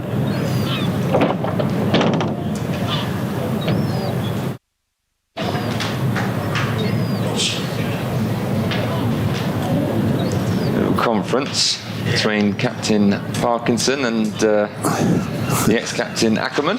That is Sean Hunt's highest first-class score, Ricky. His highest first-class score was 7 before that. He scored 14 first-class runs at an average of 1.75 before today. Looks better than that, doesn't he? It does, See? yeah. Yes. See, his dad Paul had said he can bat a little bit, so he's doing very nice. And these are really irritating runs now because the last wicket went down on 539. Sorry, in comes Parkinson, bowls to Coles, who plays it into the offside. There is no run. Is it your over or mine, Ricky? You can have it if you want. Can I? Yeah. That's very kind. You're nothing but generous. Change of ends. Yeah, Coles decided. Look at this field. 1, 2, 3, 4, 5, 6, 7, 8 fielders on the boundary. As in comes Parkinson. Left arm over the wicket, bowls to James Coles, who heaves that one away into the leg side. They're going to think about taking 2 here, but they won't get back for the second, I don't think, because Ben Mike is in very quickly. Gets in the throw. And just one more to Coles. He goes to 59. Sussex 587 for 8. Brings Sean Hunt on to strike. You're listening to live cricket here on BBC Radio Sussex, BBC Radio Leicester. Adrian Harms, Ricky Clark and Richard Ray, your commentary team here today. And Sussex piling on the runs. It's a very, very good batting wicket, although, as Ricky was saying, there's been a little bit of swing. Who knows? To be a bit of spin as the game progresses. In comes Parkinson, bowls, and Hunt is forward. And he's getting a leg by. The ball bounces down to third man. They would have gone for 2, I think, in the T20, but I think James Coles is very keen to get the strike back. So Hunt remains on 10. Sussex 587 for 8. Do you know, we're not even halfway through the day's overs there. Do you realise that? We've still got 49 overs left to bowl. We did have a long delay earlier. In comes Parkinson, bowls, and a switch hit from James Coles, which would have gone to deep backward point, but it goes to deep backward square. I'm getting quite confused with the thought process a little bit, where sometimes in the over they take a single and then sometimes they don't. But I think Coles will want to face the majority of the balls. Yeah, Parkinson in bowls. Coles down the wicket and is stumped. And well bowled Callum Parkinson, who picks up a fifer. Good bit of bowling. It was. He's come over the wicket as well, so there's probably a little bit more rough for him. But he has deserved that. Just took a little bit more pace and just a little bit of grip. And a good take from Harry Swindles, the Leicestershire keeper, to take off the bails. And the Leicestershire players will be very relieved that that's just happened. They can now get off and get their boots off. But an incredible innings from Sussex and also from Coles, who scored a very nice 59 off 82 deliveries, leaving Hunt 10 not out. And a score of 588. I think that is all out. Yeah, that partnership was worth 49, and they were sort of nuisance runs, really, weren't they, for Leicester? I'm sure the lads were probably thinking about getting their feet up But well done, Sussex. You know, it's a very good batting performance. That 100 from Tom Alsop, 75 from Ollie Carter, 75 from Delray Rawlins. Up the top of the order, 70 from Ali Orr. That'll be the pleasing thing, I think, for Ian Salisbury. And a good round of applause, actually, for the Leicestershire players making their way off. Let's well done, Callum Parkinson. 5 wickets he picked up and thoroughly deserved as he leads his side off the field. Yeah, that'll be the pleasing thing, I think, for Ian Salisbury and the Sussex coaching staff, that you've got, 1, 2, 3, 4, 5 players past 50. Pujara made 46 as well. So that's been one of the issues that Ian Salisbury has talked a lot about, has been the fact that in individual games, individuals have done quite well, but they've never really done it as a collective, put aside last week against Derby. So I think that's something that will probably please him as a coach, Ricky. Yeah, very pleasing that you've got a lot of batters there contributing to a big score. I think that's the most important thing when you win the toss and you're looking at a wicket that is pretty much batter friendly. You want to make sure that you're doing the right things and getting the big totals on the ball by just basically batting time. And I think that's the pleasing thing. I think you look at that whole lineup of Sussex there, they're batted time. And it was only towards the end where you see Coles was opening up the shoulders a little bit because the situation suggested so. So they'd be very, very happy. They would have had their feet up for the best part of a day and a half, so they'll be looking to really exploit a very tired Leicestershire top order now, I feel. And just before we let you have a break and a cup of tea, Ricky, because you've been on the go for an hour and a half. From a Leicestershire point of view now, I mean, I thought they stuck to their task well, but they've had a tough couple of days in the field. We've got half a day's cricket left here now. 44 overs or whatever it is left in the day. What does their mindset need to be, Ricky? I think they really need to just make sure that they're really switched on and focused.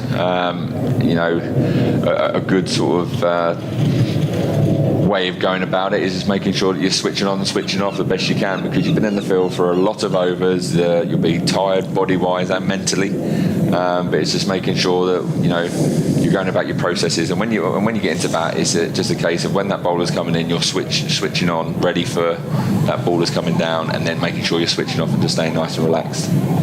Well, we'll see how Leicestershire get on. Steve Finner's already out in the middle warming up for Sussex. He will captain the side in the absence of poor old Tom Haynes, who broke his hand yesterday. So Ricky, Richard and I are going to have a cup of tea and a chance to collect our thoughts, and Ricky can talk us through his 214 at Guildford a few years ago.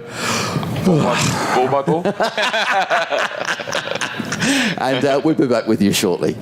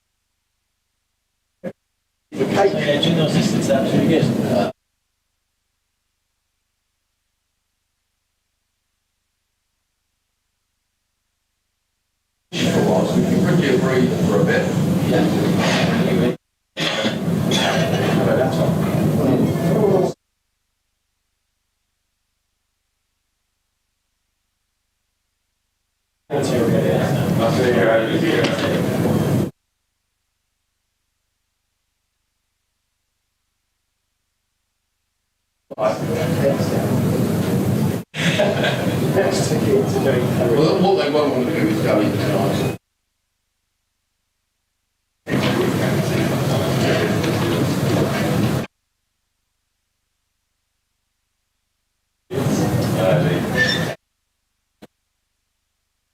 Follow on.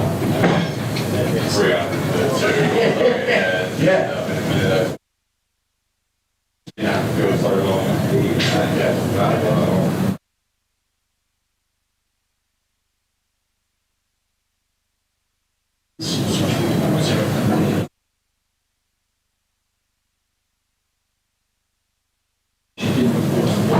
Yeah.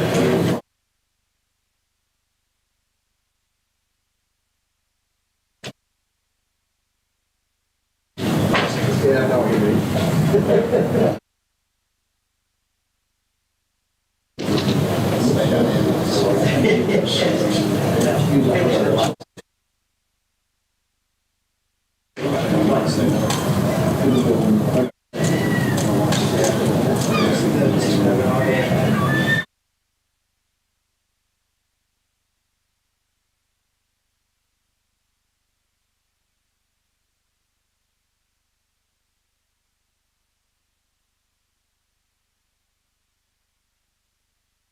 It's funny I saw it.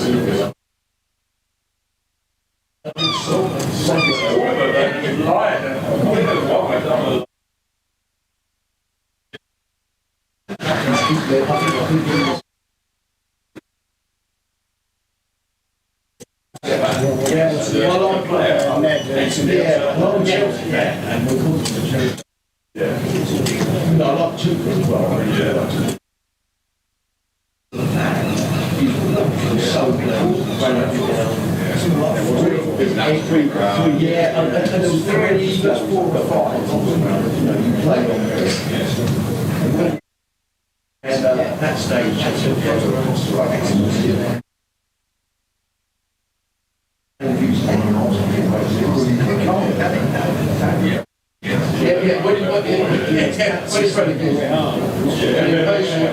It's fantastic. Really Lord.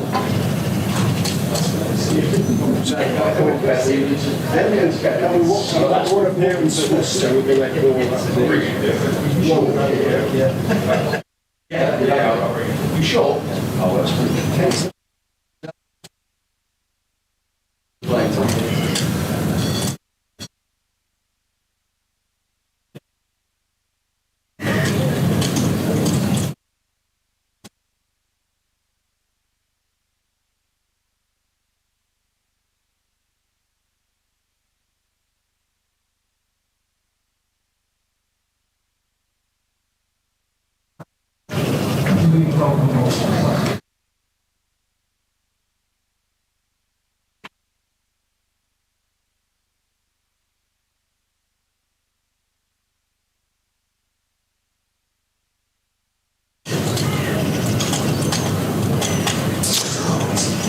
Well, a very good afternoon. Welcome back to Hove for the commencement of this Leicestershire reply. We've still got, would you believe, 47 overs left in the day. So we had an email in earlier saying, is it free to get in after tea? Well, it is. I mean, we will go to, there'll still be 32 overs, obviously, to be bowled after tea, but we're going to be playing late here because I can't see tea being much before, well, possibly not much before about 4:30, you know.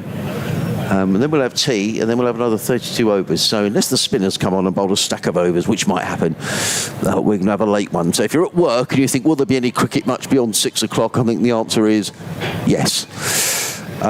So Leicestershire with it all to do. Sussex with this mammoth first innings total of 588 for 9. And the poor old Leicestershire batsmen have come out now with a mountain to climb. But, I guess the thing is, Richard, they've just got to be positive.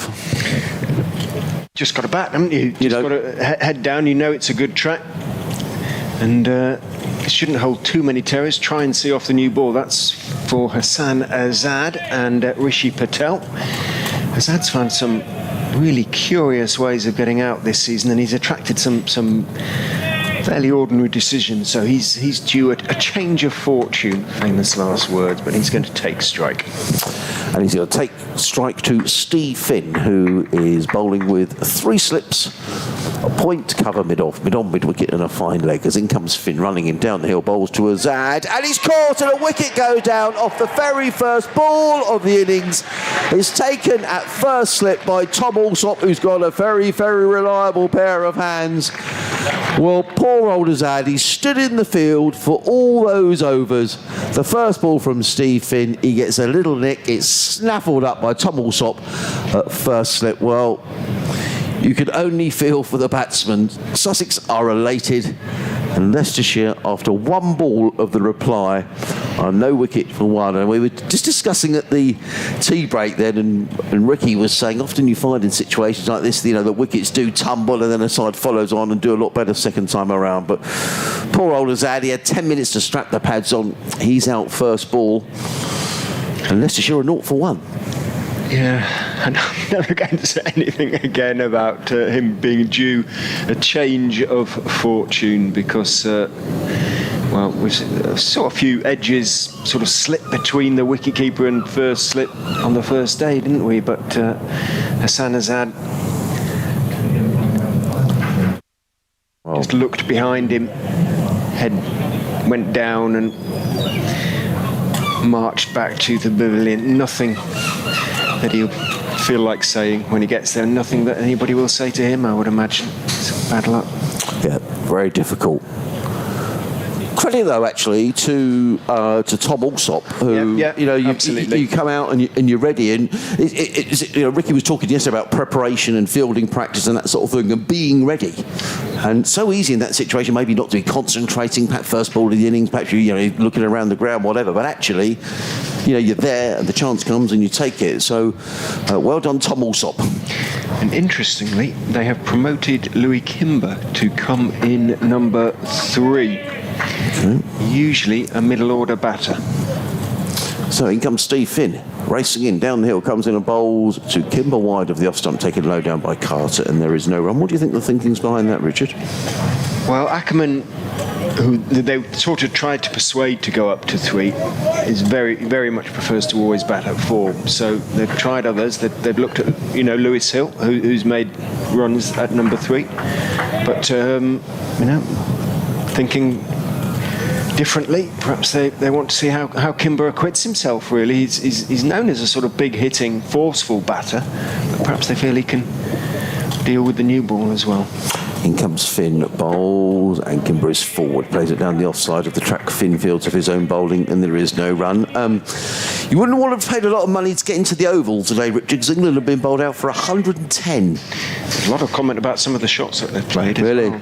Yeah, well, 110 in 25 overs, that's not great, is it? And if you've paid good money to see a game, you're going to be disappointed at that. There's been lots and lots to cheer over recent weeks, but that's not one. Finn in bowls, a shot by Kimber to mid-off, fielded by Pujara, no run. I mean, Stokes himself has sort of made the point, obviously not in this context, but made the point that this super positive attitude, occasionally you're going to have an implosion, that you're going to lose a game badly in those circumstances, but whether that will be any consolation to those who have paid to get into the Oval. Yeah, I probably it's a sellout. I mean, these one-day internationals usually are a sellout. In comes Finn, over the wicket, bowls, Kimber up on his toes and plays into the onside to mid-wicket, and there is no run. However, there may not be much more cricket. Who knows, perhaps England will bowl India out for 90 or something. It'd be the best one-dayer of all time. Yeah, we mustn't prejudge. Or underestimate the India attack, which is pretty special. It is. In day cricket. So 3 slips, Allsop, Clark and Rawlins. Alistair Orr in the gully. James Coles at backward pointers. In comes Stephen, hurling in, running bowls and driven down the ground. And these are the first runs of the Leicestershire reply. Driven down the ground by Louis Kimber. He's going to pick up a couple of runs. Henry Croker chasing the ball down the far end. As you can imagine, Sussex are a bundle of energy here at the minute. They've been sitting up on the balcony at various stages over the last couple of days. And they're racing around the field, and good applause around the county ground. At the end of the opening over, Leicestershire are 2 for 1. We've now reached the halfway point of the day. We've got 46 overs remaining, and it's 20 past 3. So lots and lots of cricket to be played, and it's going to be Sean Hunt who's going to open the bowling from this end of the ground, the C end of the ground. It's going to be bowling to Rishi Patel. I'm hugely impressed by the fact Louis Kimber has got his sweater on. It's pretty warm out there still, albeit the sun is behind high cloud at the moment. But, none of the Sussex players sweaters on, but Kimber, a man of the north, it's, used to cooler temperatures perhaps.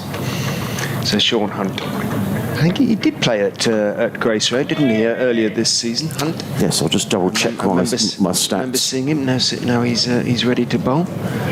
Look back and see the left arm over man, number 21 on his back, is in to Patel, who's driving most pleasantly, but mid-off. Pujara moves across to his left to field, and there's no run.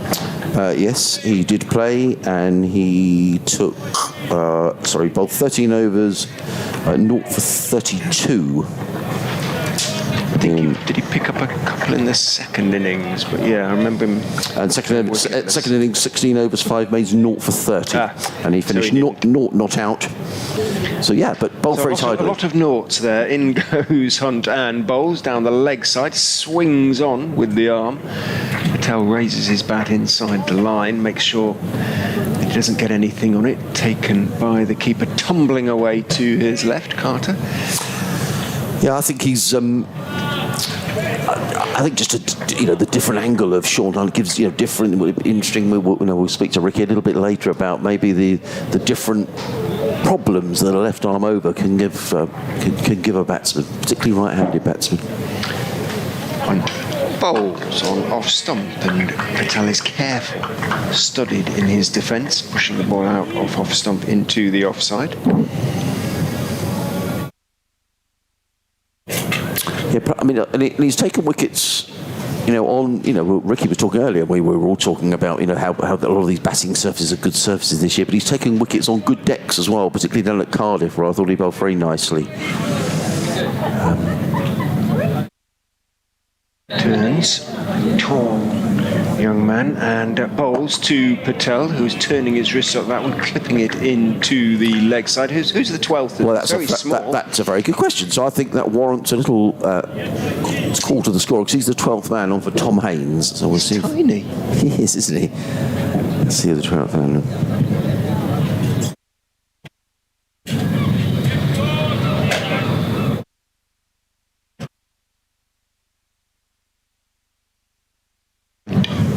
Three slips, very staggered as in he comes and bowls to Patel, who drives gloriously for 4. Overpitched, and it was right in the slot. And Patel, he's quite a stylish bat, former Essex player, punched it away very straight through the offside for 4. Lovely shot, wasn't it? Beautifully played, straight down the ground. Let's see if we can find out who this 12th man is. In again to Patel, who's clipping into the air for a few feet before it runs out towards mid-wicket. Finn tumbles across to his right to make the stop, and there is no run, but half a shout from behind the stumps, as that one, as I say, was just in the air for a few feet, but a long way short of being a chance for Finn, who, having made the stop, marches back to the Cromwell Road end of this lovely ground, hands his cap to the umpire and heads for the top of his mark. Leicestershire 6 for 1 after 2 overs. And you're listening to live cricket on the BBC, BBC Radio Sussex, BBC Radio Leicester. Adrian Harms and Richard Ray with you on commentary. Ricky Clark also with us today. Ricky will be back with us shortly as Steve Finn comes running in from the Cromwell Road end, running in and bowls to Kimber, who plays nicely down the ground off the back foot. He's going to pick up at least a couple of runs. Henry Crocombe is in hot pursuit, hauls the ball back in inside the boundary and gets in the throw. Good bit of fielding by Henry Crocombe. Sussex, as you would expect, very lively in the field, having posted 588 for 9. Earlier on today, Ollie Carter making 75, Delray Rawlins also 75. James Coles, a maiden half century, he made 59. Today, Tom Alsop 150. And now it's what can the bowlers do as far as Sussex are concerned, as Finn is in down the hill, bowls and let go outside the off stump by Kimber, taken by Carter, and there is no run. 3 slips, a backward point. They've now got a short extra cover in place for Louis Kimber. There's Ali Orr who's in there. There's a mid-off, mid-on. The 12th man, and we're just waiting to get a confirmation of his name, and his name is Sam Henderson, who plays for Roffey Cricket Club. So welcome, Sam. He's the 12th man, standing hands on hips. How old is he? We'll try and find out. In comes Finn and bowls, and that's going to be 4 runs. It's edged down towards the 3rd man boundary. James Holt is in hot pursuit, but quick though James Coles is, he can't cut that off. And the minute the ball gets on this downward slope, particularly at this time of the year with the outfield fast, the ball just races away for 4 runs, and Kimber goes to 8, and Leicestershire are 12 for 1.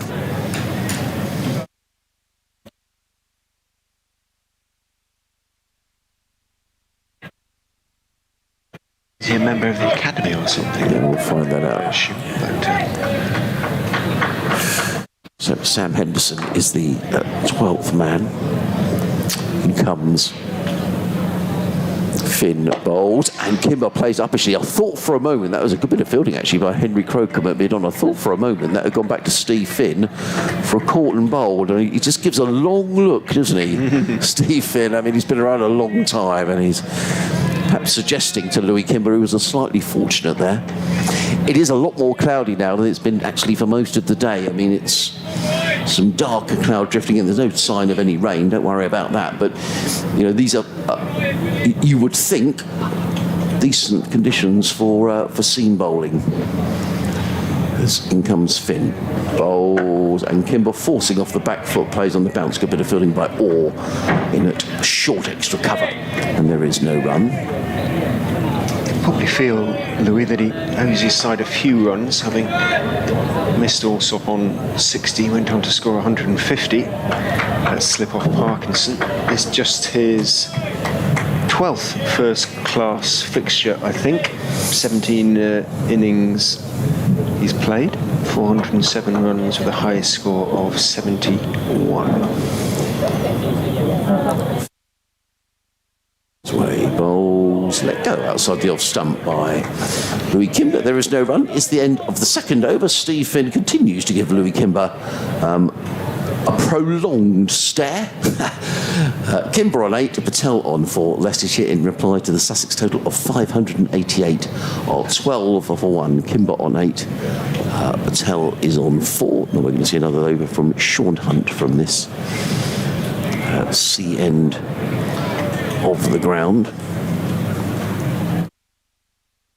We just got to nip off and do an update to the listeners on BBC Radio Leicester. So Ricky's going to come back in, and then I'll wait for Richard as in comes Hunt over the wicket, bowls, and forward comes Patel. Good stop at backward point by James Coles. Prevents a single, and there is no run. I mean, you've got to feel for Hassan Azad, Ricky. He's been out there all that time in the field. First ball he gets, and he nicks it to first slip. Yeah. What a horrible feeling that must be. Unfortunately, that is cricket. It's a difficult thing when you're in the field for that long for an opening batter to then come out and then try and switch on. Hunt in and bowls, and forward comes Patel. Bat and pad close together, punches the ball down the ground, fielded by Pujara, and there is no run. Started well here though, Sussex. Yes, they have, absolutely. Obviously they would have batted on it and would know it's a pretty flat wicket, but you have to make sure you put the ball in the right areas and challenge the defence of the Leicestershire batsman and just try and get any sort of mistake you can. Hunt bowls, clipped nicely by Patel to mid-wicket. There is no run, fielded by Sam Henderson, who's the 12th man. I don't know how old he is in a few moments' time, but I'm not aware of him having played in a championship match before. He's on a 12th man, so yeah, well, that's great, isn't it? It is, yeah. You know, a young man playing in championship cricket. He'll be enjoying this, I'm sure, as Sean Hunt is on his way again from the end of the ground. He's in and bowls, and driven by Patel down the ground, fielded at mid-on by Steve Finn. There is no run. The first time I've really seen Patel bat, but just already, Ricky looks a good player, plays very straight. Rishi Patel. Yeah, good player. I'm pretty sure I played against him last year. Very positive sort of, opening batter. Looks to sort of come at the bowling a little bit and gets in good positions, has a lot of time. And he'll be seeing this as a good opportunity on a good pitch to try and get a decent total. In comes Hunt, bowls. Patel just stretches forward and plays it out into the offside. And there is no run. 3 slips. There's a point cover bid off, mid-on, mid-wicket, and a fine leg. It's gloomier now, Ricky, than it's been throughout the match. I mean, you'd have thought that, you bowled, you were a seamer, a bit quicker than that. Good conditions to bowl in, would you think? Yeah, I think if you're a Sussex player or a Sussex supporter, you're looking at the conditions they had to bat in, and then what it's potentially like now with the ball is ideally perfect for him. Hunt comes in, bowls to Patel, works it onto the onside. Good stop there by Sam Henderson. And the end of Sean Hunt's over. He's now bowled 2 overs, no wicket for 5, and Leicestershire in reply to the Sussex total of 588 are 13 for 1. Kimber on 8, Patel on 5. Hassan is out to the very first ball of the reply. Caught by Tom Alsop at slip off the bowling of Steve Finn. And we were saying in commentary, and you'd mentioned this, Ricky, that you get to a ground early in the day to prepare, so you're ready. And I thought a bit of credit to Tom Alsop, because he was ready for that catch when it came. Yeah, I think the good situation there is he got his runs yesterday. Potentially didn't need to have another bat when he got to the ground today. So I've watched them in the morning, and they have a bowling machine out, making sure they're taking the catches and getting ready for when they get into the field. So it was a good catch. I'll just break in because we're going to do an update to the listeners on BBC Radio. Sussex, as in comes Steve Finn, comes in and bowls to Patel, who's up on his toes and plays out into the offside, and there is no run. Let's just get these scores up in the other games. Well, it's been a really good day for Sussex, Danny. They made 588. Tom Alsop 150 yesterday. Today, 75 from Carter, 75 from Rawlins, and a quickfire 59 from 18-year-old James Coles. Then in reply, Leicestershire, off the very first ball of their reply, lost a wicket. Hassan Azad was caught in the slips by Tom Alsop off of the bowling of Steve Finn. So Leicestershire now are 13 for 1 in reply to that 588. At Scarborough, Yorkshire made 521 against Surrey. Surrey in reply are 33 without loss, and a bad day for England in the one-day international at the Oval, bowled out for just 110 in 25 overs. So India looking favourites to win the first of the one-day internationals.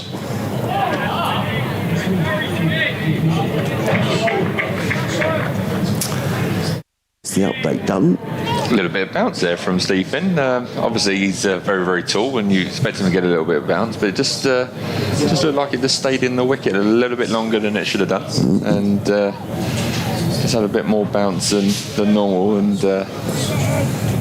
he'll be excited by that.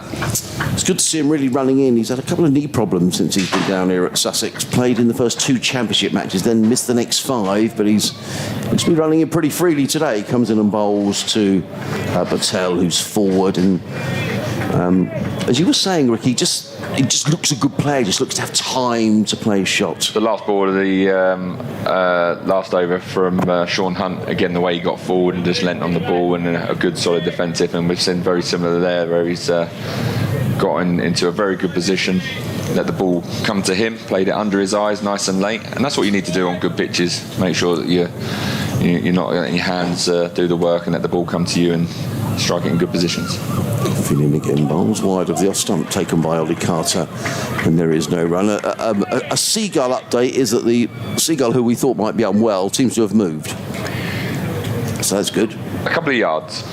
He's not gone far, but he's liking that area. Yeah, I think he's okay. We were discussing yesterday the invasion of flying ants, which brought a flock of seagulls literally to the ground. But it's really quite good. I'd say it's not bad light, but it is a lot gloomier than it's been, very noticeably now throughout the match. The 3 slips go down. In comes Finn, roaring in, comes in and bowls to Patel, who lets that one go outside of the off stump. There is no run. It is the end of the over. Leicestershire are 13 for 1 in their second innings. Louis Kimber is on 8.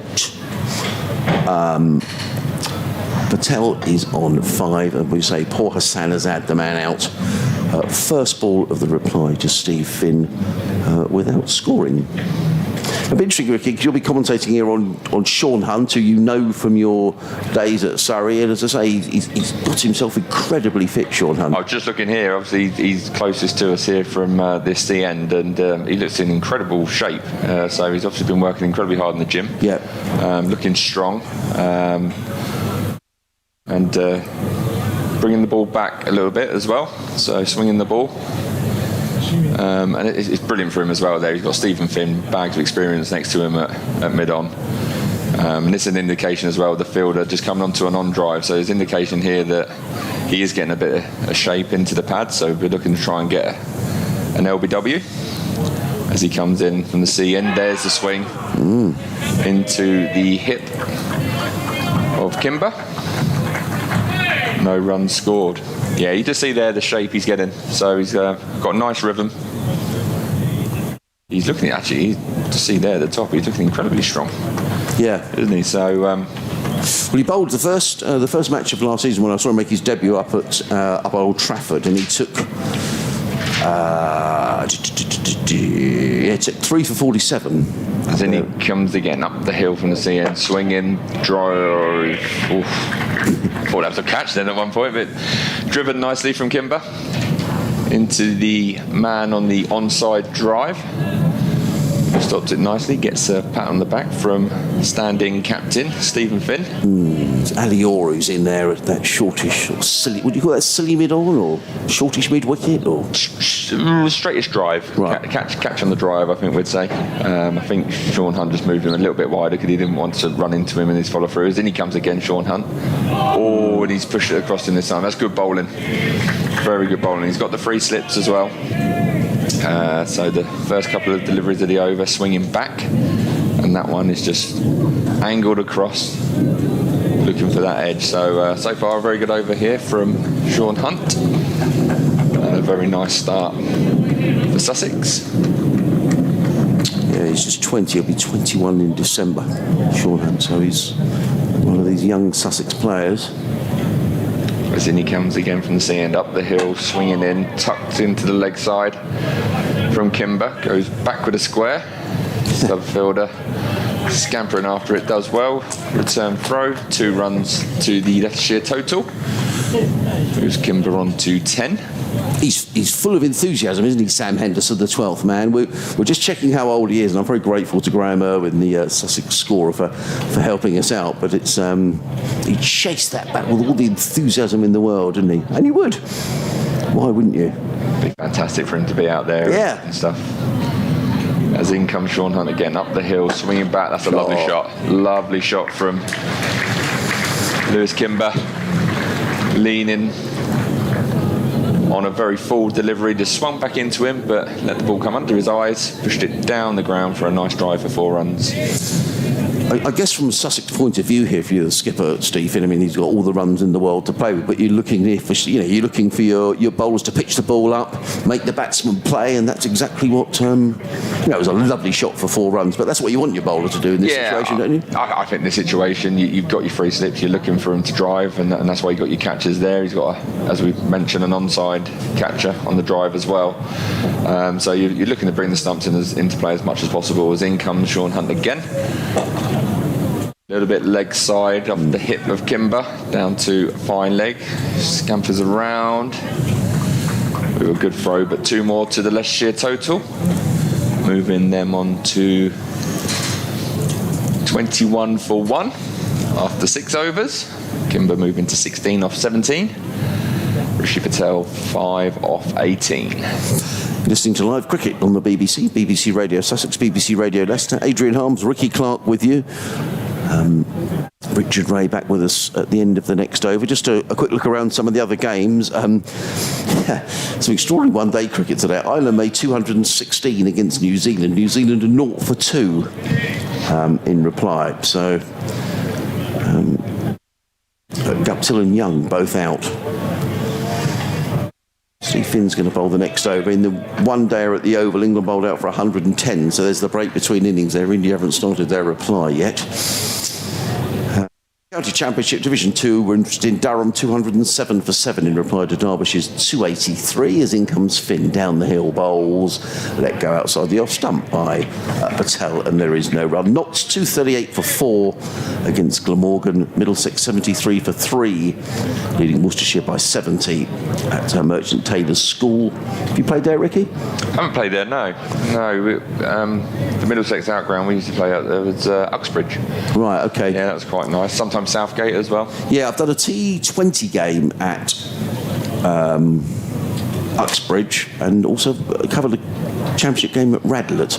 In comes Finn and bowls, and forward comes Patel, plays to mid-on. There is, I think Richard was saying that he's going to Radlett, although it might be for the one-dayer, which is coming up in a few weeks' time, the 50-over competition. Sussex have got quite interesting some of the travelling in that, because Sussex go to Durham, then I think it's a day off Taunton, something like that. Oh, cool, yeah. So there's a bit of trekking around the country. There can be some strange scheduling in there sometimes. I remember we played a 4-dayer down at Taunton and played Somerset again the next day at Edgbaston on the Sunday. In comes Finn and bowls, let go outside the off stump by Patel, there is no run. Yeah, so it's quite interesting that 2 sides were down in one venue and we all packed up and went back to Edgbaston for a 1-dayer just after a 4-dayer. Doesn't make a lot of sense, really, does it? It really doesn't. In fact, I think some of the scheduling's got better. I was talking to our colleagues who, for BBC Wales, obviously follow Glamorgan. And in the T20, they had a little bit of a tour, so they came here. I think they went here, Canterbury, the Oval, which sort of made sense, really. Yeah, so they can just go do a little circle back on the M4 and home again. In comes Finn, bowls, and up on his toes is Patel, who just defends into the offside, fielded by Rawlins, and there is no run. 21 for 1 on Leicestershire. We've still got 40 overs to be bowled today, so technically we should be having tea now, but 20 to 4. Another 8 overs till tea still. Yeah. So. We might see a good bit of... Certainly if James Coles and Delray Rawlins get to bowl, they do really rattle through their overs, both the left-arm spinners. Finn in bowls, let go by Patel. Showed good judgment outside of his off-stump, Ricky. Not to be tempted. He's looking assured. Just watching the ball carefully. For Leicestershire, this is the crucial part of it. You know, when you've been in the field for so long, you know, the new ball was going to obviously offer a little bit of something, so you've got to be wary of playing your shots. And Stephen just dropped his mid-wicket back to a deep square leg. Comes in again down the hill, bowls, and a nice looking shot by Patel. Drill back to Stephen, who fields of his own bowling. There is no run. It is the end of the over. Leicestershire are 21 for 1. Kimber is on 16. Patel is on 5. I'm going to make way for Richard and Ricky.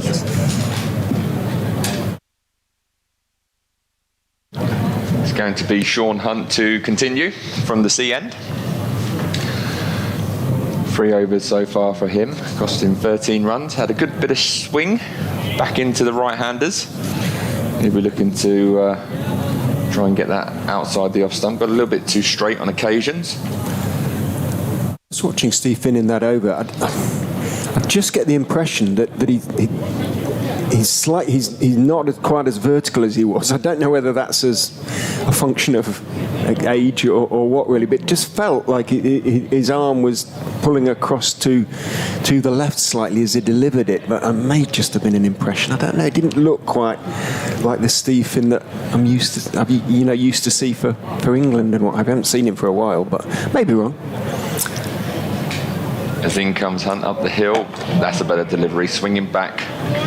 He's just taken a third slip out and put them on the drive. Delray Rawlins gone onto the drive. He's just challenging that off stump a little bit better there. He might get a warning from the umpire there, because he started to run across the pitch to field, realised that he shouldn't be, and sort of swerved back, but having perilously close to stepping right across the middle of the wicket there. Already we're seeing Sussex just trying something a little bit different with their field placements, trying to make the Leicestershire batsman hit square of the wicket. As in comes Hunt again. Nicely played from Kimber. Pushes into the cover region for a quickly scampered single. Moving the Leicestershire total on to 22 for 1. Kimber 17, Patel 5. Paul Nixon has gone on record as saying that Rishi Patel has the ability to play for England within 3 years, and that's a quote. And when you see him on a good pitch, and he always does look assured until he sort of finds a way of getting out, having sort of gotten in, you can see what Nixon means, really. I haven't seen a lot of him, but already you can see early doors that he's someone that is an opening batter. As in comes Sean Hunt again. Patel playing the ball under his eyes again, letting the ball come to him. Nice defensive. Little inside edge, I suppose, that went to square leg for no run. Half an appeal, they're hoping it might flick the pad on the way through. But again, as you know, as Paul Nixon has said, earmarked Rishi Patel here as one for the future. Looks like an old school opening batter, if that's fair to say. Looks like he just wants to bat time. Gets into good positions. As in comes Hunt again from the C end. Tucked into the leg side, fielded. And no run scored. Has he gone this season? Rishi Patel, his overall figures: 8 innings, 242 runs at 30. He's got in plenty of times without quite going on to make a sort of match-changing score, so to speak. He was injured at the start of the season. As in comes Hunt again up the hill from the C end. Nicely played from Patel. Looks to come forward, a good line and length from Hunt. Just bounced a little bit. So he missed the first 4 games. 82 in his first innings against Glamorgan, 68 in the game at home to Sussex. Otherwise, sort of 26, 24, 26, 14. Got in on a few occasions. That, as I say, quite going on. So he'll be desperately keen to do so on this occasion.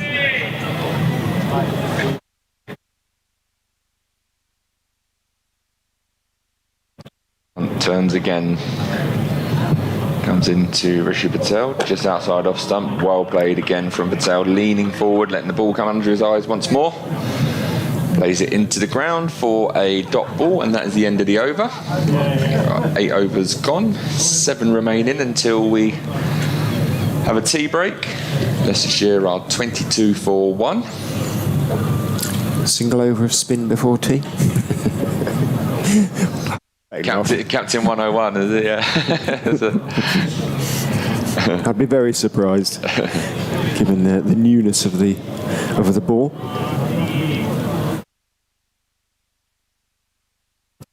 Stephen Finn exercising droit de seigneur as captain. He's coming down the slope from the Cromwell Road end and bowls to Kimber, who is carefully leaning forward. No big stride. Big man, Kimber, very solidly built. Nothing much seems to faze him. Lovely young chap. Rejoices in the nickname, he says, of Melman, named after the giraffe in Madagascar. Oh, okay. The cartoon. Don't know whether it's Disney, but it's. I mean, a couple of them, haven't they? The Madagascar films. As Finn, equally tall, almost bowls to Kimber, who turns his wrists on that back foot defensive shot, back down the pitch on the on side. Finn makes as though to kick the ball to Henderson. Must be about 2 feet taller than Henderson. Doesn't do so, bearing in mind it's a new ball. I think it's the fact that he's a Watford fan and probably hasn't got the football skills there, potentially. But him enjoying this, coming down the hill, just allows him just to glide in and get a strong action. Comes in and bowls outside off stump, and Kimber steps forward and watches carefully with the bat raised as it goes through into the gloves of Ollie Carter behind the stumps. Batted very well earlier today, Carter, sensibly. Before sort of getting himself out really against Parkinson. Slightly wide delivery, poked at it, got an inside edge onto his stumps when he was on, I think, 75. 3 slips go down alongside him as Finn is in to Kimber, who turns the slightly short of a length delivery out towards Henderson at mid-wicket. Henderson, the 12th man, will be out there all probably yes, all the rest of the game, possibly. Replacing the unfortunate Tom Haynes, the Sussex skipper, hors de combat with a broken bone in his hand, inflicted by Chris Wright. A Chris Wright delivery was trying to cut but swung back into him a little bit. In goes Finn and bowls thick outside edge of Kimber's bat, squeezes it down through the gully. Scrambling stop by James Coles as he ran back there. Put in the slide, was only able to grab it at the second attempt through left-handed. Did throw left-handed there, didn't he? And he's a right-handed bat. I haven't seen much, I have to admit, of James Coles. So yeah, it was unless he's one of those. There's quite a few that throw different and bowl different. You could. I'm certainly batted right-hand. James Coles, yeah, hit some glorious shots. Definitely threw left-handed there. Man gone back on the hook again. Yeah. Finn is in, bowls outside off stump, steps forward, Kimber lets it go through, having picked up 2 off that previous delivery. Just the 2 that the only runs off the Finn over. 1 for 10 for the former England man. Off his 5 overs, Leicestershire 24 for 1, perhaps beginning to breathe again after losing his hat to the very first ball of the innings. Remember, their target, nominal target at the moment, is, I suppose, 439 to avoid the follow-on. Yeah, it's just a case of batting as much time as possible really now, and obviously that early scare, they've just regrouped Kimber and Patel, and in comes Sean Hunt again. Nice delivery, swinging back into Rishi Patel, who comes forward again, playing the ball under his eyes, nice and late. Looking very comfortable at this moment in time. 9 balls faced for him, just for his 5, but he seems quite composed and relaxed with that.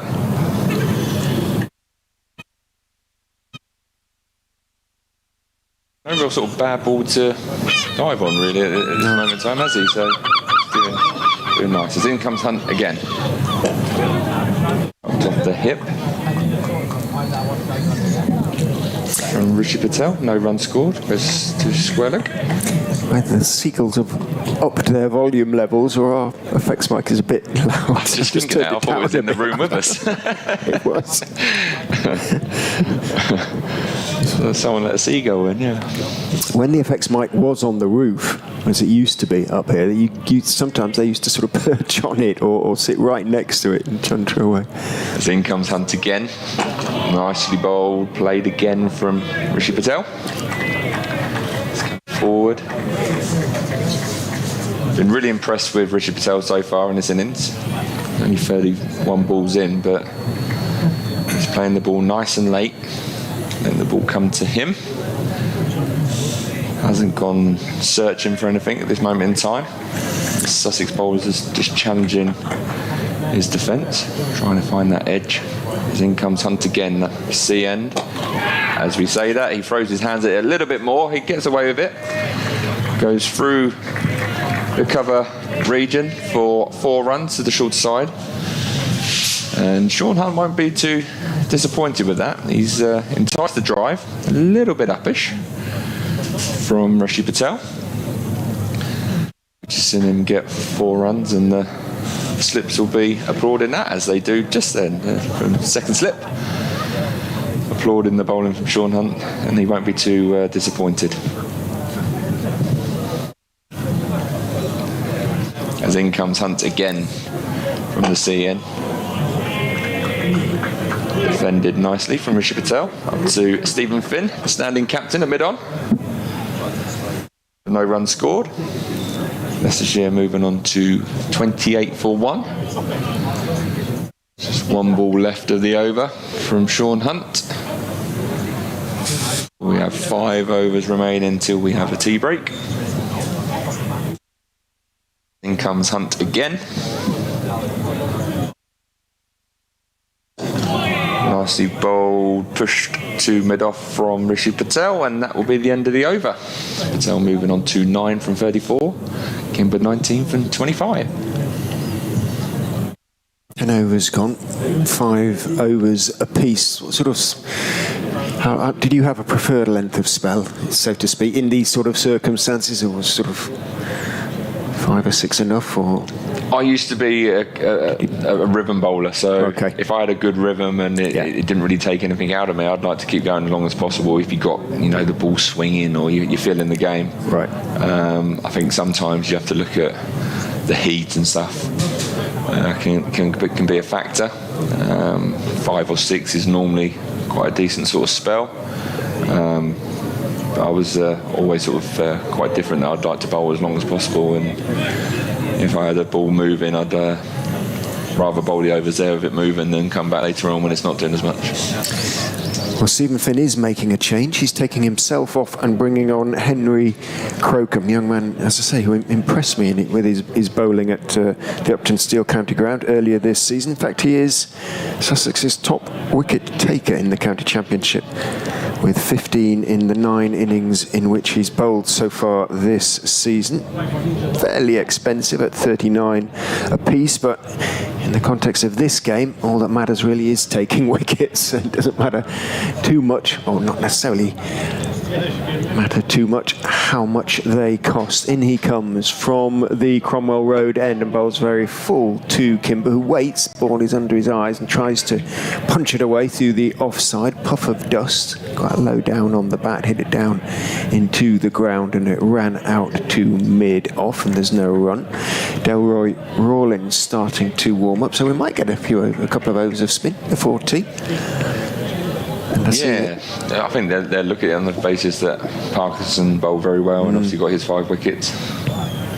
Crocombe is in, and it's turned on the onside this time. Similar length delivery, a little bit more leg side, and again looking to punch it away, and again not quite timed by Lincolnshire man Louis Kimber, and he runs out towards Finn at mid-on, and there is no run. Sanderson has got padded up, actually, the substitute fielder, so we can assume that Rawlins may be about to replace Hunt. Hunt did look a bit despondent when he sort of slapped hands with Finn at the end of his last over. In goes Crocombe, bowls, and Kimber on the back foot drops it out into the offside. There's a sort of bit of byplay involving the ball and Delroy Rawlins' feet. Ends up being picked up by James Coles. I think Delroy Rawlins tried to nutmeg the alley-or there, and it's actually quite lucky he got a foot on it. I think he kicked it quite hard trying to nutmeg him. It could have disappeared raced away for a couple of runs there. So it's probably quite decent he got a foot in the way. Crocombe is in and bowls again. Kimber on the back foot, Trying to work it into the onside, into the gap perhaps at mid-wicket, goes straight out towards Finn at mid-on. I'm right in thinking you're a big Spurs fan? Yes. Yeah. Okay. Yeah. Okay. Big Spurs fan. Much to Chris Wright's disapproval. Yeah, oh yes, he's an fan. Arsenal man, isn't he? Yeah. In a group chat with him and Laurie Evans and Keith Barker, so every time Arsenal lose, I make sure I get onto that group chat to... Yeah. Are they three Arsenal fans between them? In goes Crocombe bowls, and this time he has managed to work it into the onside. It was more of an onside delivery from Crocombe. Kimber works it out towards deep mid-wicket, where the substitute fielder Sam Henderson moved out. He's coming running in now. He's going to go in at short leg, so perhaps he's put the pads on to be available to go in at short leg rather than for the spinner. But I suspect the way that Rawlins is bowling the ball around when he gets the opportunity, that we will see him before too long. He's going out to mid-wicket now, Rawlins, from third slip. They've worked out that he likes to play on the leg side. Rishi Patel, who is facing Crocombe now, who bowls, and he stays on the back foot and defends with a nice straight bat down the pitch on the onside. End of Crocombe's first over, a fairly respectable one, just a single from it. Leicestershire having been 0 for 1. I've moved on to 29 for 1. 20 to Louis Kimber, 9 to Rishi Patel.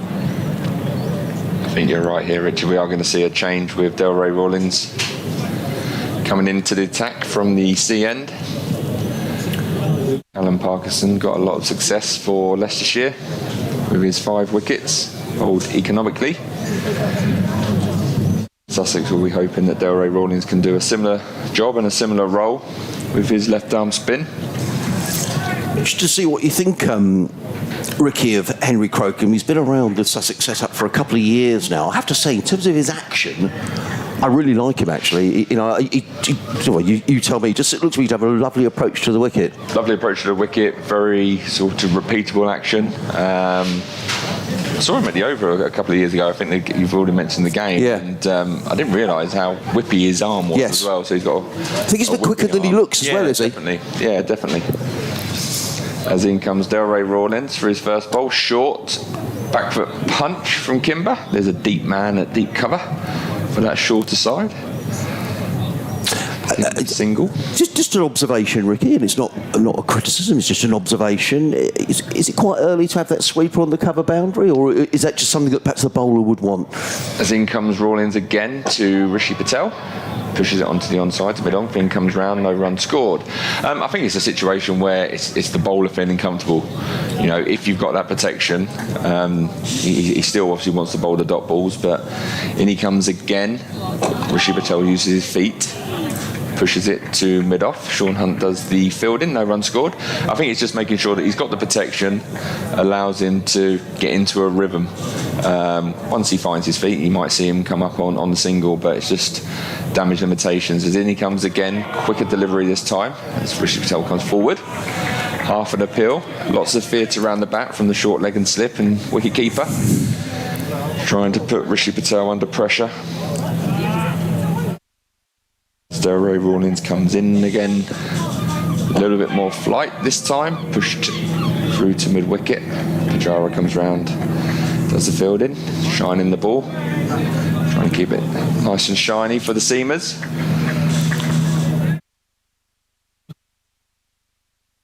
Rishi Patel stands and waits as in comes Rawlins. Quicker ball again, pushed to the leg side for Rishi Patel. Pujara chases and comes round, just a single.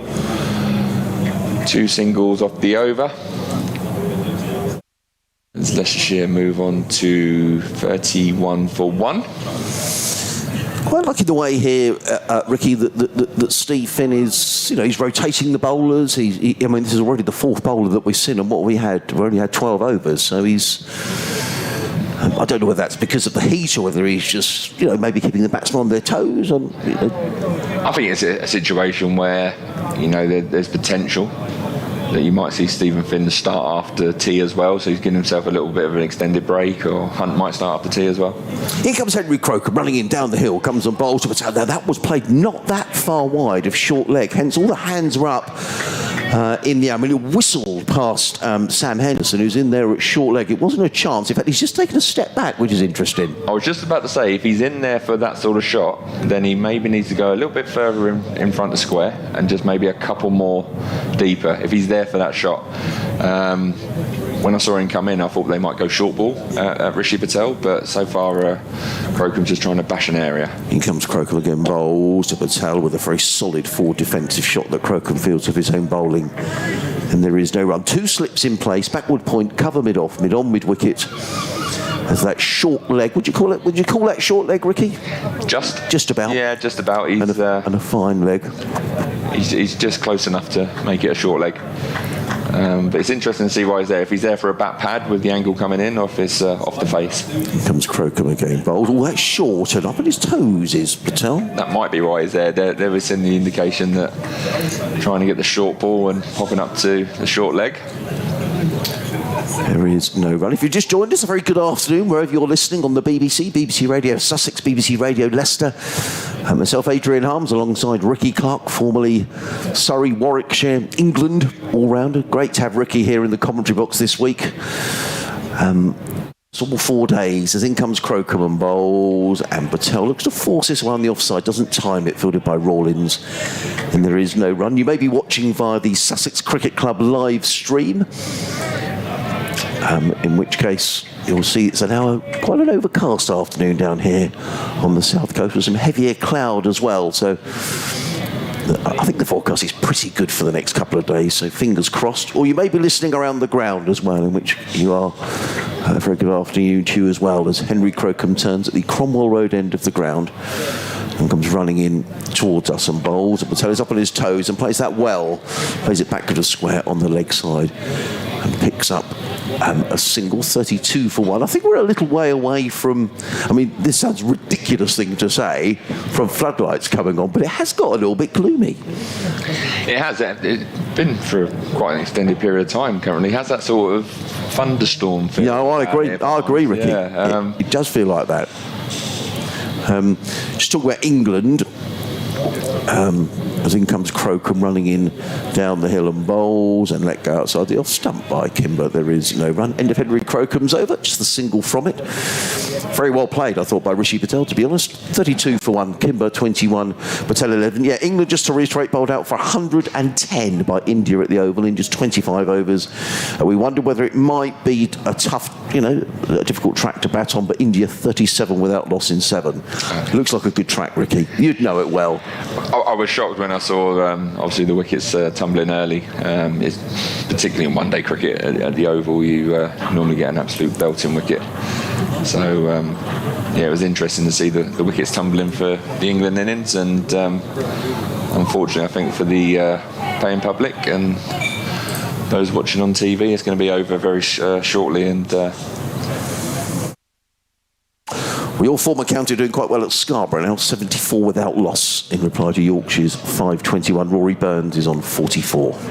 In comes Rawlins from the sea end. Rishi Patel uses his feet, comes down on the offside, smothers it as it goes back to Rawlins. Derek Rawlins gets through his overs very quickly. Yeah, he does. Yeah, and when James Coles does as well, the pair of them. Yeah, wow. I thought he may well get a bowl. As he just moves his field. Backward point. Goes a little bit further round as in he comes again. A little bit of air and Ooh. Half a chance of a call and bowled there from Darrow Rawlins. He sort of tossed it up with a little bit more air. Yeah, Rishi Patel's come forward and just tried to hit it a little bit too hard and got it on the full toss, and Darrow Rawlins has sort of dived to his left and got fingertips and couldn't quite hang on to it. So can't class that a chance, can we, Ricky? That'd be harsh, wouldn't it? As in he comes in again, tosses it up. Rishi Patel comes forward. Let's have a look at the replay. See if we see there it. Oh no, just out of reach for Darrow Rawlins on the replay. It's almost like an arm ball that sort of drifted into Rishi Patel and cramped him up and got it on the full toss. As in he comes again, Darrow Rawlins fires one in underneath Rishi Patel, who digs out the Yorker. The sheer batters here looking to get to tee. Sandwich and a bit of cake and a cup of tea maybe. Nicely played from Rishi Patel as Delray Rolling comes in again. I suppose nowadays with probably be a protein shake and not a nice cream cake or Victoria sponge. We might get one, Ricky. You never know. Extra sugary donut with lots of jam, and I think that would be on the card from the S&C for Leicestershire. As in comes Rawlings again from the sea end. Slower delivery as Rishi Patel pushes forward. No runs scored. End of the over. Impressed by Rishi Patel. He'll be 20. My math is awful, Ricky. He'll be 24 in 2 weeks' time. Began his career born in Chigwell. I think he's, just first time I really seen him bat, but he do this job. We'll watch a lot of cricket, don't we? And he'd probably get out next ball. But you watch someone, you think he looks a good cricketer. Yeah, definitely. Plays very straight. Yeah, he looks very assured. He's letting the ball come to him. He's had, if I'm honest, a couple of little moments where he's sort of thrown his hands at one or two and just not stuck to his processes, but he's still looking quite assured. Here comes Henry Crocombe, final over before tea. Bowls to Louis Kimber, who plays only without moving his feet, but he manages to play the ball onto the onside. And there is no run, just the two slips in place. Backward point, cover mid off. There's a mid on, a short leg, a mid wicket, and a fine leg. As Crocombe turns up the Cromwell Road end of the ground. He's in and bowls to Kimber. Short, pulled away by Kimber, and that's going to go for 4 runs. Short leg ducked. I don't blame him, actually. That was halfway down the track, and Kimber it's a fairly short boundary on that leg, so I just pulled the ball over square leg for 4 runs. Yeah, that was a delivery that sort of sat in a little bit, I suppose, and Kimber done well there because he just slowed his hands down enough, made sure that he got in a good position and just watched it into the middle of the bat. A couple of bounces into the boards for 4. Comes Crocombe again, bowls and short again, pulled away, and it's caught. Is he caught? No, it was pulled away. It wasn't timed. He seemed to change his mind halfway through the shot, and I thought he'd pulled it into the hands of Ali Orr on mid wicket. I think it was just short of Ali Orr. I don't think it was a chance. No, just bounced just before by a couple of yards, but again it almost looked like he had too much time and then got into I agree. A bit of a pickle of what to do. Do I hit it or do I just try and sort of tap it on his head? And in the end it just sort of hit the bat and just looped. Crocombe again in and bowls. Kimber is forward, plays it into the covers, fielded by Rawlings. There is no run. I noticed before that delivery the two sort of wise old heads, Pujara and Finn, just converged on Henry Crocombe, and I think they were saying this is the right tactic, and Steve Finn had his arms up for that delivery. So Sussex players all on their toes. What we got here to go? 2 more balls before tea. As Henry Crocombe wanders back to his mark at the far end of the ground. For those of you who don't know Hove, he's running down towards us, down the slope. In and bowls. A short pulled away by Kimber, and there's a cry of catch it, but that's a good shot, I think, by Louis Kimber. To be fair, it's short. It's pulled away for 6. I mean, it is a short boundary on that leg side, but it was down the leg side. I think it's a good shot by Kimber, to be fair. I think he'll be happy with the shot, but at the same point, from a Sussex point of view, just before tea. He took it on, didn't he? He took it on, and it only just went over the rope, and you probably, because it's so short down there, it was only a couple of yards away from Sean Hunt. So Henry Crocombe won't be too disappointed with that, because this is an opportunity if you want to try something just before tea. I think we'll see another short ball here. And he comes bowls, and it's outside the off stump, but it was shortish, taken by Ollie Carter. So an eventful 15 overs before tea. Leicestershire 42 for 1. Kimber on 31 off 38 deliveries. Rishi Patel's been very circumspect. 11 or 51 deliveries. So 32 overs left in the day. I guess, Sussex will be delighted. Steve Finn going around giving 5 highs to everybody. That's good to see, isn't it? I guess that's the experience, Ricky. He's just letting the group know that they've done incredibly well. It's been a good 2 sessions from so far with bat, and then obviously coming out to bowl as well. I think it's important that he lets his team know that they're doing well. Under 3 and over on a decent pitch, and they bowled nicely to challenge the defences of the Leicestershire batters. Obviously the early scare for Leicestershire. Losing a wicket with the first ball of the innings was never ideal, but Kimber and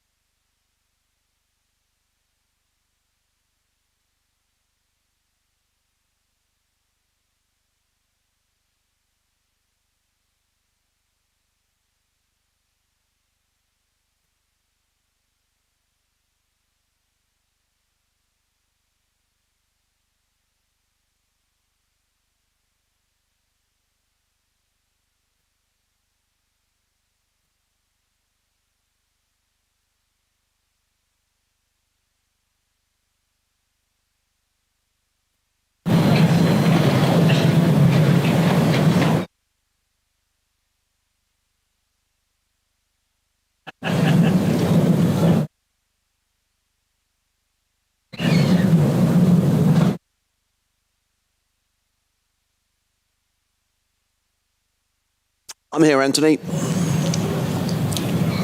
No problem.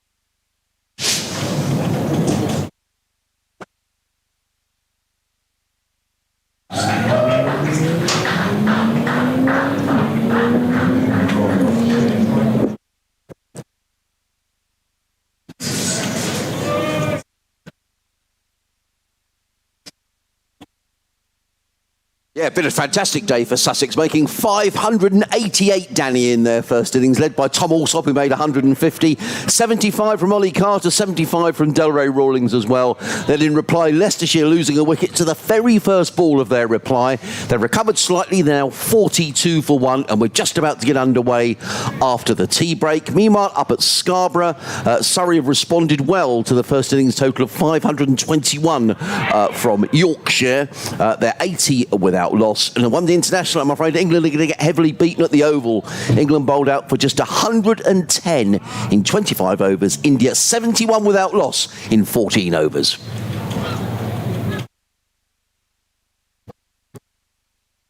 As Rawlings comes in and bowls and played by Patel to mid-off, and there is no run. I'm sorry, have I made a mess of the rotor there? Because I've no idea. I've absolutely no idea, I'm afraid, but I'm more than happy to. In comes Rawlings, bowls and played by Patel to backward point and fielded by James Coles. There is no run. He won't be disappointed to see that shot from Patel, and it was quite wide, and he rather flung his hands at that one.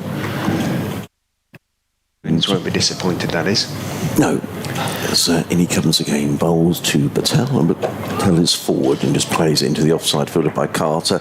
There is no run. Ricky and I were saying, when we were commenting before, I've been really impressed by Rishi Patel. I think he just looks a good player. Yeah, and as I said to Ricky and on air, that Rawlings in bowls. Patel glides that one into the hands of short leg on the bounce. There is no Paul run. Nixon thinks he has it within him to play international cricket within sort of 2 to 3 years, essentially. Wow. He's got that much talent, but obviously he needs a sort of weight of runs behind him to justify that sort of praise. At the moment, he hasn't got that. In comes Rawlings, bowls, and nice shot through backward point. It's going to race away for 4 runs. It eludes Adiora, who's very quick around the boundary, but it was all about the placement from Rishi Patel. Beautifully played through point. He picks up a boundary. He goes to 15. Leicestershire 46 for 1. So we've got 31 overs to be bowled tonight. So depends how much spin we get to see how much overtime we'll have to play tonight. But Leicestershire, having recovered from losing that early wicket, are 46 for 1. But he does time the ball beautifully, Rishi Patel. When I was going through his scores, and he has a couple of half centuries so far this season. Started having missed the first 4 games with 80 against Glamorgan down in Cardiff. He had a 68 against Sussex. Of course, you will have seen that one, unless that was the day you were absent. Yes, it was. Yeah, I didn't see an awful lot of that game, so I don't think I saw him bat actually in that game up at Grace Road. But a lot of sort of 20s, and it got in on 4 or 5 occasions without managing to go on, so he'll be very keen to do so here. In the meantime, Stephen Finn has brought himself back on. He's bowling to Louis Kimber on off stump from the Cromwell Road end. Kimber blocks it out into the offside. Rawlins now out in the covers instead of at third slip. Slips reduced by 1-2-2. Sop at first already has a victim off the very first ball, Hassan Azad. Alongside him is Tom Clark. Otherwise, a fairly conventional field. Coles is a sort of backward, deepish point, as Finn is in, bowls very straight to Louis Kimber, who meets the delivery with an equally straight bat back down the pitch. I mean, the thing for Leicestershire here, Richard, is that if they keep Sussex in the field for a long time, even if they don't avoid the follow-on, Sussex have got a decision to make then, haven't they? Because if they're out there in this sort of heat, I think it is meant to be a little cooler tomorrow, just listening to the local forecast. A bit of drizzle early on, but that's going to clear away. But I think tomorrow is meant to be a slightly cooler day. Finn into Kimber, who's waiting, ball right under his eye line, drops it out into the offside. It bounces slowly towards Cole, sufficiently slowly for Patel to call Kimber through for what was in the end a fairly comfortable one. You know, Leicestershire will want to take as much time out of the game as they possibly can, and you know, if the follow-on was to be enforced, you've then got Sussex would have, you know, perhaps been in the field for a long time, but you know, it's a 4-day game, so this is far from decided. This game, it's very difficult to see Leicestershire winning from here, but they can certainly save the game from here. They will expect really on the pitch, unless it starts to deteriorate, to save the game. I would think. In goes Finn and bowls. Patel is leaning forward very correctly, slightly angled bat, playing it out to Rawlins in the covers, and there's no run. Foxy Phil. Do Leicestershire put all the names into a hat and then draw one out to bat number 3? Wasn't it Hill last game? It was Hill last game, but they rate Kimber pretty highly. So an opportunity perhaps has been past his name. It could have just been the fact that Hill might just have been in the loo or something. That said, it's unlikely, given it would have been the second ball of the innings. In goes Finn, and again Patel is stretching forward. He's favouring. I don't think those are dark heels on his cricket boots. There might be actually, rather than dark socks. I think that they're sort of dark heels on his boots, but we went through a period of having sort of blue heels or orange heels, didn't we? And the ECB eventually said something to the manufacturers. Was that right? Yeah, they said they needed to be more predominantly white. And so they sort of gradually went back to being almost totally white. Finn is in, foolish delivery, walking forward into the not really on drive, but the on push is Rishi Patel, pushing the ball out towards mid-on. End of Finn's 6th over, 1-for-11 for the vice-captain, now captain for the game, Stephen Finn. Interesting with Lewis Hill, because he did, we wonder whether he perhaps had his hand or his shoulder at one stage. He was fielding down below us and he's sort of a bit of a tumble, so I'm pure speculation, I've no idea, but perhaps that might be one of the reasons. We've got a change in bowling, and it's going to be Henry Crocombe who's going to bowl for the first time from the C end of the ground, 3 overs 0 for 12, replacing Delray Rawling. So the spin experiment has finished for the time being, but Stephen Finn is certainly juggling his bowlers around here. We're only in the 17th over of this innings, and we've already had 5 bowlers, but was it 4 or 5 bowlers? Let me have a little look. Finn, Hunt, Crocombe and Rawlins have all bowled, so he's juggling things. I like to see that actually with a skipper. I don't like to see a skipper who lets things drift too long. And it's going to be Henry Crocombe who's going to be bowling with 2 slips, backward point, cover mid-off, a mid-on, a short leg, this is interesting, and 2 men set back on the leg side. As Crocombe comes in to bowl to Louis Kimber, who's on 32. He's in and bowls, and Kimber clips this through mid-wicket, and that's 4 runs. No bother chasing that. That was a half volley on leg stump. And Kimber clipped that one away through mid-wicket for 4 runs. Nice shot. He goes to 36, and the Leicestershire half century is up 51 for 1. Some interesting comments on the stream on YouTube. Alex Krychek, why exactly would Leicestershire, quote, expect, unquote, to rescue the game? Well, because it's a fairly flat pitch, Alex. Simple as that, really. Sussex don't have a great track record of taking 20 wickets in a game this season. No, they don't. In comes Crocombe, bowls, and driven again firmly by Kimber, but this time Steve finished very quickly round at mid-on to field, and there is no run. And though Leicestershire haven't batted with it at all really well this season, they did make 400 or so against a good Nottinghamshire attack.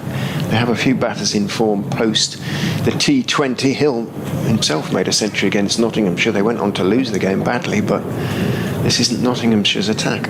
Crocombe in bowls. Oh, and that cut back into the right-handed Kimber. Took him on the thigh pad, bounced out into the backward point region, and there is fielded there by, who's that there? Is it Tom Clark running around field from second slip, and there is no run. The aircon in here is brutal. I'm sorry. We can turn it off. See, that'll teach you, fellas. Turn it up in shorts. In comes Croak. Runs in over the wicket and bowls. Short pulled away by Kimber. Did that hit the short leg fielder? I think it did. I think that's hit young Sam Henderson. Now, he's the 12th man.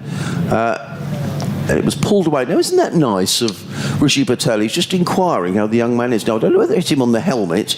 It was pulled away by Louis Kimber, and it certainly hit Sam Henderson. His sort of right side a bit. Right. He seems to be fine. Yeah, it seems a bit unfair, doesn't it? And how nice that he's just sort of inquiring how he is. Young Sam Henderson on the field because Tom Haynes, the Sussex skipper, not taking any further part in the match due to his broken hand. As in comes Crocombe, comes in and bowls to Patel, and Patel is up on his toes, plays it down on the leg side, and there is no run. Well, I think it's nice anyway. I'm probably a bit soft in terms of cricket. Ricky's grinning at me. I don't know whether he'd have inquired how he was, but anyway, he's back in there at short leg. Very lowly form of cricket I played, Richard. I hated fielding it. If the bowler ever said, "Oh, can you just go in a few yards?" Oh, don't fancy that. What a short leg. Well, anywhere or silly mid off. I hated fielding in there. In comes Crocombe over the wicket, bowls, and Patel is forward, immaculately plays into the covers. There is no run. End of the over. 52 for 1, 37 Kimber. Patel is on 15. Henry Crocombe, 4 overs, no maidens. No wicket for 17. There's a seagull comes and sits on the covers below us and just looks inquiringly into the commentary box. I wonder whether this is about the time of day yesterday when the flying ants appeared. Not today. But so far, perhaps the seagulls have come back thinking this is ant time. So whether there will be, it was about this time here, so we'll have to see anyway. Perhaps this is the advanced party of seagulls. Oh, here comes another one. Oh, he landed on his friend. He doesn't look very happy. Here we are. 52 for 1. We must concentrate on the cricket and not the seagulls. Stephen Finn down the slope from the Cromwell Road end bowls to Kimber, outside off stump, pulled across him rather, and Kimber let it go through. Well, when we were fielding at sort of short leg and silly, I may be doing you a disservice here, Adrian, but we didn't have helmets. No, that's true. So yeah, I was hit at short leg once, full-blooded sweep on the back of the head, but I turned away. So wow, and then made the most of it. But it was okay. Hard head. In goes Finn and bowls nice back foot forcing shot out towards wide mid off, but a good piece of fielding. He should have stopped it there, Rollins, but did. And that's the main thing. I mean, I can remember. Left. I remember, there was no one even had a thigh pad when I was playing.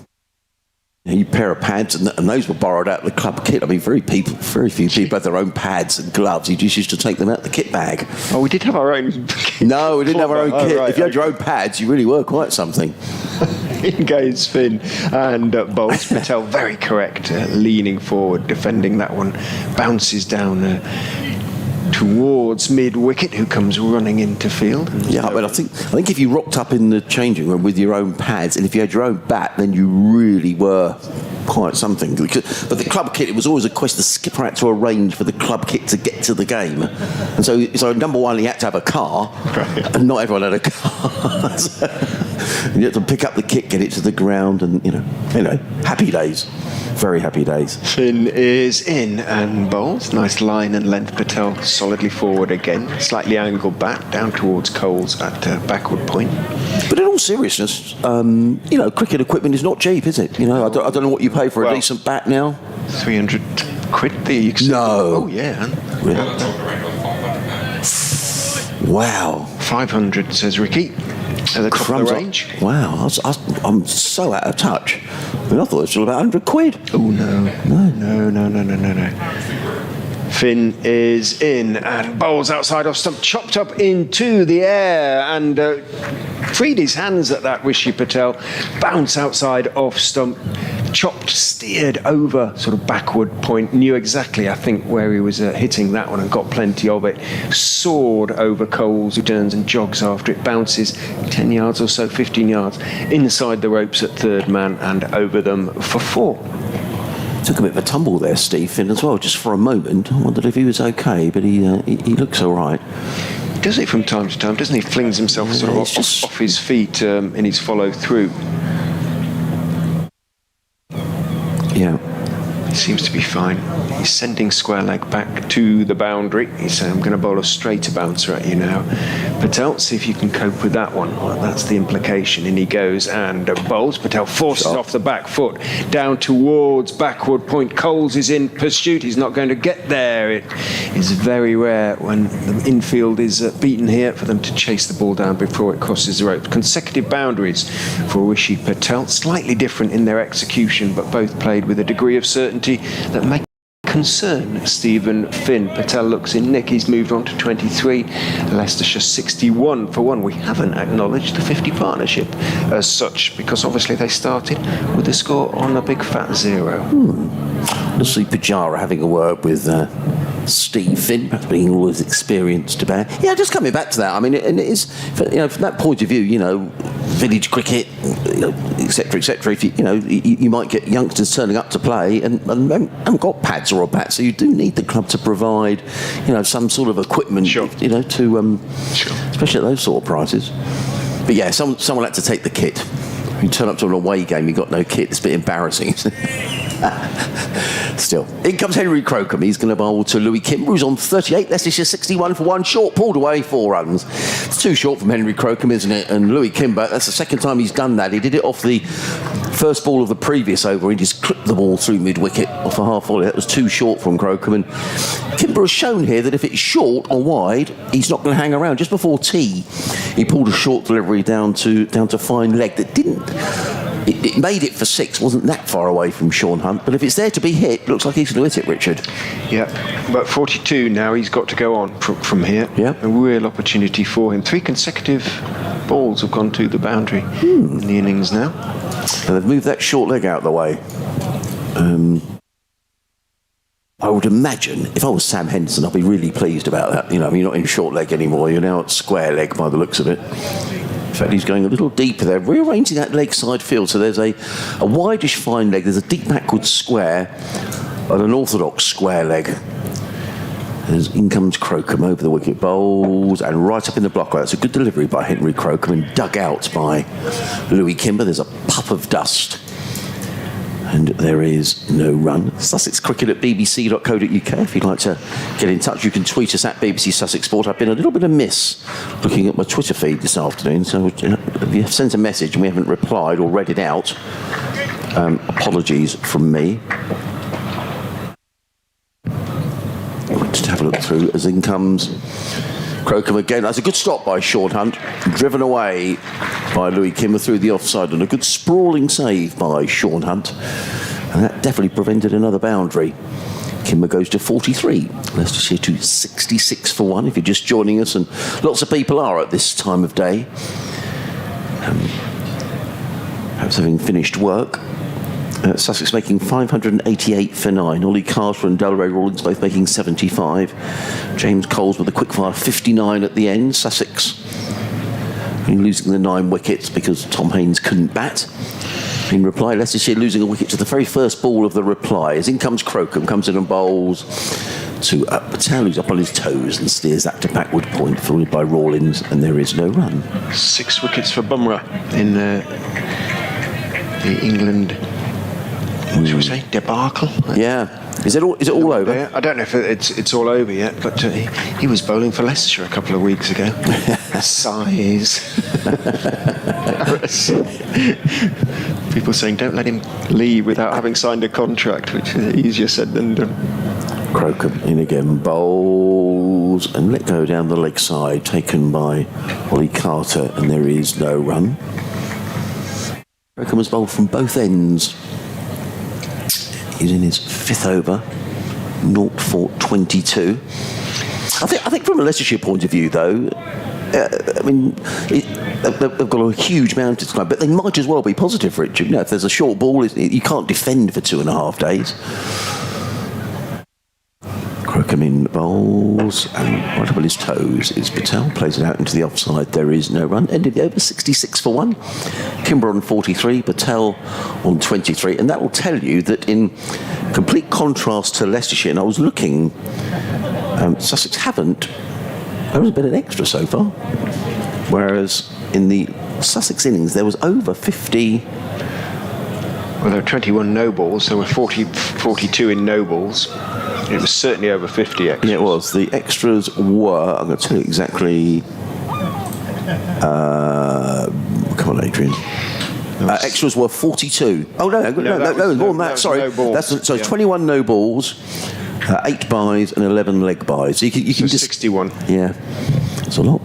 It's an awful lot. They conceded more than 50 extras against Glamorgan as well. So it's certainly something they've got to improve. Finn is in to Kimber, slightly short of a length. Kimber up on his toes, defending solidly out into the offside. Mid-wicket's in fairly close, just the 2 slips now, of course. But no, you're right. I mean, the deep square, Young Henderson is out. I'm saying young because I'm assuming. Yeah, we think he's at least. The message I got was he's at least 17. Okay, well, but we haven't had an update on that. I'll just double check and make sure. There's not a great deal of him, that's for sure. Finn turns.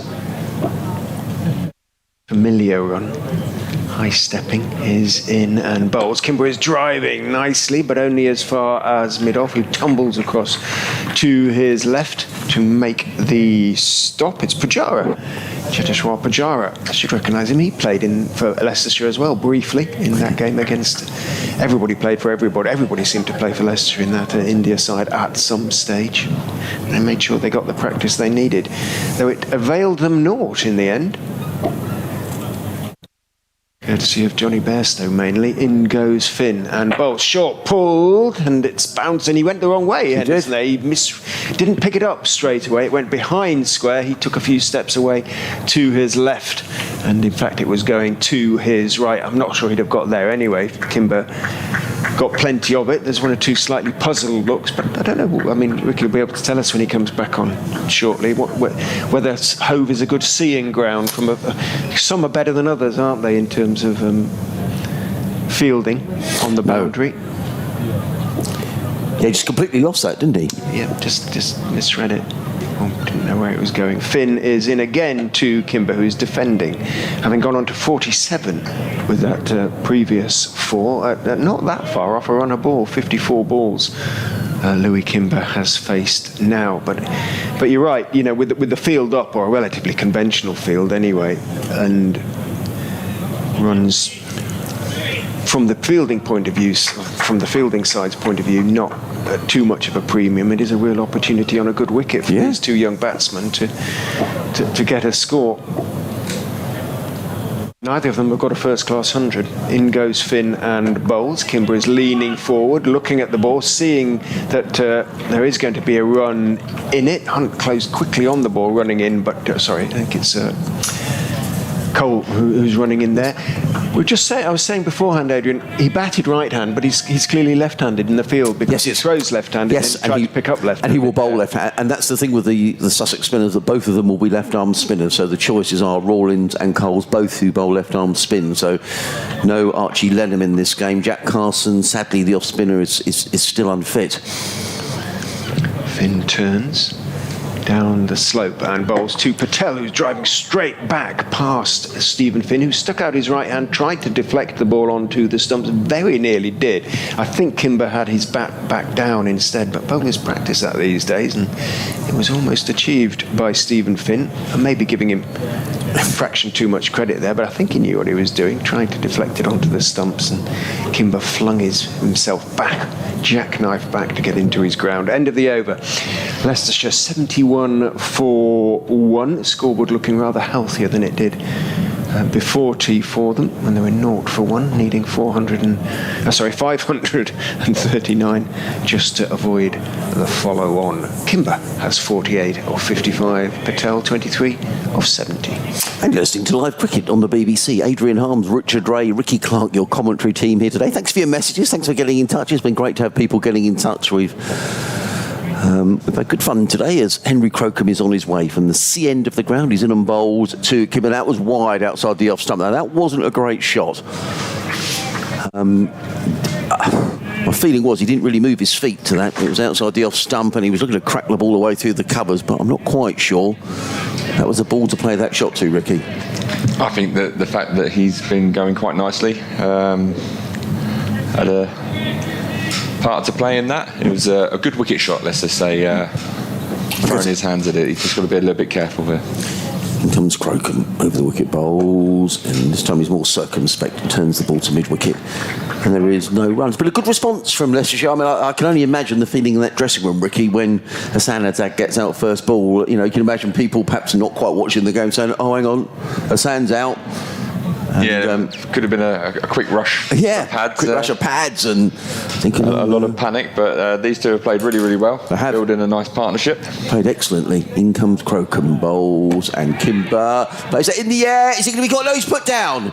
He's put down by James Coles, who came racing in from deep backward square. Now the trap was set. I wonder whether Coles has hurt his hand, you know, or he may just be a bit of wounded pride. It was turned by Kimber. The trap was set. He's probably about 10 yards in from the boundary at deep backward square is James Coles. He came in. I thought he did the hard bit. He got to the ball, didn't he? And he just might be disappointed he couldn't quite cling on.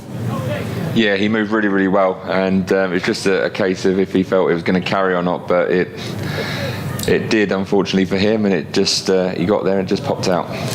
In comes Crocombe again, bowls to Patel, and that's a lovely shot from Rishi Patel. It was down the leg side and just glided away by Patel. Beautiful shot. He goes to 27, 76 for 1. I like this from Sussex. They're trying something new. Yeah. You know, they've looked at trying to bash the area, but already you can see that Henry Crocombe is going to do that role of being nice and aggressive, bashing it into the pitch. With the odd pitch up delivery as well, and he's got a short leg and a deep backward square and a fine leg trying to get that hook shot. Crocombe in bowls to Patel, who turns up onto the onside, footed by Finn. There is a good point you make about that with James Coles, though, because I guess sometimes with those catches, Ricky, you're thinking, is it coming to me? What do I do? Do I go for it, or do I just? I mean, had it been a limited overs game, you might think, I'll just let him have the one here. But he, you know, full credit to him, he really went for it, didn't he? Yeah, the way he moved was fantastic, and he'd be disappointed he got there, and it just didn't cling on. Crocombe in bowls to Patel, who really shows the maker's name right in behind that, plays it down into the offside. Crocombe is disappointed as he feels the ball and shucks it in the direction of Sean Hunt. End of the over, 76 for 1. Kimber on 49. Patel is on 27. Henry Crocombe, 6 overs, no maidens. No wicket for 27. We're going to have a change at the Cromwell Road end. Stephen Finn, 1 for 25 off his 8, comes out of the attack, and it's going to be Sean Hunt. 5 overs for 18 so far for him. He's going to come into the attack, and he's going to start with 2 slips, a backward point, a cover, mid-off, mid-on, a mid-wicket, a deep backward square, and a fine leg. And he's going to start coming down the hill, round the wicket to the right-hander Kimber, trying to bring those stumps into play as much as possible, and maybe try and looking to get the Leicestershire batsman trapped on the crease with that angle coming in. He comes in now, down the hill, round the wicket. Tucked on to leg side by Kimber, who moves to a very fine 50 indeed, just off 59 deliveries. 6 fours and 1 6. Been out there for 85 minutes. Yeah, good knock. Just looking at Louis Kimber. Louis Philip James, born in Lincoln, 24th of February 1997. So that makes him what, Ricky? 25. Brother to Nick Kimber, who's at Surrey. Who has a lot of pace. As in comes Sean Hunt again, round the wicket to Rishi Patel. Yes, elder brother of J.F. Kimber. So perhaps... That's interesting, isn't it? Yeah. Okay, Nick. Oh, this could, you know, this may be wrong, but it's... Either way, obviously a cricketing family, Ricky. But I think he's batted really nicely to take on the short ball. Yeah, he's been very quick to get onto the short ball and hit it to the boundaries. In comes Sean Hunt again, round the wicket. Rishi Patel pushes forward again. Nice position. Pushes the ball up to mid-off, where Pujara does the fielding and giving the ball a quick shine.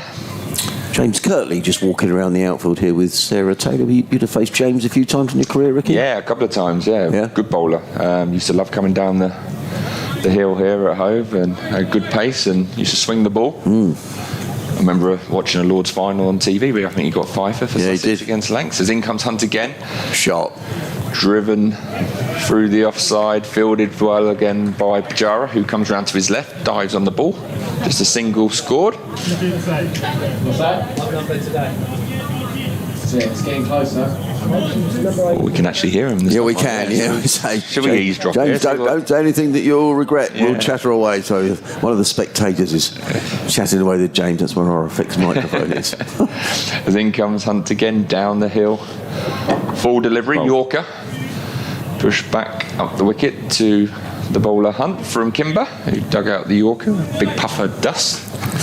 How do you see this wicket, Ricky? Because, I mean, we've sat here now for 2 days. We've seen 10 wickets go down. We've seen the best part of 700 runs now. I mean, it doesn't seem to be showing any signs of turning at the moment. I mean, it's still 2 days to go. Yeah, nothing yet. As in comes Hunt again down the hill. Again full to Kimber, who pushes it, just sort of squirted it really a little bit, and it's flown away through mid-off, and Pujara dives on the ball, pulls it back, and Kimber turns for 3 runs. That was an interesting delivery, that. He just sort of dug it out, and it just gathered pace with a bit of topspin. Went to the right of Pujara, and he had to turn and sprint through it, but managed to pull it back and save a run there for Sussex, as Kimber moves on to 53 off 61. Leicestershire 81 for 1. Patel 28 off 76. Has been a lot more watchful.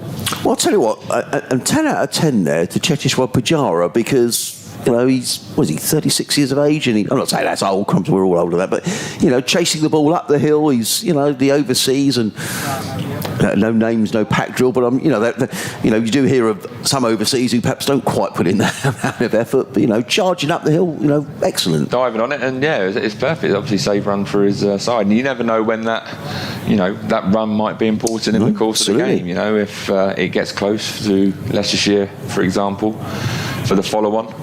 Yes. Avoiding that, and they're a couple of runs shy, and you know that can always make the difference to trying to put them back in and bowl them out again. So you never know what can happen during the course of the game. So everyone's run's important, and the overseas doing well there. Delray Rawlings back into the attack, comes in and bowls to Louis Kimber, who plays the first ball out to the sweeper on the cover boundary, who is Alistair Orr. Gets in the throw, 1 more to the total. I'll do this over and I'll hand over to Richard. 82 for 1, 54 to Kimber, 28 to Patel. Sussex physio making his way around the outfield. It's just keep an eye on that. A slip and a short leg at the close fielders. And Delray Rawlings comes into bowl to the right-handed Rishi Patel, who's on 28. He's in and bowls, and Patel, I thought he played that well. Did he just take his hand off the bat, Ricky? Yeah, he's played that really well. That's a good area there from Delray Rawlings, where the ball's just in a nice straight line and good length. It just bounced a little bit more, and he just rode the bounce. Rawlins in bowls and played very straight to Crocombe at mid-wicket, who misfields, but it doesn't cost Sussex a run. Louis Kimber is signalling towards the dressing room for a new pair of gloves. Rawlins again in and bowls down the wicket, and it's hit high, wide and handsome, but he's mistimed it, has Rishi Patel, and that is slightly out of keeping with the rest of his innings so far. And I don't think Ray Rawlins will be too upset to see him coming running down the wicket there. He looked to play it straight down the ground. He miscued it completely, sort of skewed over mid-on for a couple of runs. Yeah, he was nowhere near that, and instead of just coming down and just sort of smothering the ball, he's decided to go through with it, and just a thick outside edge, and he lucky to still be there, really. Rawlins in a game bowl. Forward comes Patel, perhaps more back to top. I just wonder as well, sometimes the pressure can build a little bit. Ricky, you sort of looking for a ball to think, I need to... I think with the way Rishi Patel plays, I think he's got to be comfortable with just facing balls and just accumulating runs when they come. You know, he's got a good solid defence. Rawlins in again bowls. Oh, now was that a chance? I wonder if that turned a little wheel. Difficult to tell. Momentarily, I wonder whether there had been a chance behind. I don't think it was, but it certainly seemed to get a bit of extra bite and lift from Delray Rawlins. Anyway, end of the over, 84 for 1. I will leave Ricky and Richard to discuss the merits of that delivery from Delray Rawlins with Kimber on 54 and Patel on 30. Interesting delivery, that one, Ricky. Yeah, again, it looked like it just straightened a bit, which it did, and maybe just taking the outside edge. Rawlins come from a different sort of angle, looked like he come from a wider angle, just got the ball to grip a little bit and a little bit of turn and bounce, and keeper Carter will be disappointed if there is an edge on that. But Rishi Patel survives, moves on to 30 from 81 deliveries. Kimber 54 from 62, Leicestershire 84 for 1. We've had 24 overs in this Leicestershire innings. As in comes Sean Hunt again, down the hill, round the wicket to Kimber, who drives on the onside to Stephen Finn, who throws it into keeper Carter. Edge or not, it turned. It's only in the sixth session of the game. 2 days to come. There's something there. I think we saw evidence with the odd one from Parkinson, didn't we? As the Sussex innings was building. It should break up as the game goes on. As in comes Sean Hunt again down the hill. Just squaring up Kimber there a little bit with the angle. Just looks like that one just held up in the wicket a bit more. And I think that's what's going to be the case as well. This wicket's going to get a little bit more tired as the game goes on, and you will see that the odd ball might keep a little bit low or bounce a bit more and hold up sometimes. So it's could be testing as the game goes on for Leicestershire, but at this moment in time, this is a perfect reply. And just straight away from that delivery, you've seen evidence that they feel Sussex, that the ball is holding up every now and then and trying to get a false drive from Kimber as second slip goes into a catch and drive on the offside. As in comes Hunt again, down the leg side that time, taken by Carter. No run. Very important for Leicestershire that one or both of these players, having got in, goes on and makes up a three-figure score. Basically, well, one of them has to really if they're going to make a real fist of saving the game. You feel. Definitely, you said on commentary a little while ago about Rishi Patel particularly that he's got lots of starts. As in comes Sean Hunt again round the wicket to Kimber. Nicely played onto the front foot. Solid defensive back to Hunt the bowler. No run scored. But then we saw the rush of blood and could easily have got himself out. I mean, exactly what I was about to say, that you saw a rush of blood and he got away with it on that occasion. I think he just needs to be comfortable with what he's doing, understand that the team that are watching him on the balcony and the coaching staff are happy with what he's doing, and just to keep going along his merry way. As in comes Hunt again round the wicket. Nicely played from Kimber again solid defensive, pushed into the covers to Delray Rawlins, no run scored. The other side of that is, though, that actually Paul Nixon has actually talked about it, that letting spinners, that they've let spinners bowl at them this season. So whether they've been told to try and put the spinners under a certain amount of pressure, see if they can not necessarily hit them out of the attack, but give the captain pause for thought, make them go at 3 or 4 and over rather than sort of 2 and over, something like that. As in comes Hunt again down the hill, round the wicket, onto the back foot goes Kimber. A back foot punch to that drive man who fields the ball and gives it a little bit of shine. Not sure he's doing much of the ball there. He wasn't really putting a lot of elbow grease into that shine of the ball. I think that's Ali Orr there, and ended the over. So there's a sort of balance to be struck between not allowing the spinner to bowl at you and obviously not taking unnecessary risks. And these two young batters making their way in the game, learning that sort of balance all the time. But this is a real opportunity for them both, and certainly for Louis Kimber, whose highest score I think is 71 in first-class cricket.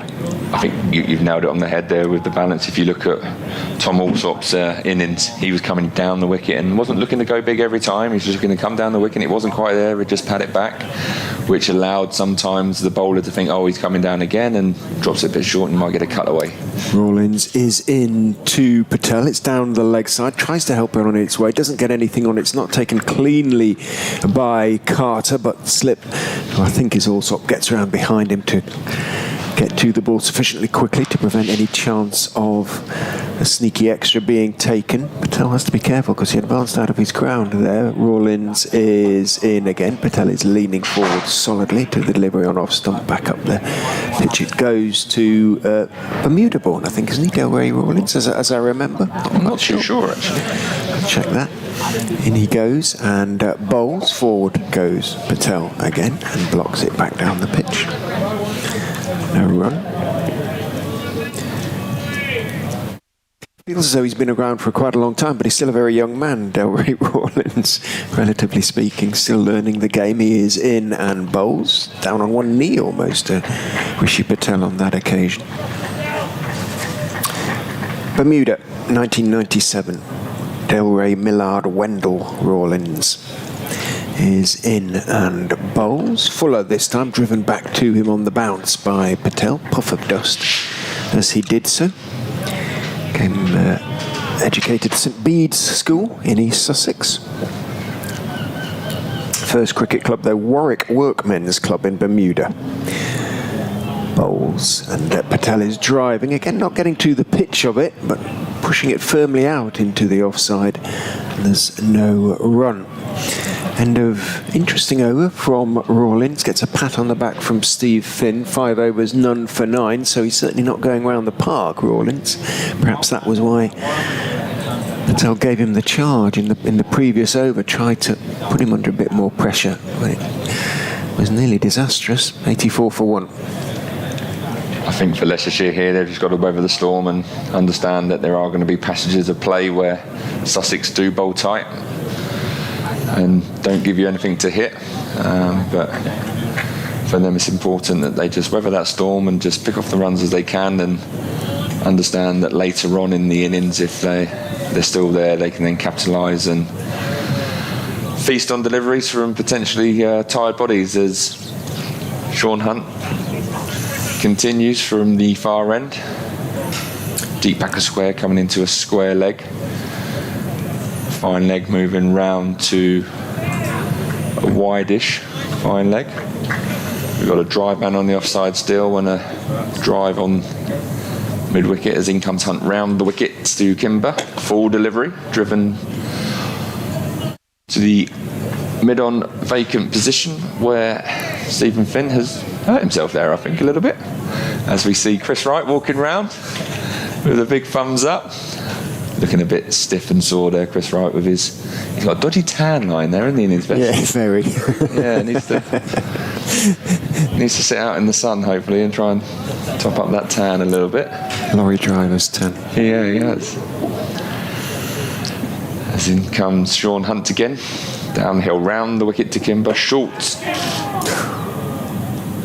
and nearly caught on the drive there. I actually thought it had gone square. He'd gone onto the back foot, got into a nice position to punch it, and I thought it had gone square at the wicket, and then I saw the drive man on the offside just sort of dive and move. It just sort of gone through him a little bit and went up to mid-off, who's wide, just on the left-hand shoulder of the drive man, which is Alior, I think, in there on the drive, and Pujara is a wide mid-off.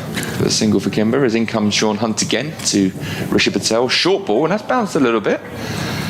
Almost sort of fended off the hip there from Rishi Patel. As it goes down to fine leg and a little bit of glove. So a single to Rishi Patel. I'm not sure whether he actually got a hand to it. The man on that very straight drive. He's examining his hand a little ruefully. Tom Clark in there. It certainly was in the air for a long time. In comes Hunt again down. Full delivery to Kimber. Pushed on the onside. It is Tom Clark there on the offside, isn't it? Yeah, and Alior on the leg side. Apologies. As Kimber pushes that one back.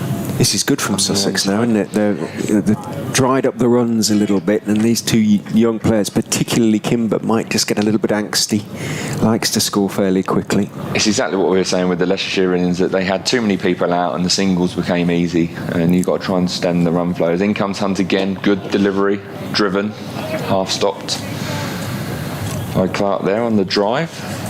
Parried it past the stumps to Stephen Finn at mid-on. No run scored.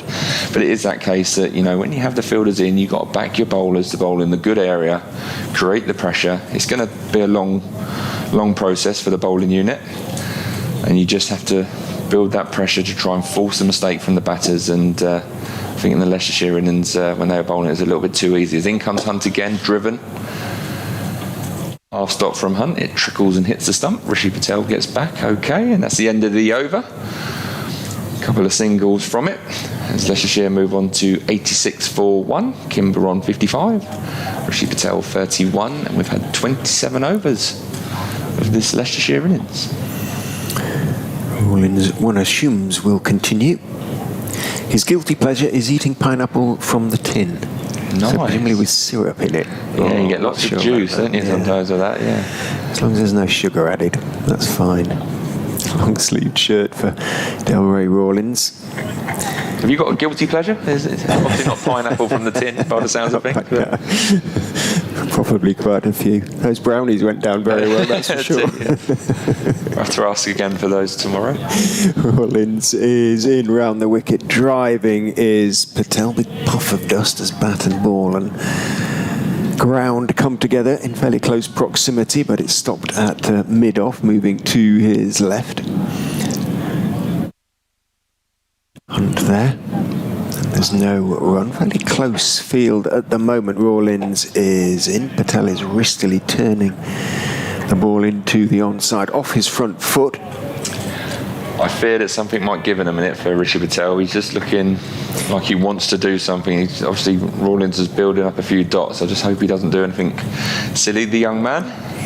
Rawlins is in. Patel is driving firmly, but good work by Pujara, moving to his right at a shortish extra cover position. Finn is wisely, I think, tempting Patel by staying up at mid-on, fairly conventional mid-on. Rawlins is in. Patel again turns his wrists on it, turns the ball out to Coles, who's at shortish mid-wicket. There's nobody deep on the onside, and only the sweeper at point on the off side. Otherwise, a close single saving field, as in goes Rawlins, and he does a big favour for Rishi Patel by dropping short, so Patel can rock back and with huge relief pull it mightily into the leg side, into the vacant leg side down at deep mid-wicket at Cow Corner. We now know why it's called Cow Corner, actually, don't we? Which we didn't before, for 4. Yeah, we had a little look on Google for Cow Corner, because that's where no fielders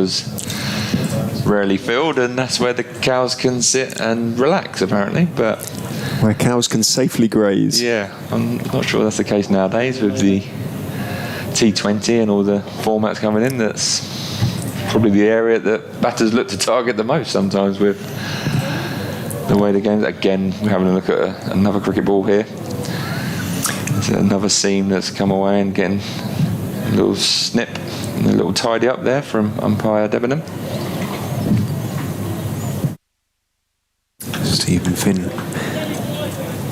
having shown it to umpire Debenham, tosses it to Delray Rawlins, who is in again to Rishi Patel, who's turning it firmly, but only as far as Coles at mid-wicket, so no run. So there was a release ball in that over, which Rishi Patel took advantage of. He moved on to 35, 90 for 1. The Foxes. The overs, 28 overs, 19 remain today. So over an hour still to play. By Debenhams, what's he chuntering about? Having a chat, is he, to Tom Alsop and the wicket keeper Ollie Carter. Looks a bit nonplussed, hands on hips. So we're going to see a change of bowling from the Cromwell Road end. It's going to be James Coles for his first bowl in this innings, left arm spinner. He's going to start with a short leg, a slip, a mid wicket, mid off, mid on, a backward point, a extra cover, and he's going to have a deep point and a backward deep square leg as keeper Carter just moves Sean Hunt round a little bit wider. The Leicestershire medical team and Chris Wright and Ben Mike having a little walk around, get that lactic acid out from the long stint. As in comes Coles. Starts with a shortish delivery to Kimber and the back foot, pushes it back to the bowler, no run scored. He's a fisherman apparently, James Coles. It's his favourite hobby, so that's appropriate for a spinner, isn't it, in a way? So he comes again, fires it into the pads of Kimber, who turns it round the corner. A single goes out to Henry Crocombe at deep backward square leg. This brings Rishi Patel on to strike.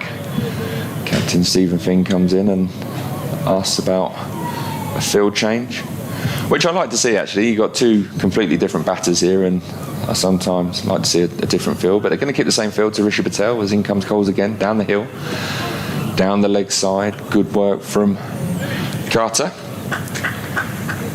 Moved nicely down the leg side. Tidily keeps the extras at naught with no buys there as in comes Coles again. Straight delivery. Forward comes Rishi Patel, pushes it to mid-wicket for no run.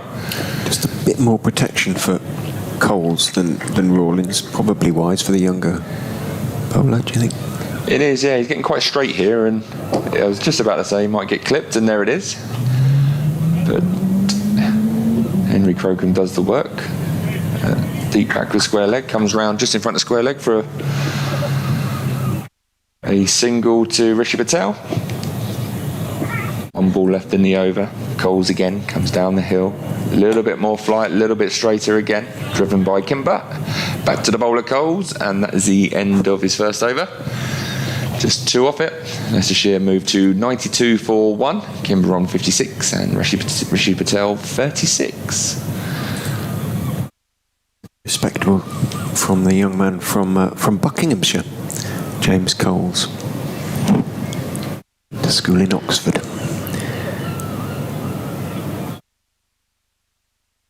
And we've got two spinners here operating now with Coles and Rawlins. It's just but the same, similar. Yeah, I'd like to see one of them maybe just try and take a little bit of pace off and try and entice a shot, or maybe see if they can get a little bit of purchase from the wicket. Just bowl a little bit slower.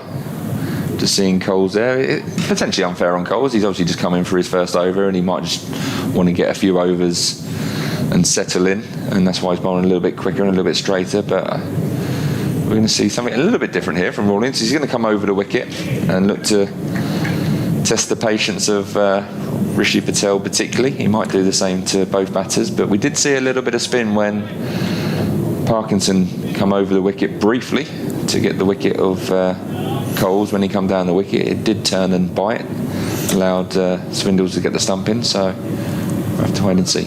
And he goes, bowls, back goes Patel to a delivery on leg stump, turns it comfortably enough through square leg down towards deep backward square. And or is the fielder down there, takes LB out of the game, doesn't it, pretty much, but it could get something out of the footholds. Slip and short leg down, Rawlins is in, back goes Kimber, turns it wristily out towards mid-wicket. Pujara is the fielder out there running across under one of the used strips. Dot ball. Rawlins is in, gives that a little bit more air and driven pleasantly by Kimber, but only as far as Hunt at mid-off. That's a better delivery there from Delroy Rawlins. He's actually given it a little bit of air, give it a chance to turn. He's got a slip in play. But nicely played by Kimber. He goes, and the bowl's flatter this time, and Kimber leans forward, bat in front of pad. Back up the pitch it goes to the Bermuda-born Rawlins. Pigeons are with us today, as opposed to the Golds. Well, the Golds were ever present, but not in as much number. In goes Rawlins, looking to slog. Sweep is Kimber. Well, actually, in fairness, a fairly conventional sweep in the end, and he kept it down towards wide long leg it goes. No chance for Orr to cut it off, and Kimber picks up 4 with a fairly well played shot in the end. Yeah, he's played that beautifully. But from a Sussex point of view, you won't mind that too much. You know, you're looking, if he gets his pace right and drops it into an area, it does turn and bounce a little bit out of that sort of rough area where the traffic from the seamers. He's got a guy on 45 waiting for that top edge sweep. On this occasion, nicely played from Kimber. Rawlins is not in. Well, he is in, but he doesn't deliver. He maybe just lost his footing or slipped or something like that. He didn't let go of the ball. Went almost through with his action, but went all the way through the 360 degrees back at his mark he is. And bowls, brings Kimber forward, carefully pushing the ball out into the offside end of Delroy Rawlins' 7th over. None for 18, his figures now. 97 for 1, Leicestershire. Approaching a century partnership now between Rishi Patel, who has 37, and Louis Kimber, who has 60. It's going to be James Coles to continue from the Cromwell Road end. Just the 1 over for him so far, costing him 2 runs. Leicestershire 97 for 1 after 30 overs, going along nicely. I think they've gone really well here. Leicestershire, Ricky, having lost that early wicket. These two have consolidated. I mean, just really the one chance Louis Kimber gave, didn't he, when he was on 48. Chance to James Coles racing in from deep backward square, but apart from that, I think they've batted very nicely. They've hit the bad ball when it's come along. I just think in this situation you don't want to get too bogged down, do you? And seen the same tactic here from Coles, who comes in down the slope and I get the feeling that didn't miss by very much, Yeah, I'm not sure what happened there, but again, Coles is coming over the wicket, similar to Delroy Rawlins at the far end. He's coming over the wicket, trying to bog down the Leicestershire batter here and try and force a big shot to leg side. As he comes in again down the leg side, good take from Ollie Carter. Just going to watch that previous one. I don't think it missed the leg stump by too much. I think he got it, but it might hit short leg. I'm not sure. It might. I think he's got an under edge onto the pad, and short leg, rightly so, has obviously covered his head. He's played the sweep shot there. Brilliant shot there from Rishi Patel. Coles has come over the wicket. He's firing it in sort of a leg stump line, and Rishi Patel has got down on one knee and swept it for 4 to the short boundary, which it's an interesting tactic here from Sussex. You've got both spinners doing exactly the same role. I'd like to see them just mix it up a little bit if they can. The difference here with James Cole coming over the wicket, he hasn't got a 45 in play for that top edge. He now has a deep backward square and another fielder going to deep backward square. So he's almost got a fine leg and a deep backward square. As in he comes again, That will be the first extra, I think, as Rawlins throws the far end, and that might be a buy. It is a buy. There's a first extra. First extra of things. I was just going to say, there's been no extras, Ricky. I might just take over the commentary just because we've got an update coming on the radio, and then I'll hand you back to Ricky. So they're saying could be a little bit of drizzle around first thing tomorrow morning, but I think it's due to clear away.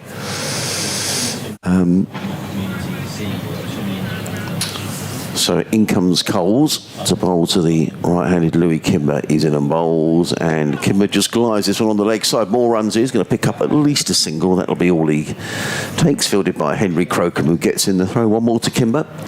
He goes to 61. Leicestershire 103 for 1. A little bit of noise I can hear coming from the press box next door, actually. I think we're picking that up on our effects microphone, so that's where that's coming from. As in comes Coles again, plays it onto the leg side. There is no run. End of the over, 103 for 1. Kimber is on 61. Patel is on 41. James Coles, 2 overs, no maidens, no wicket for 7. So we've still got tonight, Ricky, another 16 overs to be bowled in the day. Well, if the spinner's on, we might get through in about an hour, but I reckon we're looking at 6:30 tonight. I'm sorry, the weather has gone a little longer than I thought, so you could have carried on commentating, but you never know. That's right, I'm trying to listen to the weather here just to see what we've got coming in this. Yeah, well, it's going to get really hot over the weekend, apparently, so we'll see how that one pans out.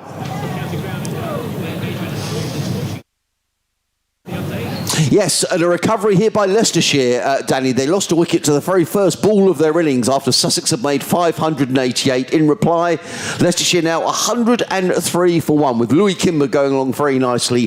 He's on 61. Surrey going along very nicely at Scarborough as well against Yorkshire, 137 for 1 in their first innings. Rory Burns on 76. That in reply to the Yorkshire total of 521. And in the one-day international, I'm afraid England thrashed by India at the Oval. England all out for just 110 in 25 overs. India cruising to victory, 114 without loss in just 18 overs.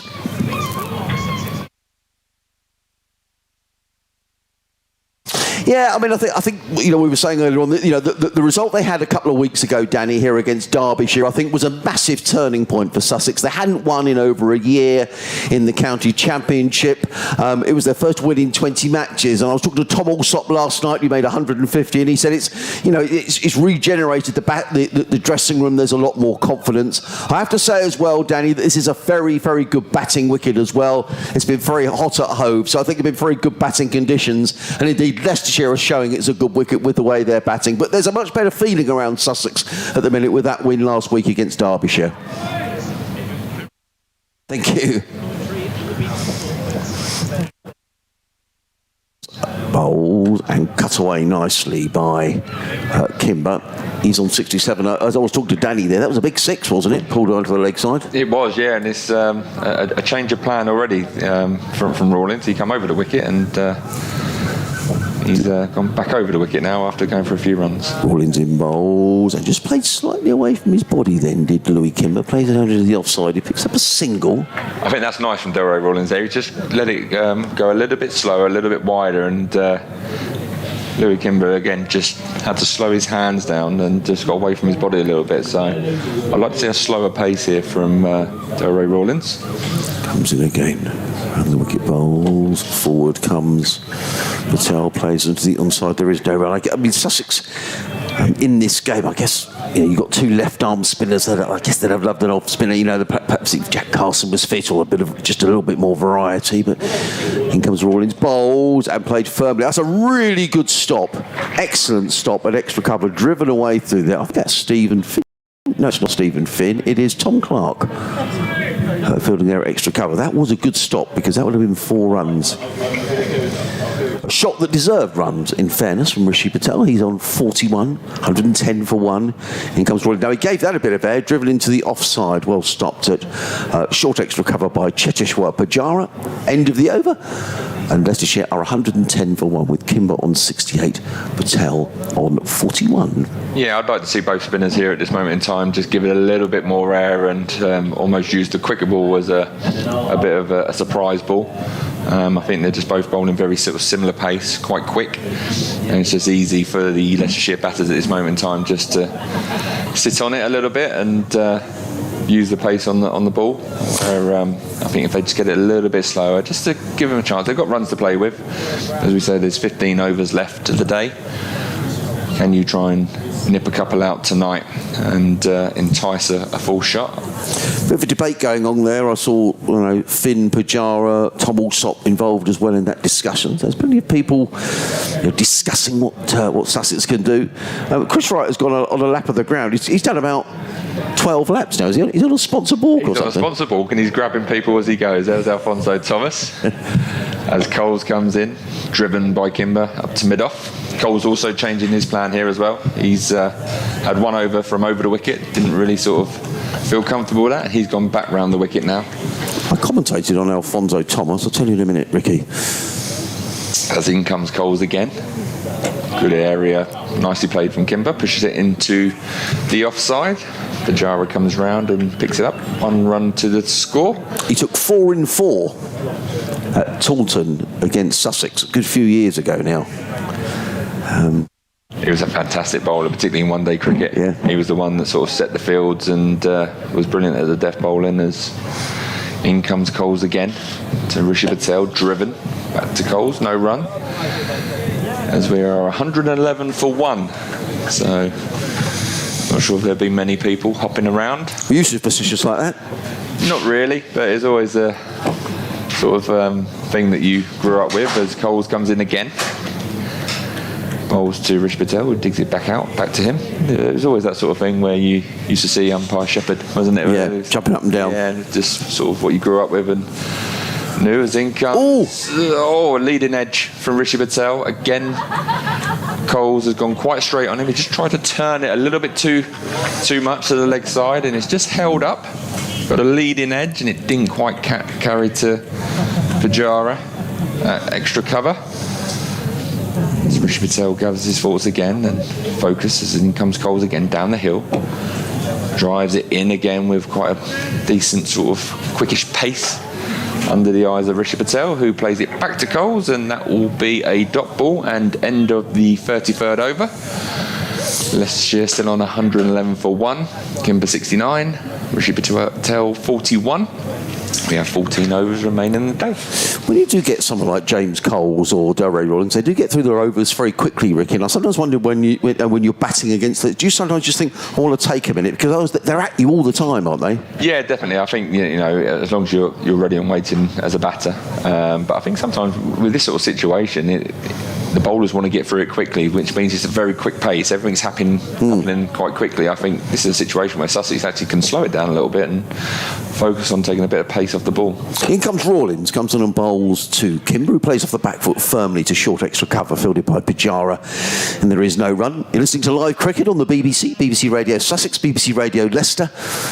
Live here from Hove, if you're watching on the live stream, a very good afternoon to you as well, as in comes Rawlings and bowls, and Kimber squirts that one out into the covers. Now there's hands are in heads. Why is that? Just dropped short, yeah. Of Tom Clark?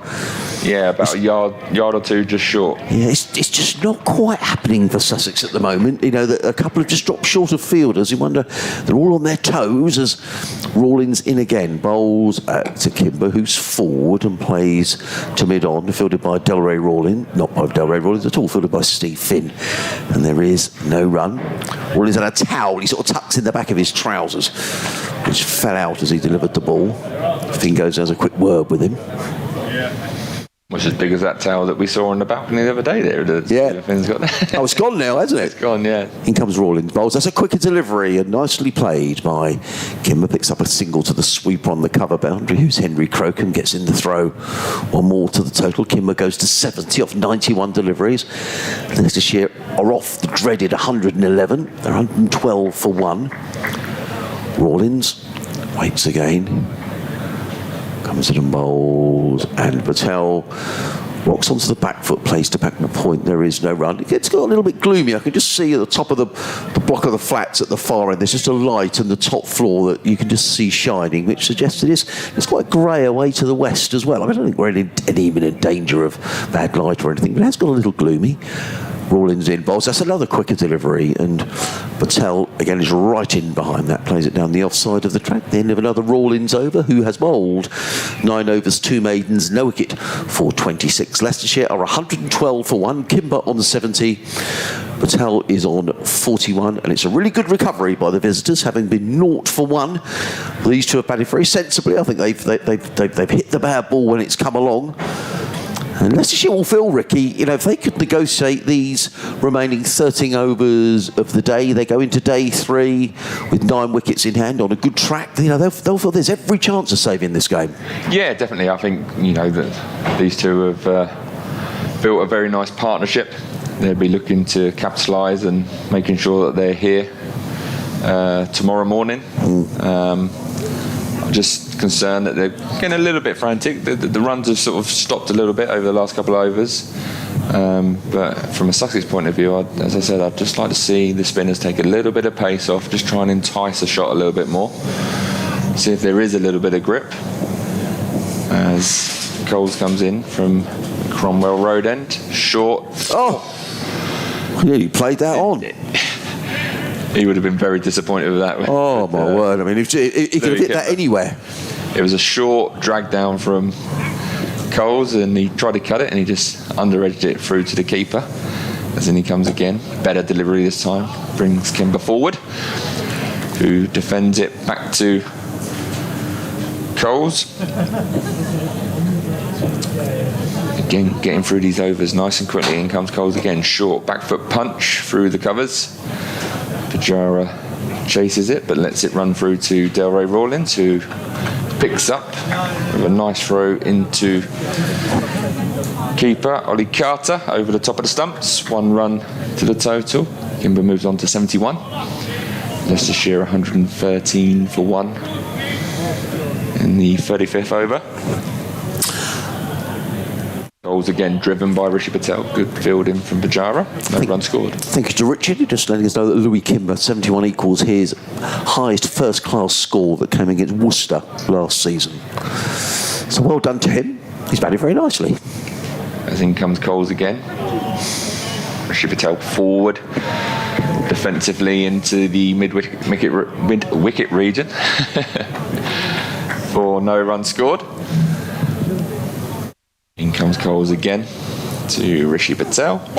Driven, quick single, takes on Sean Hunt, fields, aims, and good backing up there from the Sussex fielders. But a comfortable single for Rishi Patel, which is the end of the 35th over. Leicestershire move on to 114 for 1.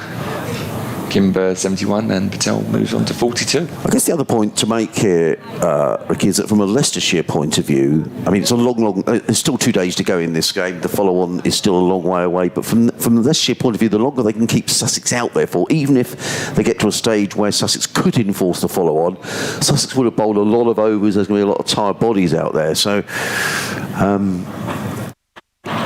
you know, Leicester, if they could get through here, you know, I think they'll feel they've got every opportunity here, unless the wicket really deteriorates, and we just haven't seen that at Hove this year. They've been good batting wickets.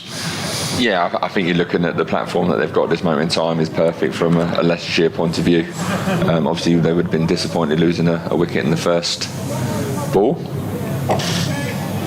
In comes Rawlins, bowls to Patel, who plays into the hands of short leg, and there is no run. He's in there very tight at short leg is Sam Henderson, the 12th man. Slip in place as well. Pujara in at short extra cover. In comes Rawlins, bowls and hammered away, and that's going to be... I've lost track of the ball. There it goes. 1 bounce 4. 1 bounce 4. Pulled away. Well, both of these batsmen, when it has been short and it's been there to hit, they've hit the ball. So it was short and it got the treatment. Patel goes to 46. Leicestershire to 118 for 1. Bring Richard back into commentary in a couple of moments' time. But it's been a good response by the visitors. Rawlins again in bowls, and forward comes Patel, who plays onto the onside, followed by Orr, and there is no run. A few seagulls have arrived on the ground. They're surrounding that seagull who's sort of who's in the middle. And he's sort of got a ring of seagulls around him. In comes Rawlins, bowled and clipped by Patel. More runs here. That could race away for at least a couple, maybe even three. Alior is very quick across the ground. They may not want to take a third run to Alior. That's a good bit of fielding. Gets in the throw as well, but two more to Patel, who goes to within 2 of his half century. Leicestershire to 120 for 1. We've got 11 overs left in the day after this. The crowd that are here, not a huge crowd, but those are here, have stayed for the day. And why wouldn't you? As Rawlins comes in again, bowls to Patel, who drives firmly, well, not as firmly as I thought, to be honest, fielded by Coles at backward point. And it is a single to Patel. He goes to 49. Leicestershire to 121 for 1. In reply to the Sussex total of 588. Still only the one extra there from Sussex, so they'll be pretty pleased with that. Yeah, Rawlins in bowls, and forward comes Kimber, plays to backward point. There is no run. End of the over, 121 for 1. Patel on 49, Kimber on 71. I'm just going to give Ricky a break for 10 minutes. We're going to bring Richard back into commentary just for 10 minutes or so before he does his update to the listeners on BBC Radio Leicester. Darry Rawlins, 10 overs, 2 maidens, no wicket for 33. Ricky will be back with us after 6 o'clock. Richard back with us, and you follow Leicester, Richard, year in, year out, and this is they've had some difficult times, haven't they? But this is the sort of partnership that will just raise the spirits. I think these two have batted really nicely. Yeah, we take our pleasures when we can. Yeah, this is certainly one of them. Wouldn't their luck a little bit, these two, from time to time? But these are important innings for them both. I think Kimber, as I say, as you said, has just equalled his first-class career best. He's got to go on here. Rishi Patel, he hasn't scored a first-class century either. His best first-class score before this season was just 44. He scored 80 in, as I said, his first innings of the season. That bounced and turned. That one bounced and turned from James Coles, and it went past the outside edge of Patel. He might just have dropped his hands at that one, but goodness me, there was a little bit there for him. No, there was, Patel definitely. down the pitch, and that'll encourage Sussex. Very much so. Coles is in and bowls. Patel's right forward, getting to the pitch of that one very suspiciously, unsurprisingly suspiciously. I thought he tossed that first delivery up a bit, actually, and that's what Ricky had been saying. Give it a bit more air. Oh, that did turn. It went, didn't it? And he goes and bowls. Patel is getting to the pitch of it, pushing to mid-on, thinks about a quick single. Never was one there, even though the fielder was Stephen Finn, who got to the ball fairly quickly anyway. Plenty for Leicestershire to think about. In goes Coles, down the wicket goes Patel. He's driving out as far as mid-off, picked up on cleanly by Hunt, and throws at the stumps at the non-striker's end, and that is 50 for Rishi Patel, who had made his ground because the throw missed. Anyway, his 50 has come off, didn't quite catch that in the end, 124 balls, so he's had to work hard for it, or has worked hard for it. He's applied himself well. 1 or 2 little rushes of blood, but no direct chances given. He's got to go on, as I have been saying. Coles into Kimber, who is cutting through the offside, and that is now his first-class career best, because it's missed, or Alior can't get there in the covers. The sweeper out on the boundary is Rawlins out there. Yes, it is. So just a single to Kimber. He moves on to 72, 123 for 1. Coles steps in and bowls. Full toss, slog swept by Rishi Patel to the mid-wicket boundary for 4. Just for once over-pitched on that occasion, Coles, and he looks back a little disconsolately at his run through. Twiddles his sun hat in his hand, having taken it from umpire Pratt. Just over-pitched, and Rishi Patel has put the bad ball away quite well. In fairness, both these two players have, especially if it's short, but that one was over-pitched, or didn't pitch at all from Coles. But the first ball of that over given Leicestershire plenty to think about, because it bit and turned. It did. There's going to be a change in bowling. Henry Crocombe coming back into the attack. 6 overs, no maidens, 0 for 27. Elsewhere, just if you've missed it, England beaten by 10 wickets at the Oval, just making 110. India 114 without loss in 18 overs. Massacre. Yeah. Other noteworthy events. At Chelmsford, Simon Harmer has taken all 5 wickets, 5 for 19 against Gloucestershire in the Gloucestershire second innings. Gloucestershire 77 for 5, still trailing Essex by 97. Essex with a couple of victories, you know, is sneaking up the county championship. And Harmer very much part of that. I've commentated on a 10 for. Have you? Otis Gibson for Durham against Middlesex, I think it was. Here comes Crocombe. Bowls. Is it you or me, Richard? It's you. It's me. Played into the offside. Sorry, it's played by Kimber into the offside. I'm glad someone's concentrating. Hampshire, beg your there's pardon. no run. Hampshire, not Okay. Middlesex. Durham against Hampshire about 10 years ago. Wow.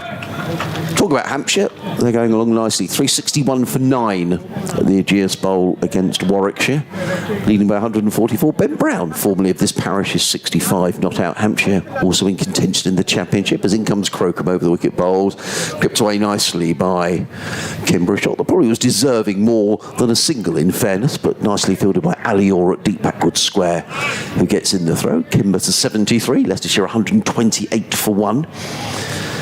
In the second division of the championship, Nottinghamshire eventually bowled out for just 285 by Glamorgan. At one stage they were going along very nicely, but the lower order rather subsiding for Notts. And Glamorgan in their second innings 9 without loss, leading by 42. So a good game down at Cardiff. Steve Finn is just reorganising the leg side field for Rishi Patel, who's on 54. He's calling up his fine leg just a few yards inside the boundary as Crocombe is in, bowled and driven beautifully. That's probably the shot of the day. That's a magnificent shot. It was just over pitched and he just drove the ball beautifully through mid-off. That was classic, really. I bet Ricky, with his coaching academy, if he could take that and take a photograph, he'd probably say, yeah, that's a beautiful shot. I love to see that shot played. 58 he goes to, 132 for 1. Lovely. Mate, you know, whether you're a Sussex supporter or a Leicestershire supporter, you can't help but warm to shots like that. Magnificent. Crocombe in again, bowls, and he's up on his toes, is Patel, and just watches that one go through into the gloves of Ollie Carter, and there is no run. I mean, this is still a good deck, but I think you're quite right, Richard. You know, that little one from Coles that turned gives Sussex encouragement that, you know, and it's funny in these sort of games, isn't it? You know, Leicestershire look quite comfortable. Suddenly a wicket goes down, another one goes down. All of a sudden, you know, you won 50 for 4, and it's just a different game. So Absolutely. there's a lot of cricket to be played in this game yet. Crocombe runs away from us up the hill, comes in and bowls, and Patel plays very straight to Rawlins, who's in at short extra cover. There is no run. There's a slipper backward point. Cover mid-off. Pujara's almost in a deep cover, so you'd say Rawlins is more extra cover, really. There's 4 men saving one on the offside. I think we can say that safely. And a mid-on, mid-wicket, square leg and a fine leg. Rawlins signalling towards the dressing room for something as in comes Crocombe and bowls and covering up his Patel, who plays straight back down the track, fielded by Crocombe off his own bowling. There is no run. 7 overs, no maidens, no wicket for 32 for Henry Crocombe. Leicestershire 132 for 1. Kimber on 73. Patel is on 58. This partnership is worth 132 after poor Hassan Azad was out to the very first ball of the Leicestershire reply. But these two have really got their heads down. Just really the one chance Louis Kimber given when he was on 48. He was dropped in the deep by James Coles. A difficult chance, but having got there, I think James Coles will be disappointed he didn't manage to cling on. That chance going down when Kimber was on 48 and Leicestershire was 71 for 1. But the chance went to begging, and the two have played very positively and very well since then. 9 overs remaining in the day. Leicestershire 132 for 1. Coles, with that encouragement in the previous over, will continue from the Cromwell Road end of the ground with a slip, Allsop, and a short leg, Henderson. Shortish extra as well goes in and bowls. Back goes Kimber, bounces a little bit, and Pujara, who is the short extra, moves to his left to field as Kimber goes up on his toes and tries to force it into the offside. Coles is in, gives it some air. It's fullish. Kimber goes sort of back and looks to clip it into the leg side. Lots of dust comes up as he does clip it into the leg side, but only as far as Finn at mid-on. Coles in, bowls. Quicker, flatter delivery. Back goes Kimber, forces out to wide mid-off. Picked up out there by Sean Hunt. He does hurl the ball at the stumps at the non-striker's end. Misses them. Henderson has scampered round to back up behind the stumps. Sussex have got another substitute fielder on. Sorry, Richard. Delray Rawlins has gone off, so there is a second substitute fielder on at point. I'll try and find out who that is. Coles is in to Patel, who's leaning forward, turning the ball into the onside, off middle, more or less, out towards Finn, and there's no run. Coles bowls, a bit more air, but he's over-pitched slightly. Patel waited for it, tried to turn it to mid-wicket. Didn't quite direct it as he wished to do so, didn't time it as he wished to do so. Finn able to make the stop, moving to his right. He's gone a bit wider, Steve Finn. He is almost at mid-wicket now. Coles is in. Patel forward to the straight delivery, back up the pitch to James Coles. Just a single from the over for the young man from Buckinghamshire. Takes his sun hat from the umpire, heads off towards a backward point. Leicestershire 133 now for one Louis Kimber with a first-class career best of 74 not out of 101 balls. Rishi Patel 58 of 132. Sam Henderson is the first substitute fielder. He is 17, so thank you very much to Graham Irwin, who's the Sussex scorer, for letting us know that. We'll try and find out who the second Sussex substitute fielder is on the field, because Delray Rawlins is off the field. Richard's going to go and do his update to the listeners on BBC Radio Leicester. Ricky back with us, and then I'll make way for Richard for the final few overs of the day. But it's going to be Henry Crocombe who's going to come running in from the C end of the ground. Racing in, comes in and bowls, and Kimber just plays defensively in front of him. And there is no run. Interesting time now for Leicester, Ricky, because they've done well here. They've recovered from that early loss, but 7 overs remaining. They've been pretty positive. I guess they need to keep playing in this. They don't want to go in their shell and just sort of, they'll be conscious they don't want to lose a wicket, but by the same token, perhaps they won't want to go completely on the defensive here, as in comes Crocombe in and bowls, and forward comes Kimber, plays to mid-wicket, and there is no run. Or am I talking nonsense? No, definitely. I think you've got to look at the situation here where the batters have done all the hard work. They've built a platform, as I said earlier on, and they're in a good position. They'll definitely be mindful of how many overs are left in the day. From a Sussex point of view, do they keep on doing the same thing, or do they just try and change it up and try and make it an uncomfortable last 7 overs for the Leicestershire batters? Crocombe in bowls and defends solidly, just keep right in behind that, playing it to mid-on, and there is no run. And if you're these Leicestershire batsmen, you're thinking, quite like batting on here, I want to be here tomorrow. Yeah, definitely. I think it's a case now that you've got a lot of time left of the game still, so you'd definitely be just trying to see these remaining 7 overs out, keep the good balls out and seize on the bad ones. Crocombe in and bowls. And again, Kimber is forward, defensively down the track. Good line from Henry Crocombe in this over. 4 dot balls so far. He's in over. Figures of 0 for 32. The only wicket to go down for Leicestershire. Hassan Hazard, poor old Hassan Hazard, out to the first ball of the reply, caught by Tom Alsop at first slip, off the bowling of Steve Finn.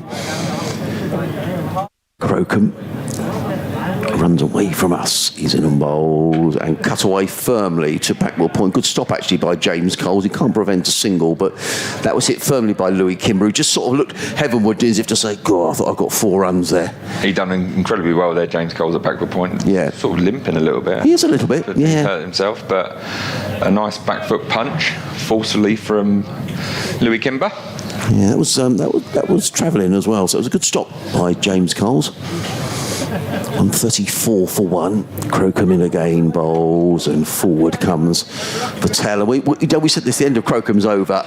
8 overs, no maidens, no wicket for 33. 134 for 1 at Leicestershire. Kimber 75. Patel on 58. We said right at the start of his innings, Ricky, he just looked a good player. And you were saying, you'd seen a bit of him, heard a bit about him, and he just looks to have time. And that shot there sort of made that point, really. I think it's a case of how he lets the ball come to him. He's in, it's very, very good positions. Very rarely has he gone out of his shell. There's been a couple of occasions where he might have been a little bit worried. He's come down to the wicket to Delray Rawlins and almost a bit of a hack, but as a whole, he's just let the ball come under his eyes and plays nicely as Coles comes in again. Driven beautifully from Louis Kimber. It was full from James Coles and he got onto it very, very quickly there to ease it through the offside, wider mid-off, up the hill at the Cromwell Road end for 4 runs, moving him on to 79 off 107 deliveries and 138 for 1, the Leicestershire total.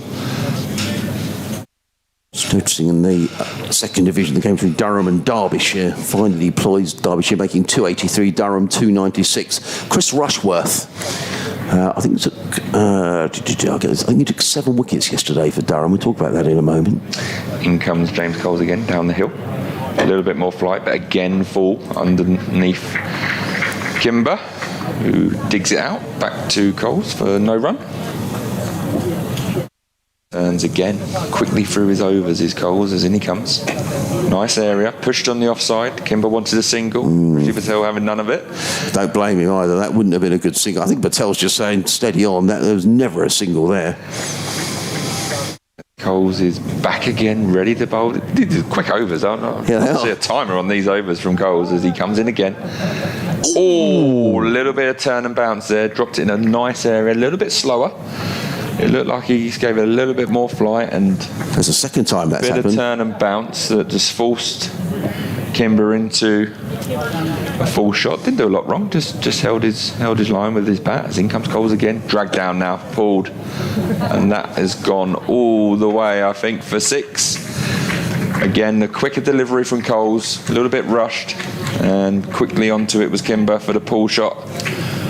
As we see the replay of the previous ball, it just gripped a little bit, just had a little bit of turn and bounce, and again it was a slower pace. I think when the spinners are bowled a little bit slower, it gives it an opportunity to stay in the surface and maybe get a little bit of grip. But every time they've gone quick, as we see the ball again, it's just gone for 6, a little bit too quick and just skids on. Full again, driven onside of the bowler through mid-on, full toss, Kimber capitalises on a loose delivery from James Coles as he races on to 89 with that boundary. And the Leicestershire total pushed on to 148 for 1. After 41 overs, we have 6 overs remaining.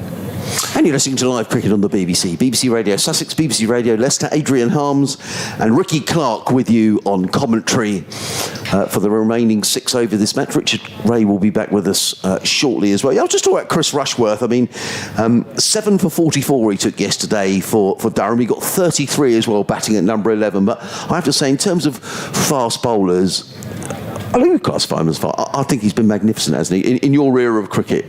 Yeah, I think you look at the course of every season, he would always be someone that you're putting down for a lot of wickets, always challenging the batter's defence, always looking to nip the ball both ways and always challenging you.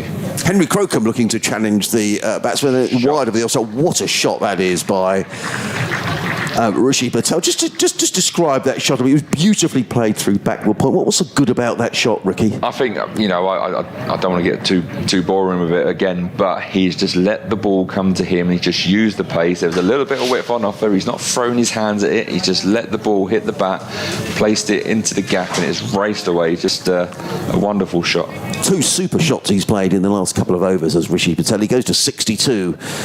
Crocombe on his way again, bowls down the leg side. Good tumbling take by Carter. And Leicestershire have been really positive here in this reply. 152 for one. We're only in the 41st over, so they're rattling along here at the best part of 4 and over. I mean, it's a quick outfield, but when the bad ballers come, these two have made sure they've dispatched it to the boundary. See Steve Finn warming up, so I suspect we may have seen the last of James Coles for this evening at least. But some encouragement for the spinner as in comes Crocombe bowls, and Patel right in behind that, plays it into the offside, and there is no run. I'd potentially like to see something a little bit different here from Sussex. You've been out there, just coming up to 42 overs. They should be fresh. You've got 5 overs after this going left in the day. I'd just like to see Henry Crocombe. He's got a big boundary on the leg side, maybe similar to the ploy that Leicestershire used against Rawlins, just to give it a try. Maybe free up and use a short ball. Crocombe in again, bowls and clipped off the hip by Patel down to fine leg. Finds the substitute fielder down there, who is Sam Henderson. We're not sure who. I'm not sure Darry Rawlins has come back on actually, so there could be. He is. He's just. He's come back on. There he is. I'm sorry. He has come back on. Yeah, Steve Finn's definitely going to bowl, isn't he? He's warming up down below us. 3 for 1. So Louis Kimber on 89. 2 overs, 2 balls to go in this over. I wonder whether he could get to a maiden first-class century before the close of play. In comes Crocombe bowls and clipped away down towards a fine leg. He's going to pick up a single, well fielded down there by Henderson actually, who gets in the throw. And Louis Kimber goes to 90, 154 for 1.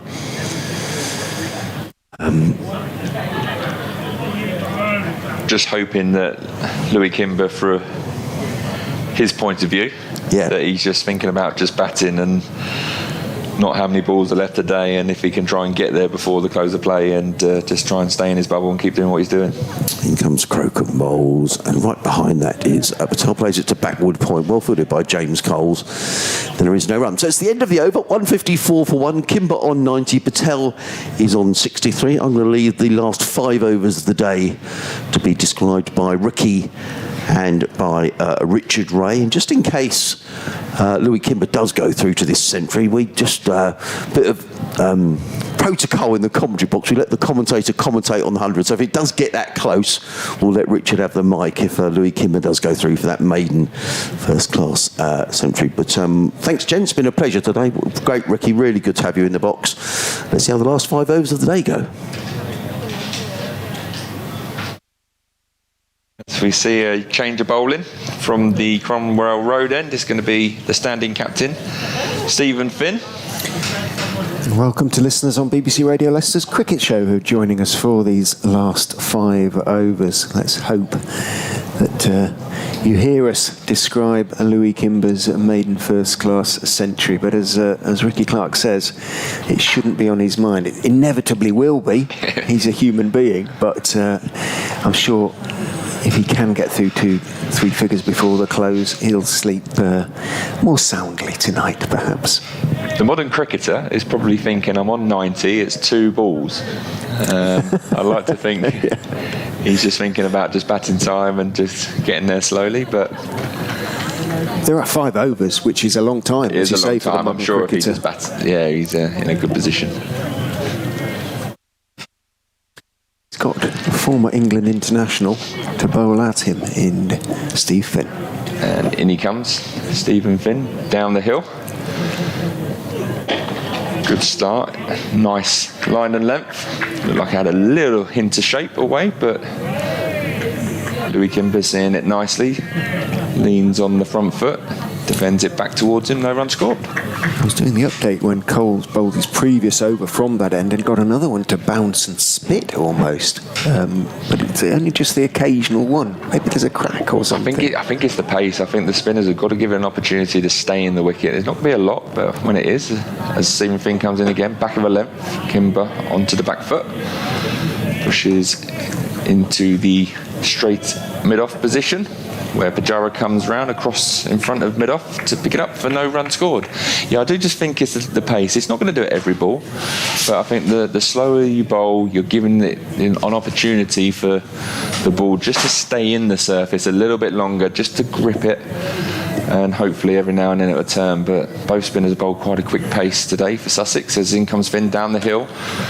Back foot punch, lovely shot from Kimber. No runs scored as it goes to Alior in the covers. He had a little bit of a fumble and then collected it and throws the ball to Sean Hunt at mid-off, who's also putting his arms around, so he might be coming into the attack for a little 2-over stint. Slightly surprised Rawlins has bowled as few overs as he has. I know he's been off the field for a while, but... And comes Finn again down the hill. Again, a good line and length. Kimber pushing forward. Plays it to Pujara. A short extra cover. Just the one slip now. Tom Alsop, which is a sort of victory of sorts for these two young Leicestershire batters. I say young, I mean Louis Kimber, 1998, I think he was born. So maybe 24, 25 now, we'll check.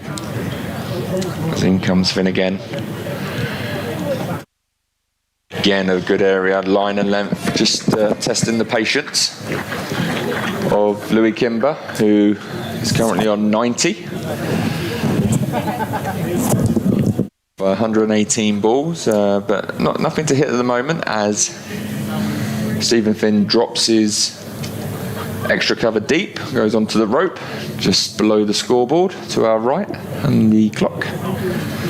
As Stephen Finn comes in again, down the hill, driven, fumbled in the covers by Pujara, but again a nice over, a maiden for Stephen Finn on his return. 9 overs for him, 1 for 25 with 3 maidens.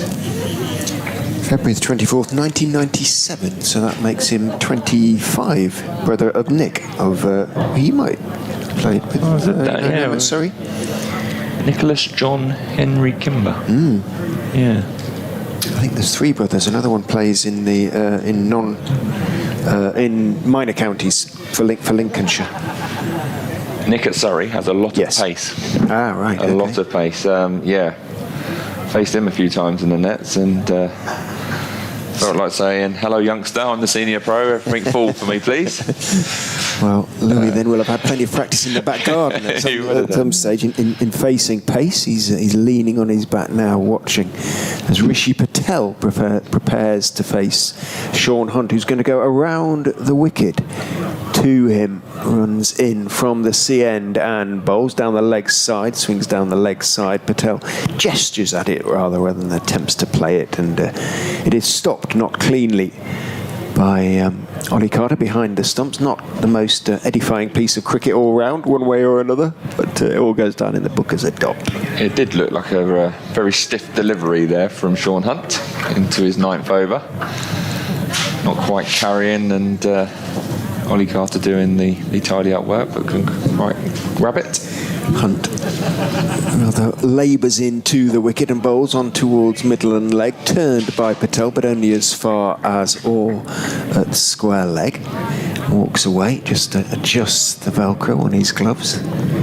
63 to him. He has a first-class career best achieved in his first innings of this season of, it was 83. Check that as well. 82, biggest pardon, that was at Durham. In goes Hunt and bowls to Rishi Patel. Nice high left elbow as he carefully defends back down the pitch on the onside, picked up by Finn. Just a little bit of control being exerted on the scoreboard. Runs have come quite quickly for these two in recent overs. And James Cole's the left armour, while he's got 1 or 2 balls to bounce and turn. He has bowled the occasional loose delivery, as you'd expect from a young man just making his way in the game. In goes Hunt and bowls. Patel is on the front foot looking to drive, but no real weight in the shot. Pushing it out into the covers, Pujara fields. A second attempt, no run. Has a little bit of a feel of last evening when we saw Sussex were happy just to get to the close of play, and Leicester seemed happy as well, and it almost has that same feel as well, that both sides look like they're sort of gearing up for the close of play. Turns in past umpire Debenham and bowls very straight, meets a very straight bat from Rishi Patel. Turns, probably is a little bit weary. He's been on the pitch throughout the entirety of the 2 days so far. this is where I would have liked to have seen Sussex maybe just try and change something up, you know, when they had 6 overs left. Balls. Yeah, Henry Crocombe, he's got a little bit of pace about him. He could have come round the wicket and maybe put in a third man for an uppercut if they wanted to take it, or just test with the short balls. Hunt is in driving, a little bit of a leading edge from Rishi Patel. Delroy Rawlins makes something of unnecessary fuss as he fields at mid-off, and it all goes behind him for a few feet, but Patel was going nowhere. But it looked a slightly tired sort of push at the delivery, a semi-drive, and it took something of a leading edge. Might just have straightened a bit or held up a bit in the pitch. It could be quite dusty down there now, I reckon. It was quite full, but yeah, it just angled in with the left armour coming round the wicket, just angled in a little bit and just come up on it a little bit. Normally he's been quite assured of his position and is leaning into the ball. That one he just come up a little bit. But it was another maiden, so consecutive maidens from Sussex, putting a little bit of a squeeze on with 3 overs to go in the day. In comes Finn again, down the hill. Back of a length, Kimber comes forward, pushes it into the offside. Pujara, lots of energy, picks the ball up, throws it into wicketkeeper Ollie Carter. No runs scored. Louis Kimber, certainly the longest innings he's ever played in first-class cricket anyway. Just looking, actually, they're not bad break. They're 90 off 119 deliveries, yeah, so 120 now. As Stephen Finn comes in again, down the hill. Back of a length, Kimber rocks onto the back foot, punches it back to Stephen Finn, who takes it in his follow-through. Gives the ball to young Sean Hunt to shine it up as he walks himself back up the hill, ready to turn and come in for another delivery. Bad news for you, Ricky, is that he's an Arsenal supporter as well. Who's that? Louis Kimber. Oh, is he?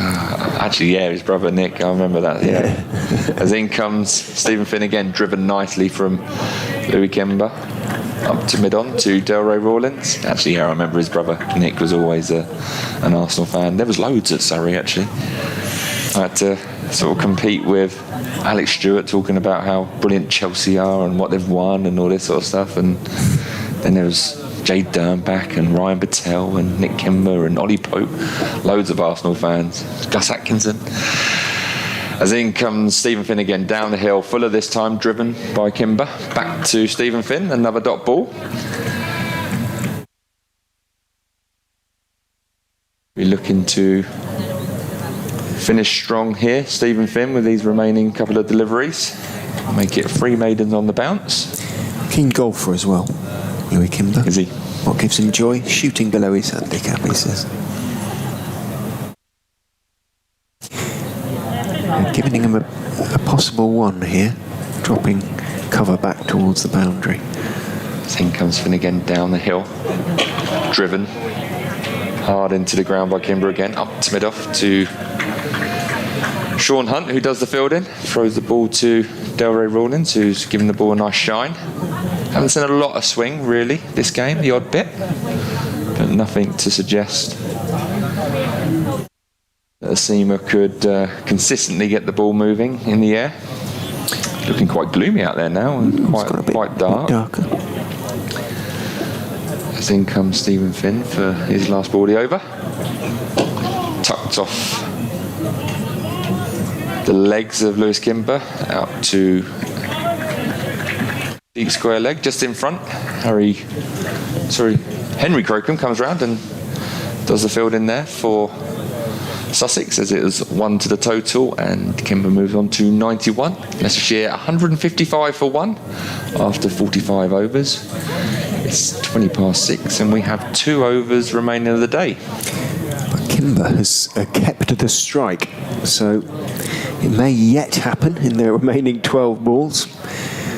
I think he'd probably prefer to go into the close on something like 92, 93 rather than 98, 99. But that sounds odd, doesn't it? But he might just feel that he can move under slightly less pressure. Hunt is going to stay around the wicket to him from the C end. Bowls. Kimber is just leaning forward into that defensive shot.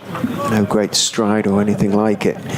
Thick inside part of the bat. I'm sure even he is feeling a little bit weary at the moment. Fielded at mid-wicket and there's no run. Wanders down the pitch, flicks a bit of dirt off it.